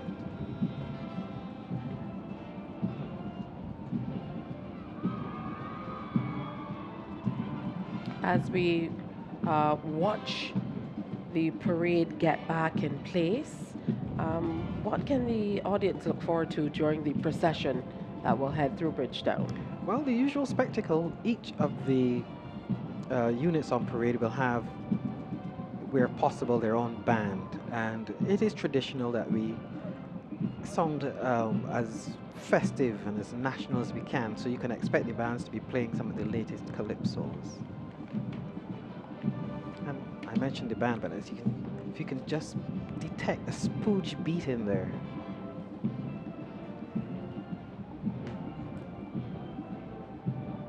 Makes this whole parade very distinctly Barbadian. Absolutely, and just by looking on, we see our national colors, our flag flying high, the spirit of our people shining bright, and the unwavering strength of our nation here on display. Each beat of the drum, every step tells a story. That's Indeed. our story, a story of resilience and courage and determination, as Prime Minister said in her presentation. You'll note that the band is formed up on this occasion at the rear of the parade. This is very much part of the final phase of the parade as they prepare to advance in review order, from which position we'll have the salute to the nation. And joining them, of course, the members of the Barbados Legion. Just as much pep in their step as anybody else. And you can see the pride beaming in their faces. What a momentous occasion. The 58th anniversary of independence and the 3rd year of Barbados as a republic. We didn't have occasion to see our 2 living national heroes today, but most certainly keeping them in our thoughts as well as we celebrate this occasion. And indeed, we offer our congratulations to all of the honorees today, the awardees. Definitely some familiar faces in the lineup, taken from a wide cross-section of society, from creatives to media, arts and sports. That's what the honors are all about, honoring Barbados, Barbadians across society. And that theme of service seems to run right through the awards. Community service.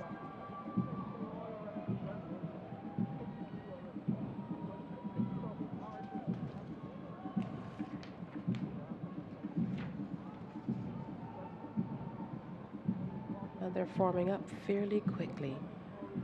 Take us back to rehearsals quickly in terms of getting so many people together.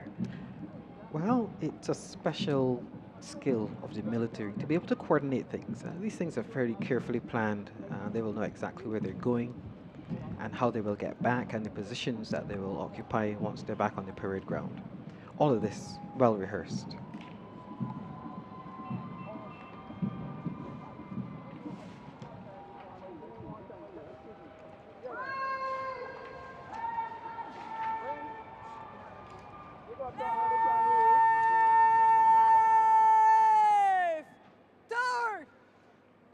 We have close to, well, exceeding 900 troops on parade today, all told.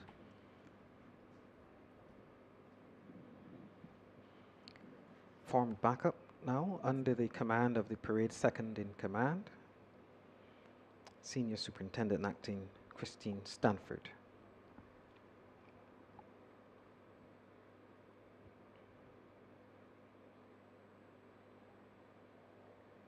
And this is Parade Commander Lieutenant Colonel Julia Dabrio.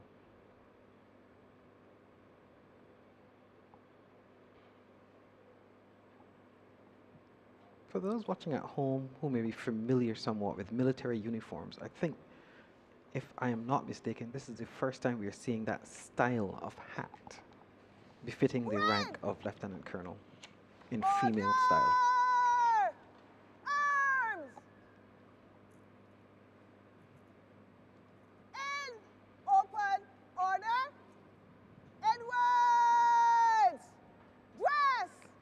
I've had the pleasure over the years of actually working with Lieutenant Colonel Dabrio, and I can assure you, she's as tough as they come when necessary,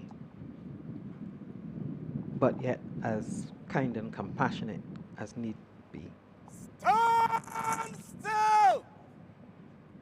The ringer!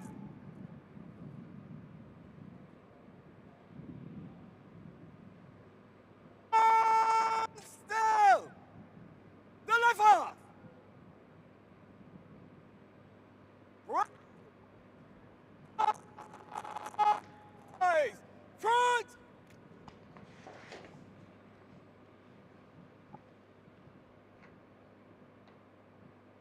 Parade! Shoulder! Arms!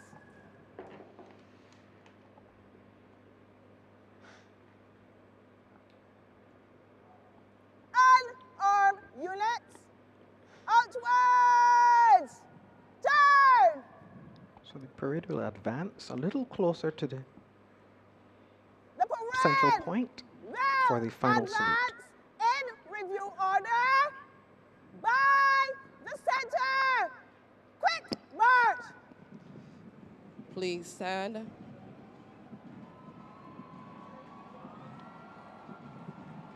And what a spectacle it is. And they halt without word of command, precisely in position. The dignitaries will now make their way to the parade ground for the salute to the nation.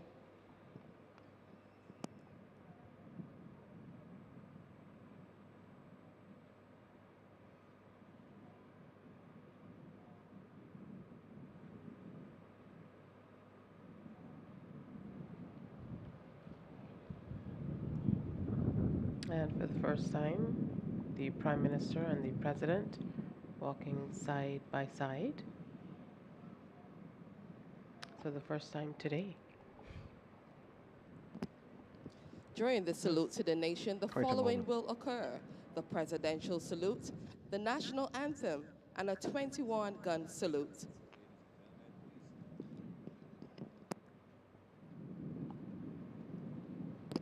Why 21? That is convention.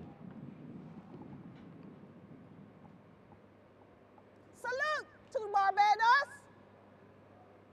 Present! Arms!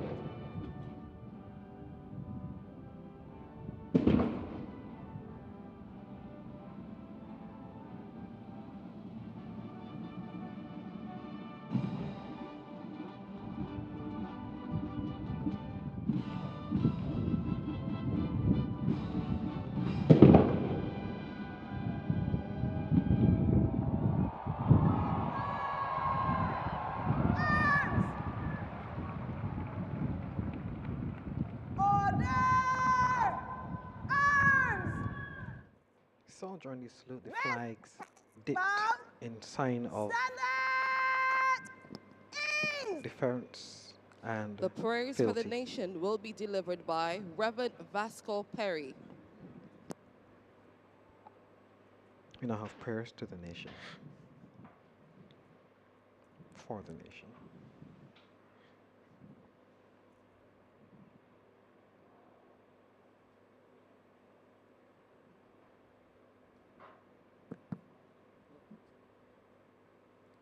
Good morning.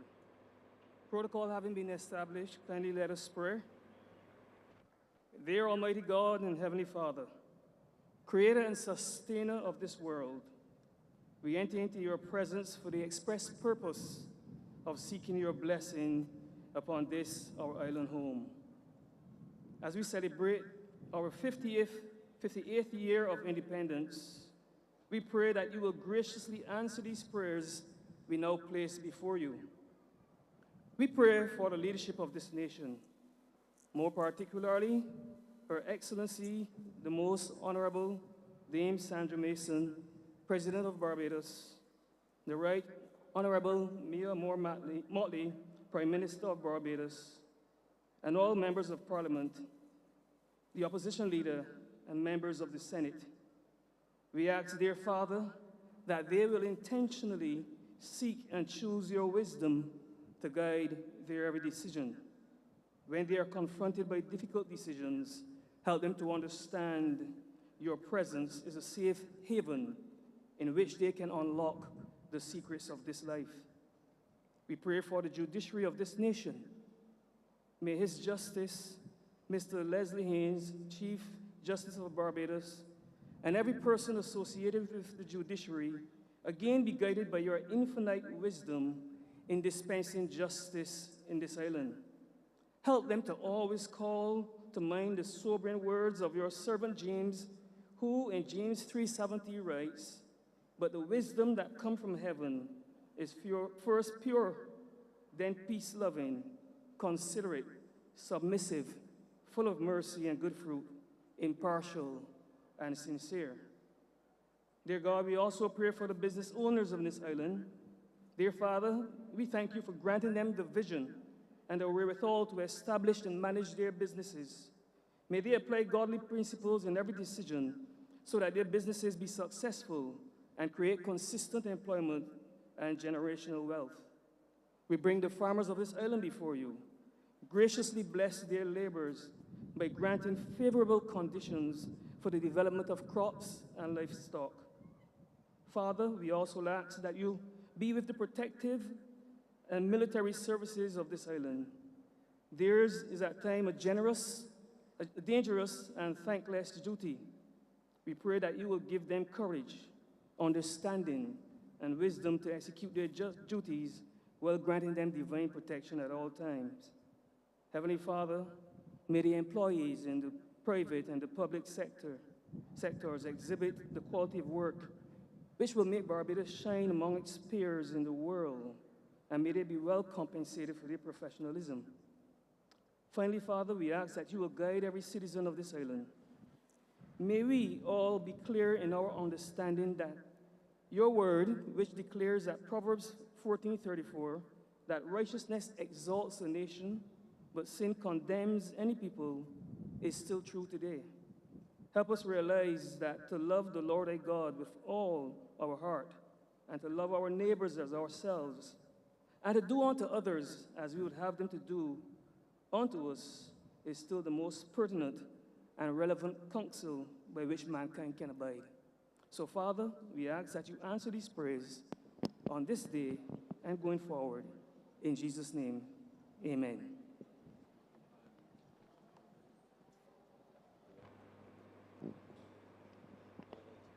Parade! Parade! Shine! The national pledge will be delivered by Ms. Soraya Prescott of the St. Christopher Primary School and Mr. Aidan Griffith of the St. Bartholomew's Primary School. Please repeat after them.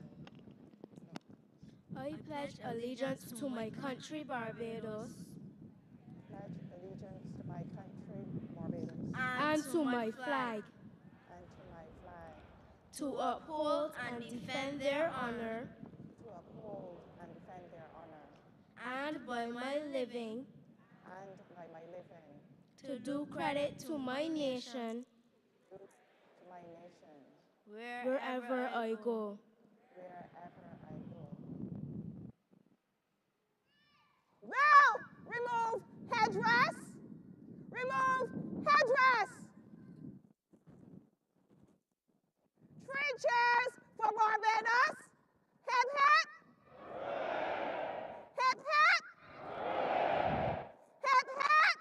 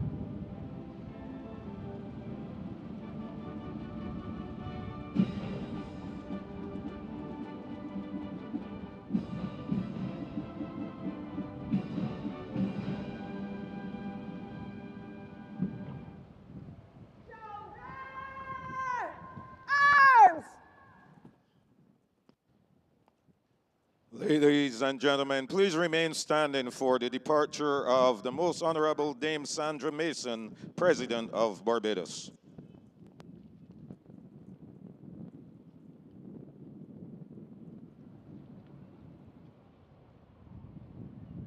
So her voice has to carry to give command to the entire size of the parade. Also note that Lieutenant Colonel Dabry, up to today's parade commander, stands in a line of women lieutenant colonels. Before her we had Lieutenant Colonel Athleen Branch, and before her we had Lieutenant Colonel Florence Gittins, who is present here today, and one of the first women to enlist in the Barbados Regiment.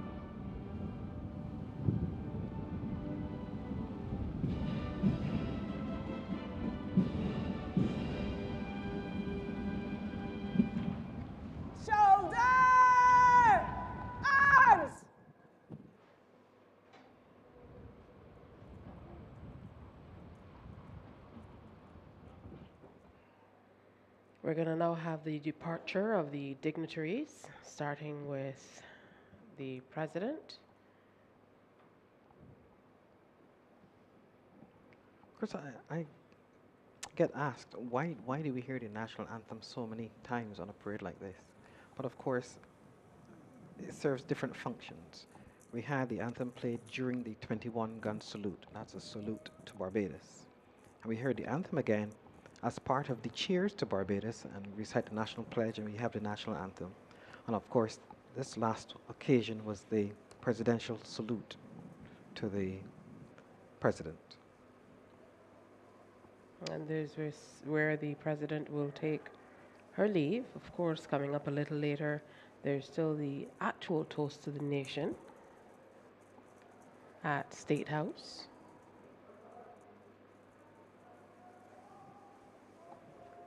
The Chief of Staff and Commissioner of Police seeing off Her Excellency. When she is present, they become her official aides-de-camp.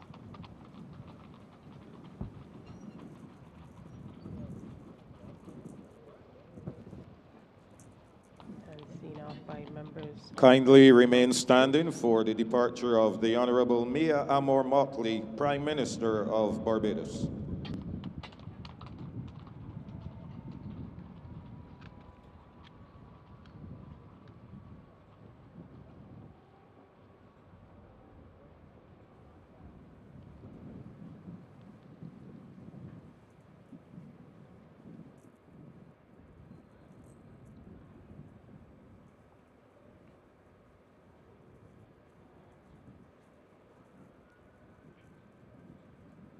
Look on as the vehicle gleams in the bright sunlight, and the PM's aide-de-camp.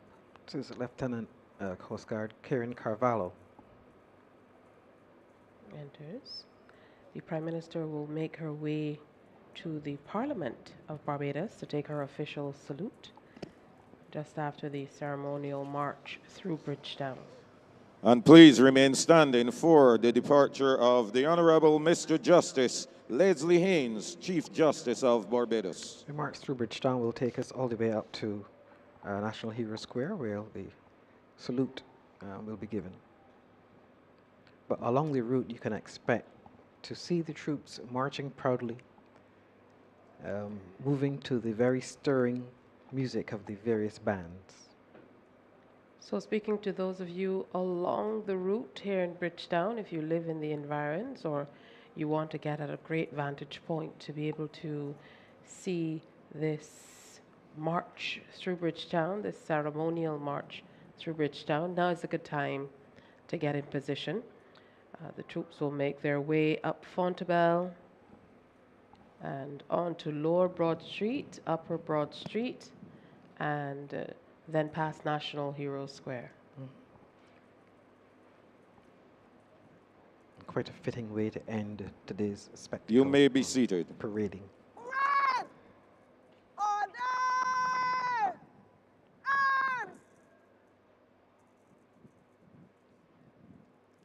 The final dignitaries to depart will be the Chief of Staff, Barbados Defence Force, Brigadier Carlos Lovell, and the Commissioner of Police, Barbados Police Service, Mr. Richard Boyce.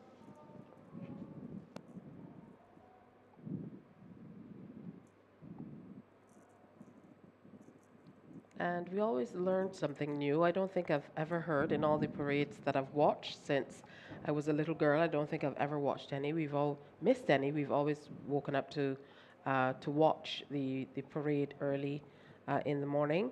First time that I've heard that the Commissioner of Police and the Chief of Staff become the PM's official aide-de-camps. That is part of their national duty when the President is present.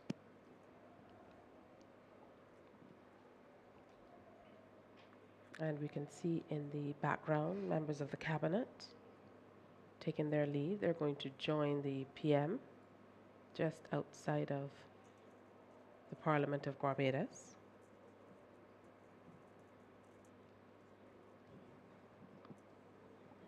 And it must be a proud moment for Brigadier Carlos Lovell indeed. His first parade in this new position. I'm sure he took notes, and if there's anyone found at fault, there will be a price. We'd love to hear about it. That's an inside story. I know that. That's the journalist in me, or as we would say in Bajan parlance, the M-word side of me.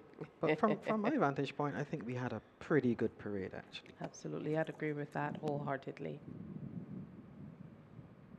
And I know many of the people who've taken up their various vantage points here at Kensington Oval will make their way on the road as well.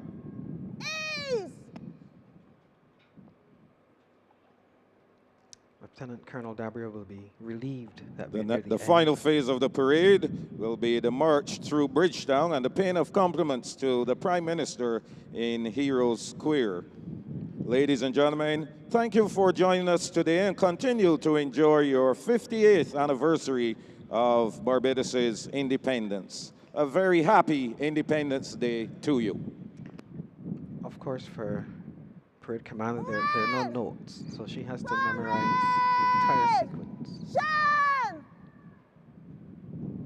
Shoulder! Arms! At this point, job nearly done. The various units will separate into their Unarmed units! Edwards! Turn! into the various groups for the march through Bridgetown. We just saw a glimpse just outside of Kensington Oval. Outwards! Turn!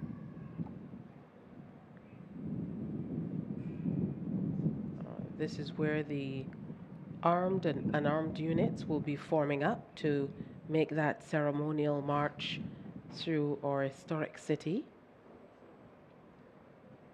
They will indeed, and this is a favorite part of the parade. It used to be for me anyway. You know, the band playing its nicest music, its latest calypsos, and the troops swinging their arms with pride, moving to the rhythm of the beat. And of course, family looking on, little ones waving. It's great to be back here at the Mecca this time around, even though we enjoyed the stint, the very short stint, at the Usain Bolt Sports Complex for last year's presentation, and then the subsequent march up Black Rock Main Road truly was a difference. It was in the heart of the community, and we saw lots and lots of people come out from their homes to take in the spectacle. By the right! Quick march! From here, Major Taylor, what happens? Do they go outside and form up again, or do they just follow on through the city? Yeah, they will make their way to the march through Bridgetown from right here. Off shot, the bands will be separating and they've been assigned to the various groups, and they will march them up.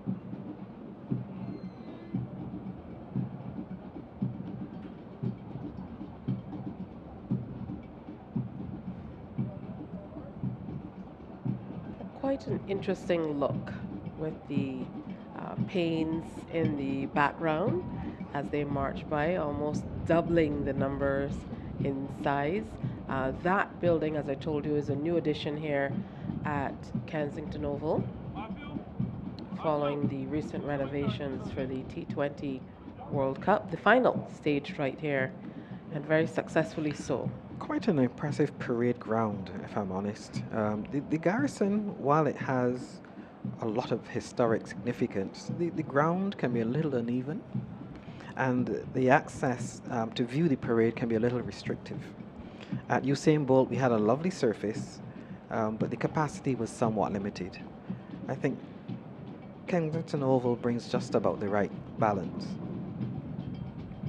And it's indeed heartwarming to see, as you mentioned, over 900 in excess of 900 troops on parade this morning on parade. Women taking center stage, and we mentioned the Corps of Women as part of the parade as one of the detachments, but I'm reminded that this is not new. We've been doing this for several years. On a personal note, Major Taylor, how does participating in the parade resonate with your own experiences in the service?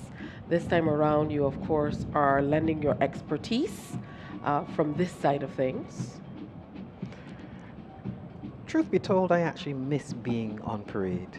Watching it and helping others to understand what's happening, that's nice, but being on parade is something that I really enjoyed myself. And I've done it for many years, coming through the Cadet Corps and then moving on to the Barbados Regiment. And now in terms of military service, later years, I get to sit it out and watch, but I do miss being out there. Absolutely. You yourself were a cadet. We've mentioned that several times today. Certainly, you credit that for where you are today. I do indeed. A lot of my approaches to life, to leadership, were honed as a member of the Cadet Corps. And I've had some very inspiring examples over the years. I'm sure I'll be forgiven for mentioning people like Colonel Dighton Maynard and others who were Lieutenant Colonel Jeffrey Bostic. And by the way, you can thank Jeffrey Bostic for the innovation of having a member of the Barbados Police Service as the second in command of the parade. Many years ago, when he's parade commander, he thought it would be a nice touch to be more inclusive, and that tradition continues to this day. And then there's some members whom you wouldn't immediately think would be a part of the parade, but they are. And it says a great deal about how we work together across sectors and in government and NGOs alike for the country to work. It truly is symbolic of that effort. For example, the government security guards coming out as a part of the presentation. Very much part of the fabric of what we do and how we support our entire nation. And now a close-up of the young ladies of the Barbados Youth Advanced Corps. And the impressive white socks and white gloves. Quite an interesting uniform as well, with pleats all around, the yellow, reminiscent of the sun, and our beautiful sand beaches, white sand beaches on the inside, with the blue.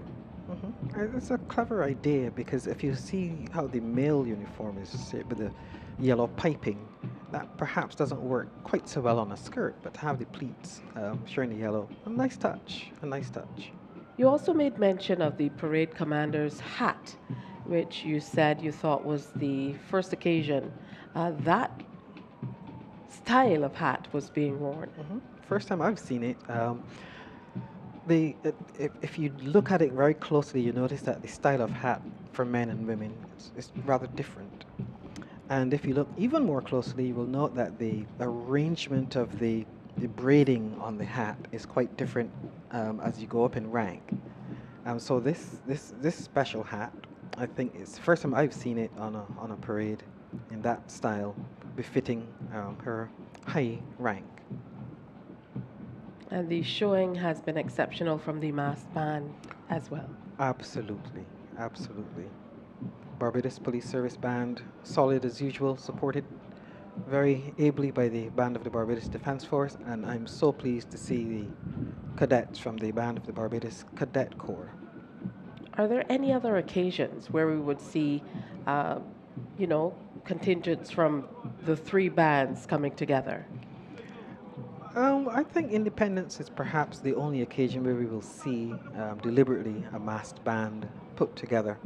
And they rehearse the same music, play the same music, play to the same standard, which is obviously a very strong part of the development of the young cadets. What are some of the pieces? I don't know if you'll be willing to share with us, but as we mentioned, it usually is a wonderful mixture of the old tradition and the new once they get out for that ceremonial march through our city. Well, it is the long-standing practice that your best calypsos come out because you want to have the crowd enjoy what you do. Not only that, you want to motivate the troops to keep going all the way from here to Bridgetown, and music really does drive that. It's very important to have a nice groove, a nice beat going, and the bands have done that traditionally very, very well for many years. Now, I know that you talked about missing maybe just a bit, being out there in the parade square and marching on, but at this stage, they've been going for quite a few hours. So what's the driving force out there with the bright sunshine and, what's really driving them to make it to the other side of things? Pride in what you do, that pride in serving. And of course, the support from the public, when you feel that energy, feel that love, you feel that the public is as proud of you as you are of yourself, and that keeps you going. That keeps you going. Are these some other cadets we're looking at in other wear? Well, we had 3 detachments of cadets on parade. And of course, that beautiful display that we witnessed comprised of 120 cadets. And they will now join the march up to Hero Square.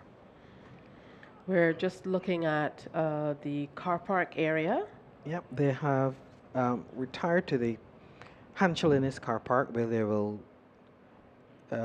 form themselves up into the various groups, armed units, 2 sets of unarmed units, and they will work their way up.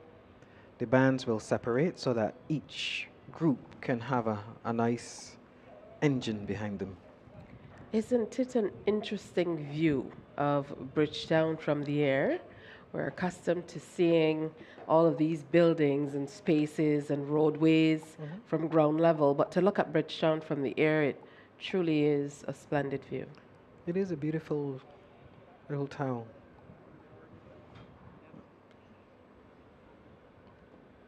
Approximately how long do you anticipate it will take for the troops to be able to make it to National Hero Square and exact that salute for Prime Minister Mia Motley? It's not a particularly long route, so I expect once they get started, they'll get there fairly quickly. And at this stage, I believe the masked band kind of breaks up so that all of the troops will have the benefit of hearing That is correct. the music play. We can just catch a glimpse there of the band separating, and the cadet band actually will be in their full numbers. You might have noticed that not all of them were part of the masked band, but they will certainly be out in their full numbers as they do the march through Bridgetown. Some, perhaps 40 of them. That's exceptional. Talk to me a little bit about the cadets on a daily basis. I know there's a lot happening with them. from your perspective, on the weekends, the Sea Cadets get out and do their training. The other ones are at the schools, but they have occasion to come in and do various activities as well. Yes, as you saw in the display, we have lots of different and exciting elements to the Barbados Cadet Corps. Each school has its own cadet company, but beyond that, we have various specialist units, the catering unit, who had the distinct pleasure of catering for Her Excellency. We have the medical unit and their green shirts, that's how you tell them. We have the latest baby, our technical engineering and digital unit, into robotics and coding, drone piloting and photography and videography, and some work in presentation skills. So we aim really to build a nicely rounded citizen to hand over to productivity in Barbados. And you spoke with us some time ago about the numbers, the percentages of cadets who kind of make the move into the Barbados Defence Force. Well, that's something that we encourage definitely. If you're a very good cadet, the chances are you'll make a good soldier because half the work is done. And we have good examples of this, even as far as our Chief of Staff, Brigadier Level, is very proud, immensely proud of his cadet career, particularly at the Lodge School. And interestingly, Deputy Chief of Staff, Captain Mark Peterson, Captain Naval that is, or Captain Coast Guard, is also a product of the Lodge School and the Barbados Cadet Corps, and quite a few others. He must be very proud. Both of his sons, Captain Peterson, both of his sons are also a part of the Cadet Corps. Indeed, and if you saw the display, there was a part of it where there was a physical training type demonstration. The leader of that little section was the son of Brigadier Level. So definitely looking at legacy as we move on. And members of the mounted troop making their way out of the car park area here just outside of Kensington Oval, over at the neighboring business of Hanschel Innes, just showing how we work together to be able to make things happen. And they're going to make their way out to Fontebelle. Yes, with in excess of 900 troops having to sort themselves out into the various groups. It'll take a minute or two to get it going, but I'm sure it's going to be a fantastic spectacle as we traverse Fontebelle, Lower Broad Street, all the way up to Hero Square. Absolutely. A little later this evening, we mentioned that there's going to be the salute to the nation at State House, but over at the BDF headquarters, I know that you have your own celebration as well. Tell us a little bit about it for those of us who are outsiders, so to speak.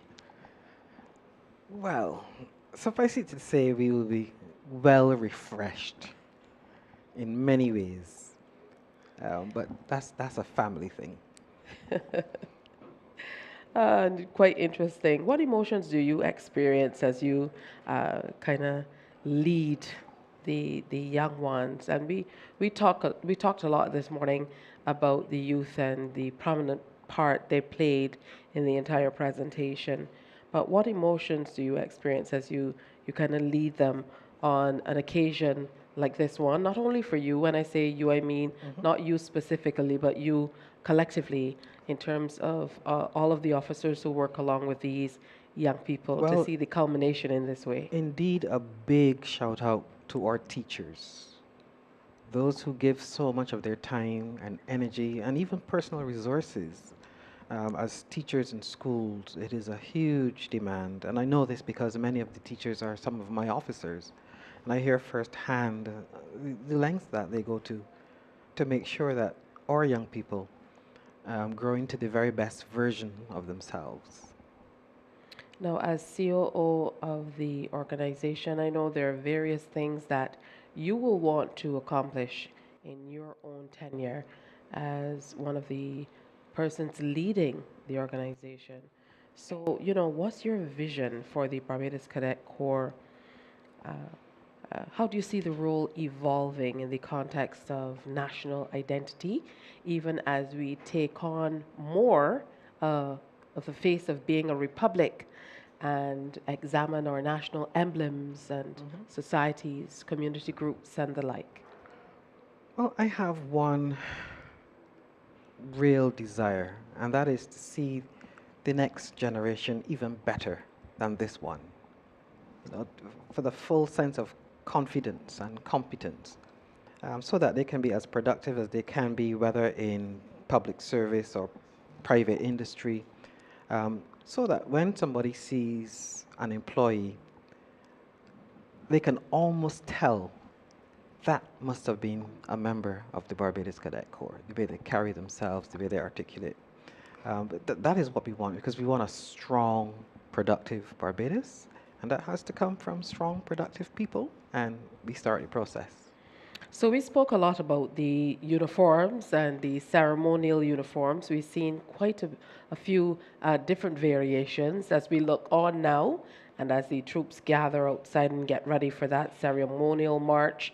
It's plain to see, you know, the mixture of colors, very, very beautiful and vibrant colors. But you today, I mean, when I saw you come in with all of your shiny medals, I made comment of your particular uniform. So tell us a little bit about this uniform you're wearing today. Well, not particularly special. This blue is the ceremonial uniform of the Barbados Cadet Corps, which I happen to be posted to. You're more familiar with the green of the Barbados Regiment, and of course the lily white of the Barbados Coast Guard.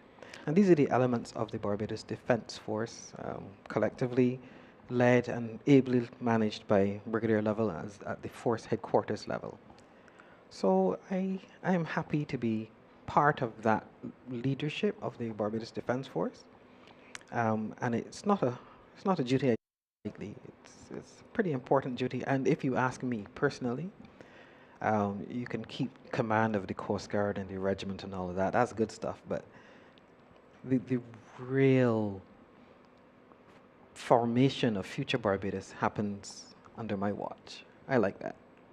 Even as we reflect on moving forward as a republic, I know that there were some changes that might be seen as subtle changes, but they must have been major for you in terms of once we became a republic, then even the buttons, certain insignia, we talked about the colors and the flag being changed, the emblems. What was it like making that change over for the military? I'm not sure that I could use a word that I might like to. I'd secretly say maybe chaotic, but certainly having to change, have to get a new stand of colors and have to change the badges of rank. Those in the know would remember that the major used to wear a little crown on his shoulder, and today we wear the coat of arms. So there were some changes, but it's gone really rather well to a point where we're so used to it now that I don't really remember what the old badge of rank looked and felt like. If we reflect on what happened throughout the parade today, what would you say for you has been a high point or a highlight of the entire presentation? Two things. The strong presence of the youth and the very strong leadership of the women. Very, very impressive and quite memorable. Quite interesting. I enjoyed the presentation from the Barbados Cadet Corps, taking us down memory lane and back to the future with that very interesting presentation. That was a favorite of mine. And as you mentioned, to be here to witness 3 women as parade adjutant, second and first in command, to be able to command the 58th anniversary parade for Barbados independence is something that we shan't forget soon. I'm glad you mentioned the display. We condensed 120 years in about 5 to 10 minutes. So we've been over a bit of a time travel. And we have to thank also Mr. Carl Alf Padmore, Captain Michael Jules, and others who put the whole thing together and made a very, very fine presentation of it. And now we see many people have moved from here in the Oval. They've taken up their vantage points all along the roadways outside of Kensington Oval. The road you're looking at is the road leading into Hanshel Innes, which is just next to Kensington Oval, and where there are lots of people gathered is just in front of the Nation Publishing Company there on Fontebelle. So we definitely are waiting to see our troops take to the streets. I feel like this part of the presentation takes on a different look and feel completely. Yes, it is a very different aspect of a national spectacle. Very much enjoyed the steadiness of the parade and the formalities of the parade, but this is also very much a fun part of the day's activities. What do you remember about independence as a young man in the Cadet Corps? I actually have very fond memories of being part of the massed band, standing next to musicians from the police band that I very much respected, and being as a young boy, being part of that mass band just felt so special to me, and it's kept me going. That sense of passing on that experience to the next generation. So I absolutely insisted, as did Brigadier Level, that the cadets had to be part of the massed band today, because that's how we keep things moving. That's how we keep it going. And it most certainly is about succession planning, ensuring that you're passing that knowledge and experience on to the next generation. Yeah, success is not an accident, never an accident. We do have to plan and very carefully plan these things and deal with all the challenges and the changes that come. As I was saying to a friend of mine just recently, we have an interesting situation where there are still a few Gen Xers like me around, and millennials essentially around the Army. And we have Gen Z as many of the younger soldiers in the Army. And as a member of the Cadet Corps, officer of the Cadet Corps, we now have to work with Gen Alpha. Many different generations, all with very different perspectives, that we have to find a way of keeping a certain continuity, working right across that generation. And they're off. We're not talking about the races. We have the troops who are now on Fontebelle, or moving toward Fontebelle. They're going to make the left turn. Up front, we have the stake orderlies, who you would have seen performing their roles as corridor openers, etc., leading off the parade, leading off the procession. We have the parade commander up front, and the parade parade adjutant as well. They're leading the guard of honor of the Barbados, made up from the Barbados Regiment, and the other armed unit troops will be following them. They are going to be motivated along the route by the Barbados Defence Force Band that we see there in their iconic Zouave uniform. And for them, timing is everything. They do it so well, they make it look easy. But to be able to coordinate in this way takes quite a lot of time and planning, effort and precision. Yeah, and I love the way we dominate the street as we process. We open up the ranks. You see that lovely arm swing. We see the colors proudly paraded right between both halves of the guard, followed by the color of the Zouave band, the Barbados Defence Force Band. They are followed by the Barbados Coast Guard and elements of the Barbados Regiment. The reservists in their throwback uniform to the days of the volunteer force, and the Corps of Women, etc. What a wonderful, wonderful spectacle.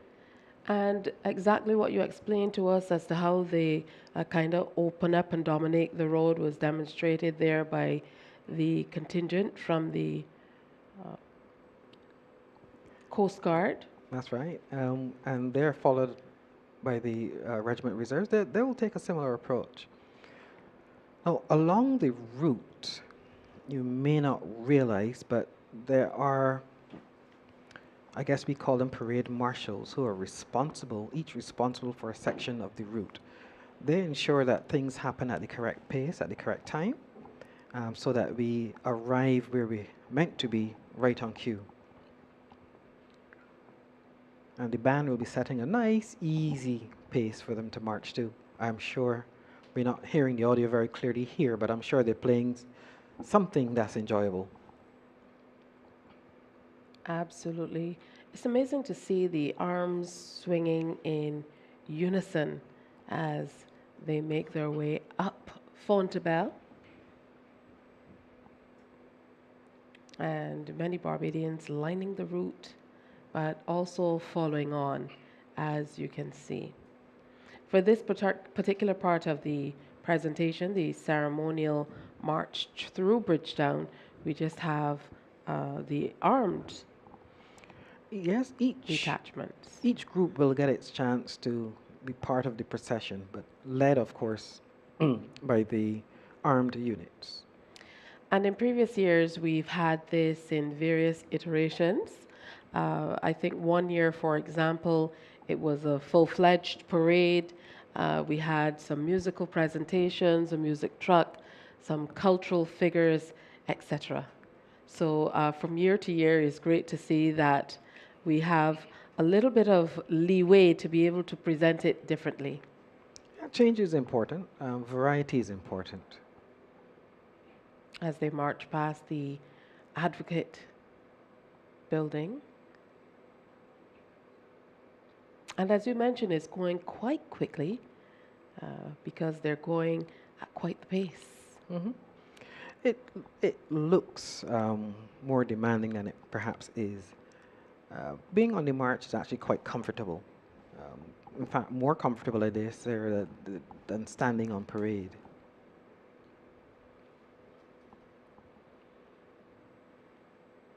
I'm sure they're very proud to be out in the streets and within the community. What do you think this does for the community to be able to, particularly young ones, since we're focusing on youth today, for them to be able to move through the community in this way on this occasion? I think it gives a sense of reassurance to the community, to the elders in the community. I think it gives a sense of inspiration to the younger ones in the community. So this public display of who and what we are, I think is very important. Again, to just reiterate it, that sense of Barbados is in safe hands, and the future of Barbados is there. Now, I know spacing and timing is everything. So talk us through this gap that we're seeing between the BDF and the Zoav band. Well, in an ideal world, the spacing between the various detachments will not change. But I can tell you from personal experience, when you're marching with an instrument and you're playing your music, sometimes you can step a little shorter than the marching troops who are really stepping out and pushing forward. But that's the job of the parade marshals, who will keep everything as tightly synchronized as they can. Now, this most certainly is not the entire complement of the Barbados Defence Force. How is it determined who will go on parade every year? Well, to make it into the Guard of Honor, naturally, you will have to be the best of the best. That's where we will start. The Corps of Women will take care of itself. There are only so many women that you can choose from, and you want to get as much exposure as you can for as many as you can. Coast Guard, likewise, will select its best to be on parade. But that's not to say that there aren't many other soldiers very much on duty today doing all sorts of other things. Everything from ensuring that the catering is in order, ensuring that the security perimeter is maintained, coordinating the logistics, coordinating the signals, that is communication between the various elements of the force. All of these things happen all at once. It's sometimes people may be tempted to misunderstand the level of activity that the Barbados Defence Force actually engages in, because you don't see them, in your face every day. But I can tell that the life of a soldier is a pretty tough one. Hours are long, the duties are many. It's a little demanding on family life too, and so I take the opportunity to thank those family members out there who stand by and support the members of the services, men and women. And we can now see the core of women. As we mentioned before, we have both women who are from the Coast Guard as well as the regiment making up Yes, this core, of women. And they perform a number of duties right across the force, everything from clerical and catering, various elements of service. And if I'm not mistaken, we now have one of the first female officers in charge of a special operations troop at Paragon Base. The first officers are already making their way over to the Cheapside area, which of course is our marketplace here in Barbados for vendors, where they usually come out as early sometimes as 5 or 6 o'clock in the morning, and that this would be a traditional Bridgetown early Saturday morning. This is far from what we would usually see in this particular area. Yeah, what a fantastic spectacle. They're making good progress, but it is quite a sight to behold, especially from the vantage point of the drone view. Not something that we would have seen too much of in the past, but this offers a very, very pleasant perspective. Absolutely. They seem to be holding in form at this stage for some reason and closing. Well, again, that's the job of the parade marshals. We leave nothing to chance. Somebody's making sure everything is just right as we progress. Isn't it an interesting sight as we make the comparison of what Bridgetown looks like early on a Saturday morning as compared to what is happening today, which we call in Barbados affectionately a bank holiday, where we won't necessarily have the vendors out with the market's best outside of the general post office in the area and all the way back up to Lower Broad Street, just showing off their fruit and vegetables, offering them for sale. Of course, we can see the bus stand and all the way out to the water. Fantastic shots, fantastic. And again, the troops are holding steady just outside of entering into the Cheapside area at the top of Fontebelle here, taking in the beautiful views of Bridgetown, bird's eyes views of Bridgetown.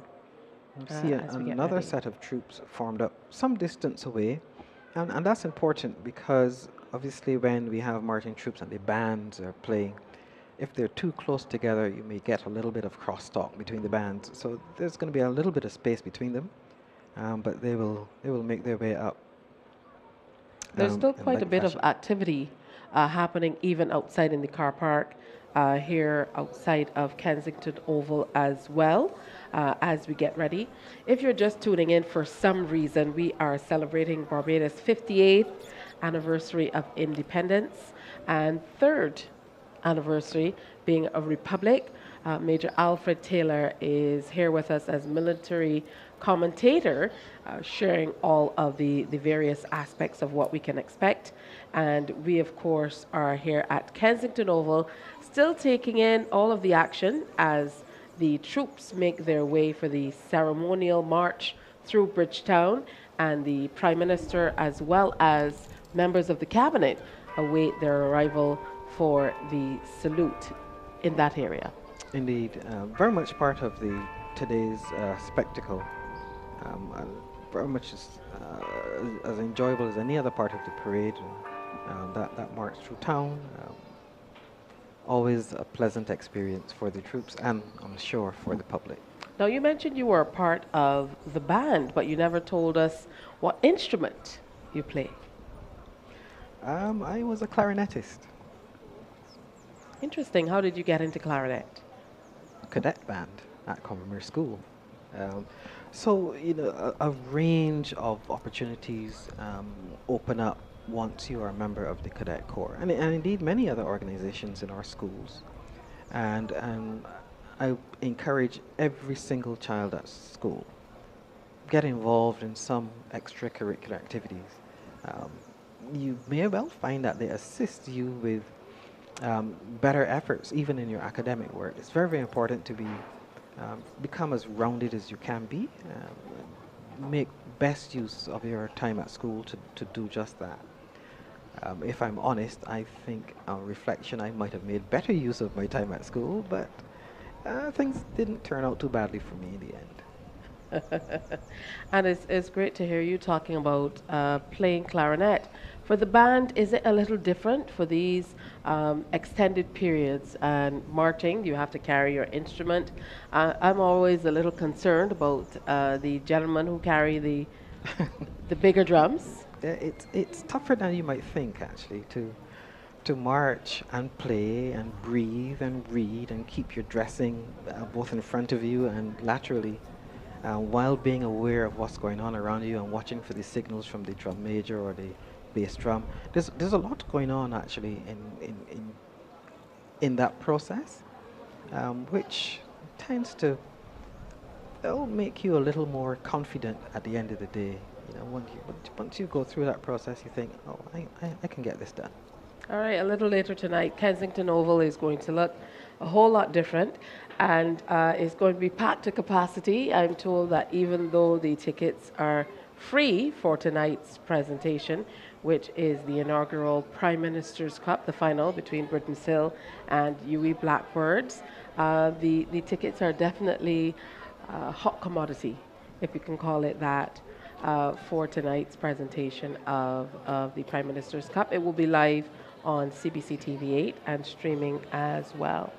Now here we see the snow cone vendors out, and I'm sure with the heat, they're going to play a good trade today, as they often do on Saturday mornings in Bridgetown. But in the area just outside of the Cheapside Market, we can see the parade advancing. Well, the public might get a treat, but the troops have to keep marching all the way to the end. And then I'm sure they will get plenty of opportunity to refresh themselves after dismissal.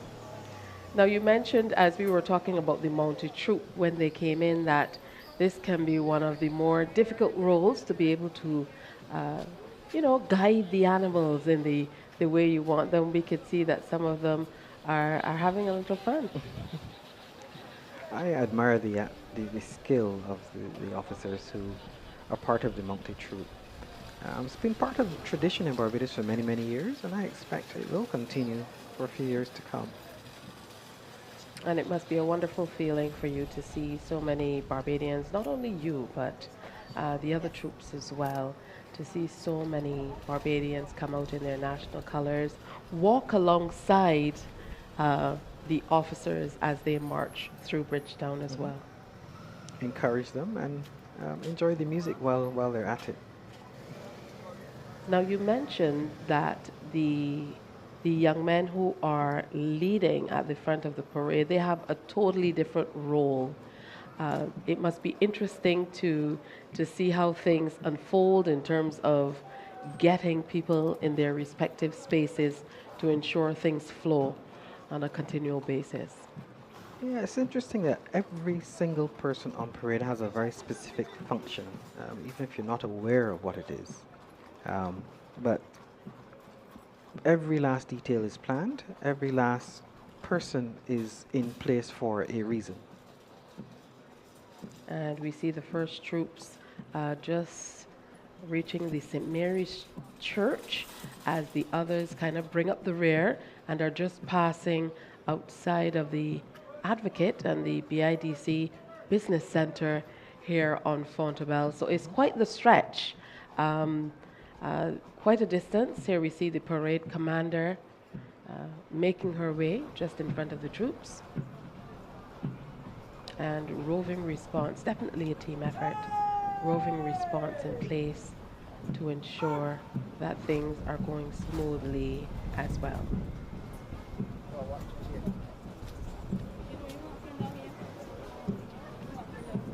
We see quite a number of swords come out for the parades, even though we see the weapons across the board when it comes to the parades. I'm always interested in trying to figure out who has a sword and who has a gun and what's the significance. Well, very simple. A sword is part of the ceremonial dress for an officer. And certainly when the troops are armed and carrying bayonets, then officers will carry swords. And not just carry them, there's a very specific drill using the swords. Very specific ways of carrying them, very specific ways of saluting with them.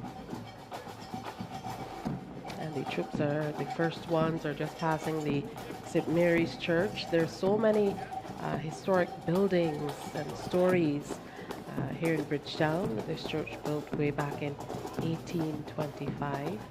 So there's great significance to the Bridgetown area and her garrison, A lot of which you're a part.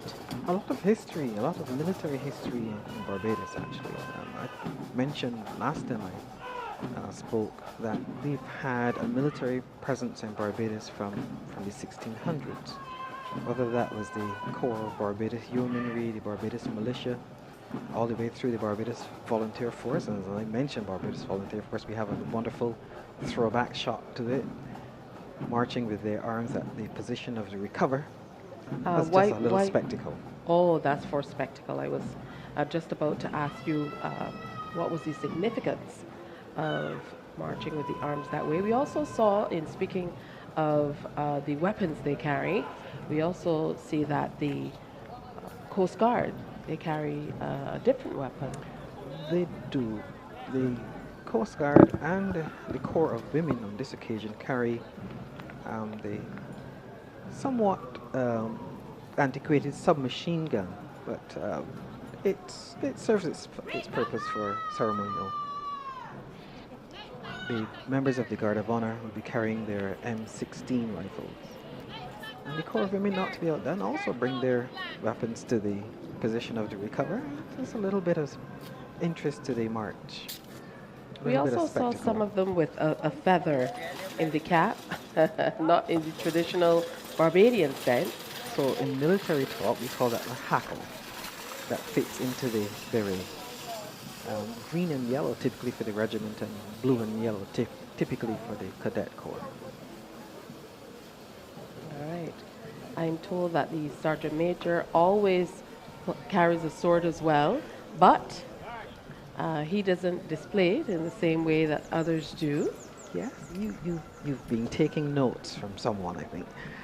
The warrant officer also is entitled to carry a sword on parade, but it is never drawn, except on one special occasion when the regimental sergeant major gets to draw his sword during the ceremony of trooping the color. And here come the other detachment. Members of the Barbados Cadet Corps infantry units in their ceremonial uniform, followed by the Sea Cadet Division. The Sea Cadets actually started out as an interest group for regular cadets, if you like, but it has grown so well and so significantly that it became its own division, essentially, with its own command, and now they number over 260 Sea Cadets. How many cadets are on parade today? Do we know? I'm sure someone does. I'd have to make a call and get the number, but we've had actually 3 detachments of cadets of about 36 each, so we can do the math. When we add in the various supernumerary youngsters, we had a very, very good presentation here today. Cadets carrying the traditional 303 rifles, carrying them at the trail on this occasion as part of the spectacle. And those rifles, by the way, are quite heavy. Has it been difficult throughout the years to keep a steady flow of cadets, young people coming to the organization?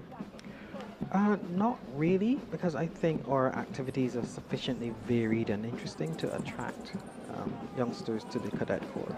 Let's talk a little bit about this particular uniform for those who might have missed it.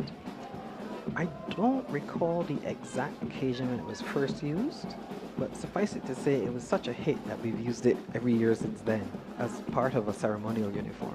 And then the one behind with the blue and white is referred to as the toy soldier. Toy soldier. That I have a little clearer recollection on. That was first used on the 21st anniversary of independence of Barbados. And that formed part of a display team. And it was thought to be so attractive that it was adopted for the band of the Barbados Cadet Corps. We see the young drummer there draped in the leopard skin. The leopard skin. What's the significance of that? Again, that is quite traditional in military bands. The drummers almost always wear the leopard skin for two good reasons. One, it looks very good. And two, it actually protects the uniform from the rubbing, the wear and tear of the drums. Now this is a truly proud moment. You've mentioned it throughout, how the young people of Barbados have really taken center stage with this parade, but we were just seeing the members of the Barbados Youth Advance Corps, formerly the Barbados Youth Service, really marching with pride. A fantastic program, administered, I must tell you, by many retired members of the Barbados Defense Force. This is a program that is very, very productive. And we can see lots of parents and well-wishers, I would imagine friends and relatives alike, snapping photos, faces proud of these young people celebrating Barbados in this way today. Something I'd love to see, and maybe I'll propose it for the 60th, if not for next year. It would be great to see a citizens contingent being able to join the parade, if only on the road for the ceremonial march after. Maybe they can encourage the citizens group or the citizens detachment to wear national colors, so there's some uniformity as well. But I know there are many Barbadians who would love to, as they are here, march along with the troops and the groups, the various groups and detachments who come out. There's a thought. Would you be willing to trade in your trademark heels for a pair of boots? Absolutely not. And now we see the first part of the parade just making their way to the top of Broad Street here, just outside of National Hero Square, while the BYAC, they're bringing up the rear, more or less, in the area of the St. Mary's Church. Yeah. So the Prime Minister should be in place to be able to start to take that salute. Indeed. Let's talk again about the significance of this salute to the Prime Minister in the area of the National Hero Square. Well, very much part of the parade is the march through town, which almost always culminates with a salute. It depends on where the parade is being held. When it's at the garrison, the salute is given right by government headquarters. On this occasion, the choice was made to have the salute done in National Hero Square. Any significance there, or for any particular reason at all? Well, the Prime Minister is head and chair of the Defense Board, which is part of the administration of the Barbados Defense Force. So it is proper that she gets her salute. So at this stage, as the troops approach this area, I would imagine they're given an instruction to... Eyes right. Eyes right. If you look at them, you'll see they're looking squarely over their right shoulder and trying to make eye contact with the Prime Minister. And they've now moved the weapons back into the original position. That's correct. Quickly followed by the Zouave band. I would imagine keeping pace. Keeping pace. Setting pace, indeed. Setting pace for for the troops. Smart salute here by the Drum Major, Sergeant Shane Mears, and the Director of Music, Captain Brian Cole. And I most certainly have a newfound appreciation from the members of the band as you kind of laid out all they have to do to be able to keep pace, set pace, and stay in tune. Read and play the and right in music. step. Yeah. What a gorgeous view of our city with Chamberlain Place in the background, or historic Parliament building on the right, which is at this time undergoing some renovation as well, and National Hero Square on the left of the screen. A wonderful spectacle. And we talked a lot about this uniform. We most certainly are not accustomed to seeing officers in shorts, even though we have the heat here in Barbados. It looks pretty good to me. In fact, this uniform was worn on the 100th anniversary of the Barbados Regiment some years ago, as part of that spectacle, and I think people liked it so much that they kept it around for occasions just like these. Are there Prime Minister any receiving her eyes right from the Corps of Women. I'm sure she's proud of that. There she is on the dais, just across from Parliament. I was about to ask you if there are any special activities or maybe group sessions or occasions that are put on for the Corps of Women.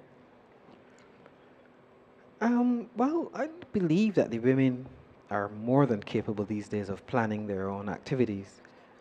When you think about it, we now have women in every rank in the military, from lieutenant colonel all the way down, right across the breadth of the Barbados Defence Force.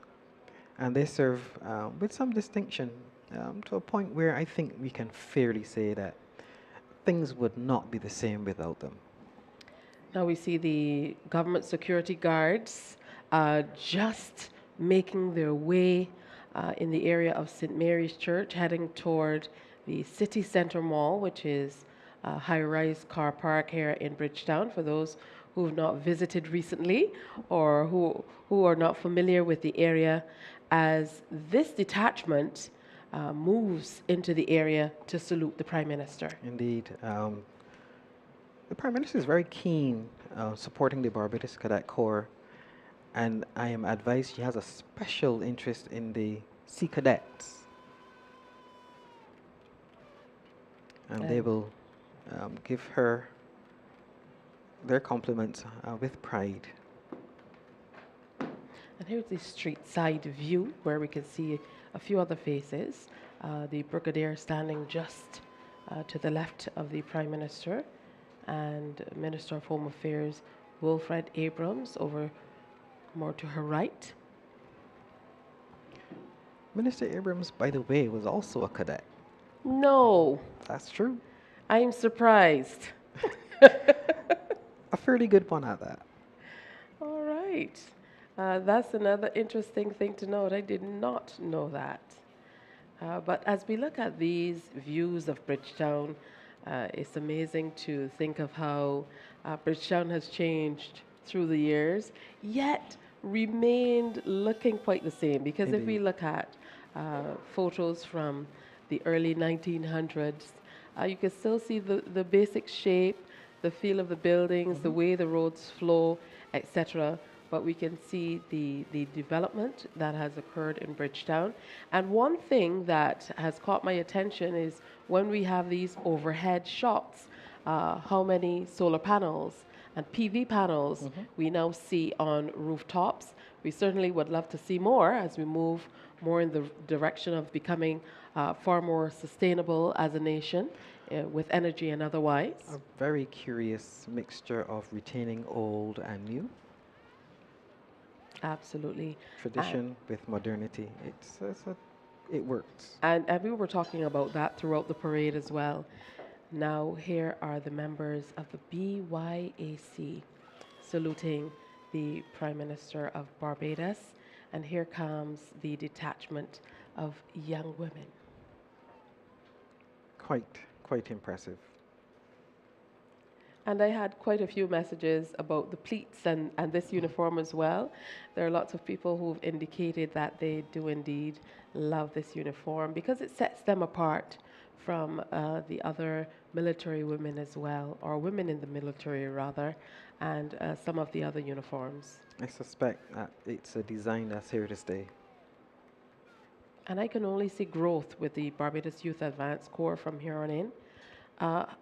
I know you talked about how much the Barbados Defence Force does in different areas, as I asked you about the troops who are on display, to let me know there's so many other roles that people must perform in to be able to make this happen. But you also work along with the BYAC. Talk to us a little bit about that project. I know last visit over to Pentagon, I saw that a new space was being built for them as well. Mm-hmm. Well, the Barbados Cadet Corps operates, of course, within the school system. But there are many young people outside of the school system who also benefit from good guidance and good instruction. And we're happy to provide whatever assistance may be necessary to support the Barbados Youth Advanced Corps. And in fact, many former soldiers, senior non-commissioned officers of the Barbados Defence Force, have gone on to work with the Barbados Youth Advanced Corps.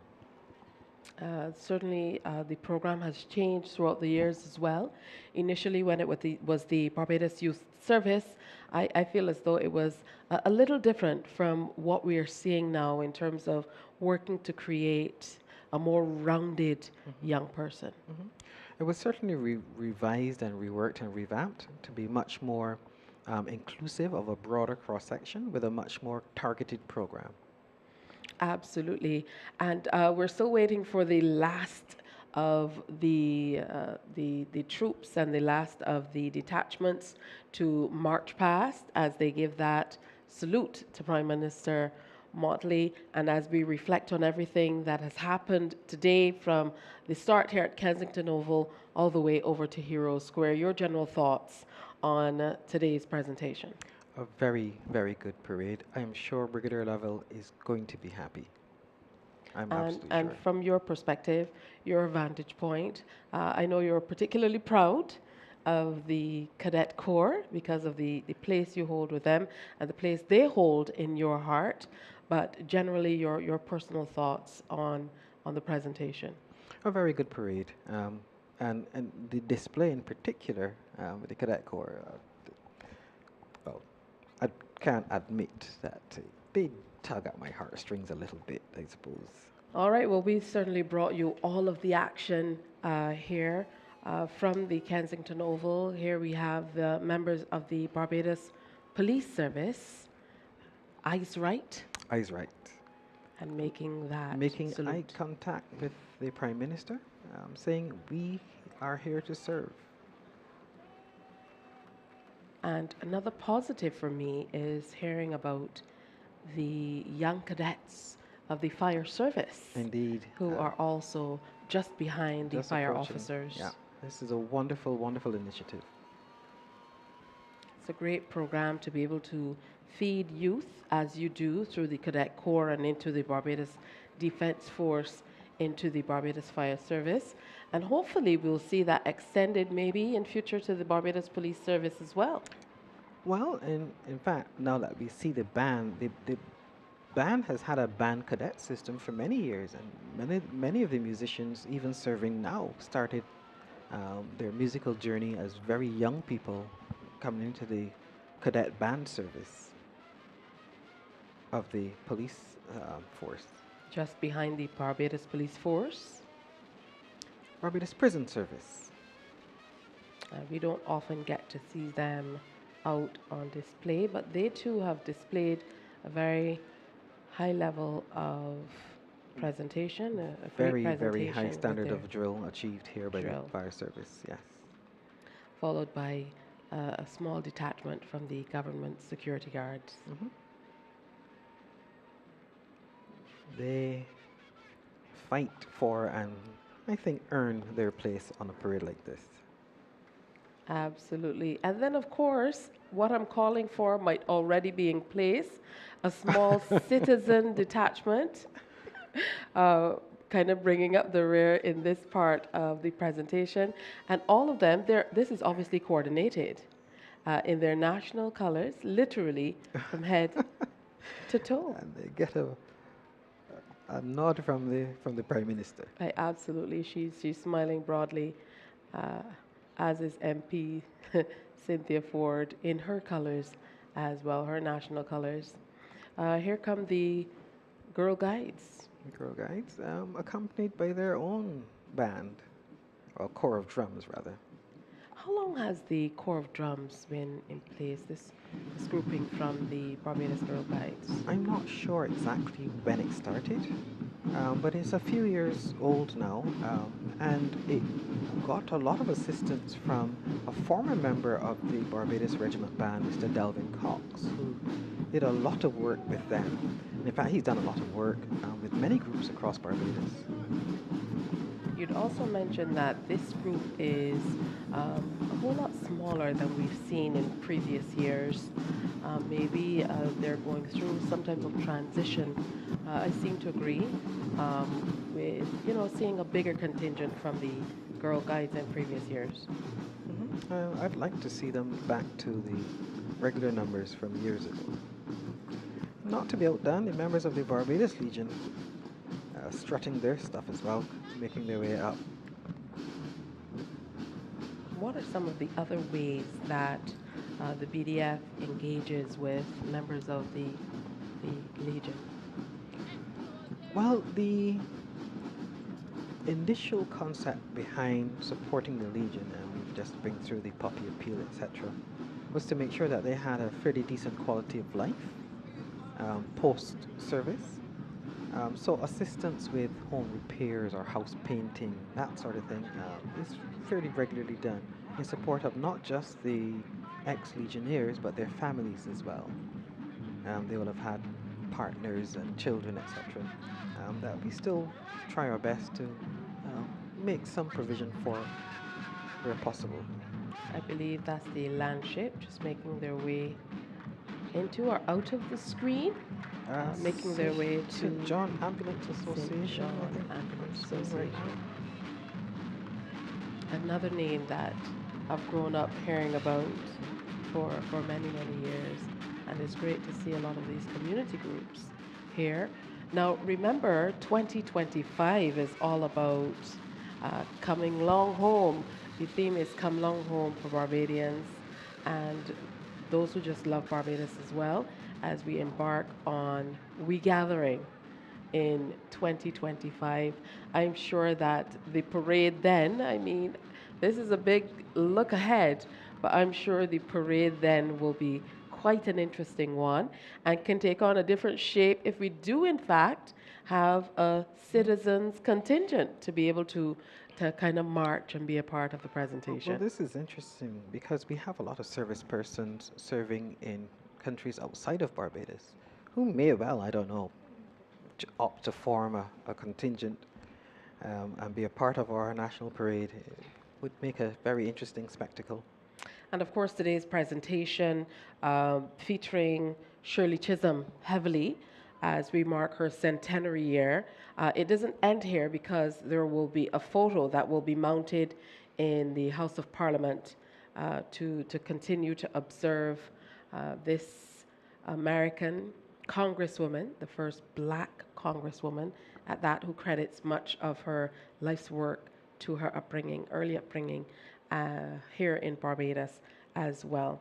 So we want to thank you so much for joining us on this historic occasion.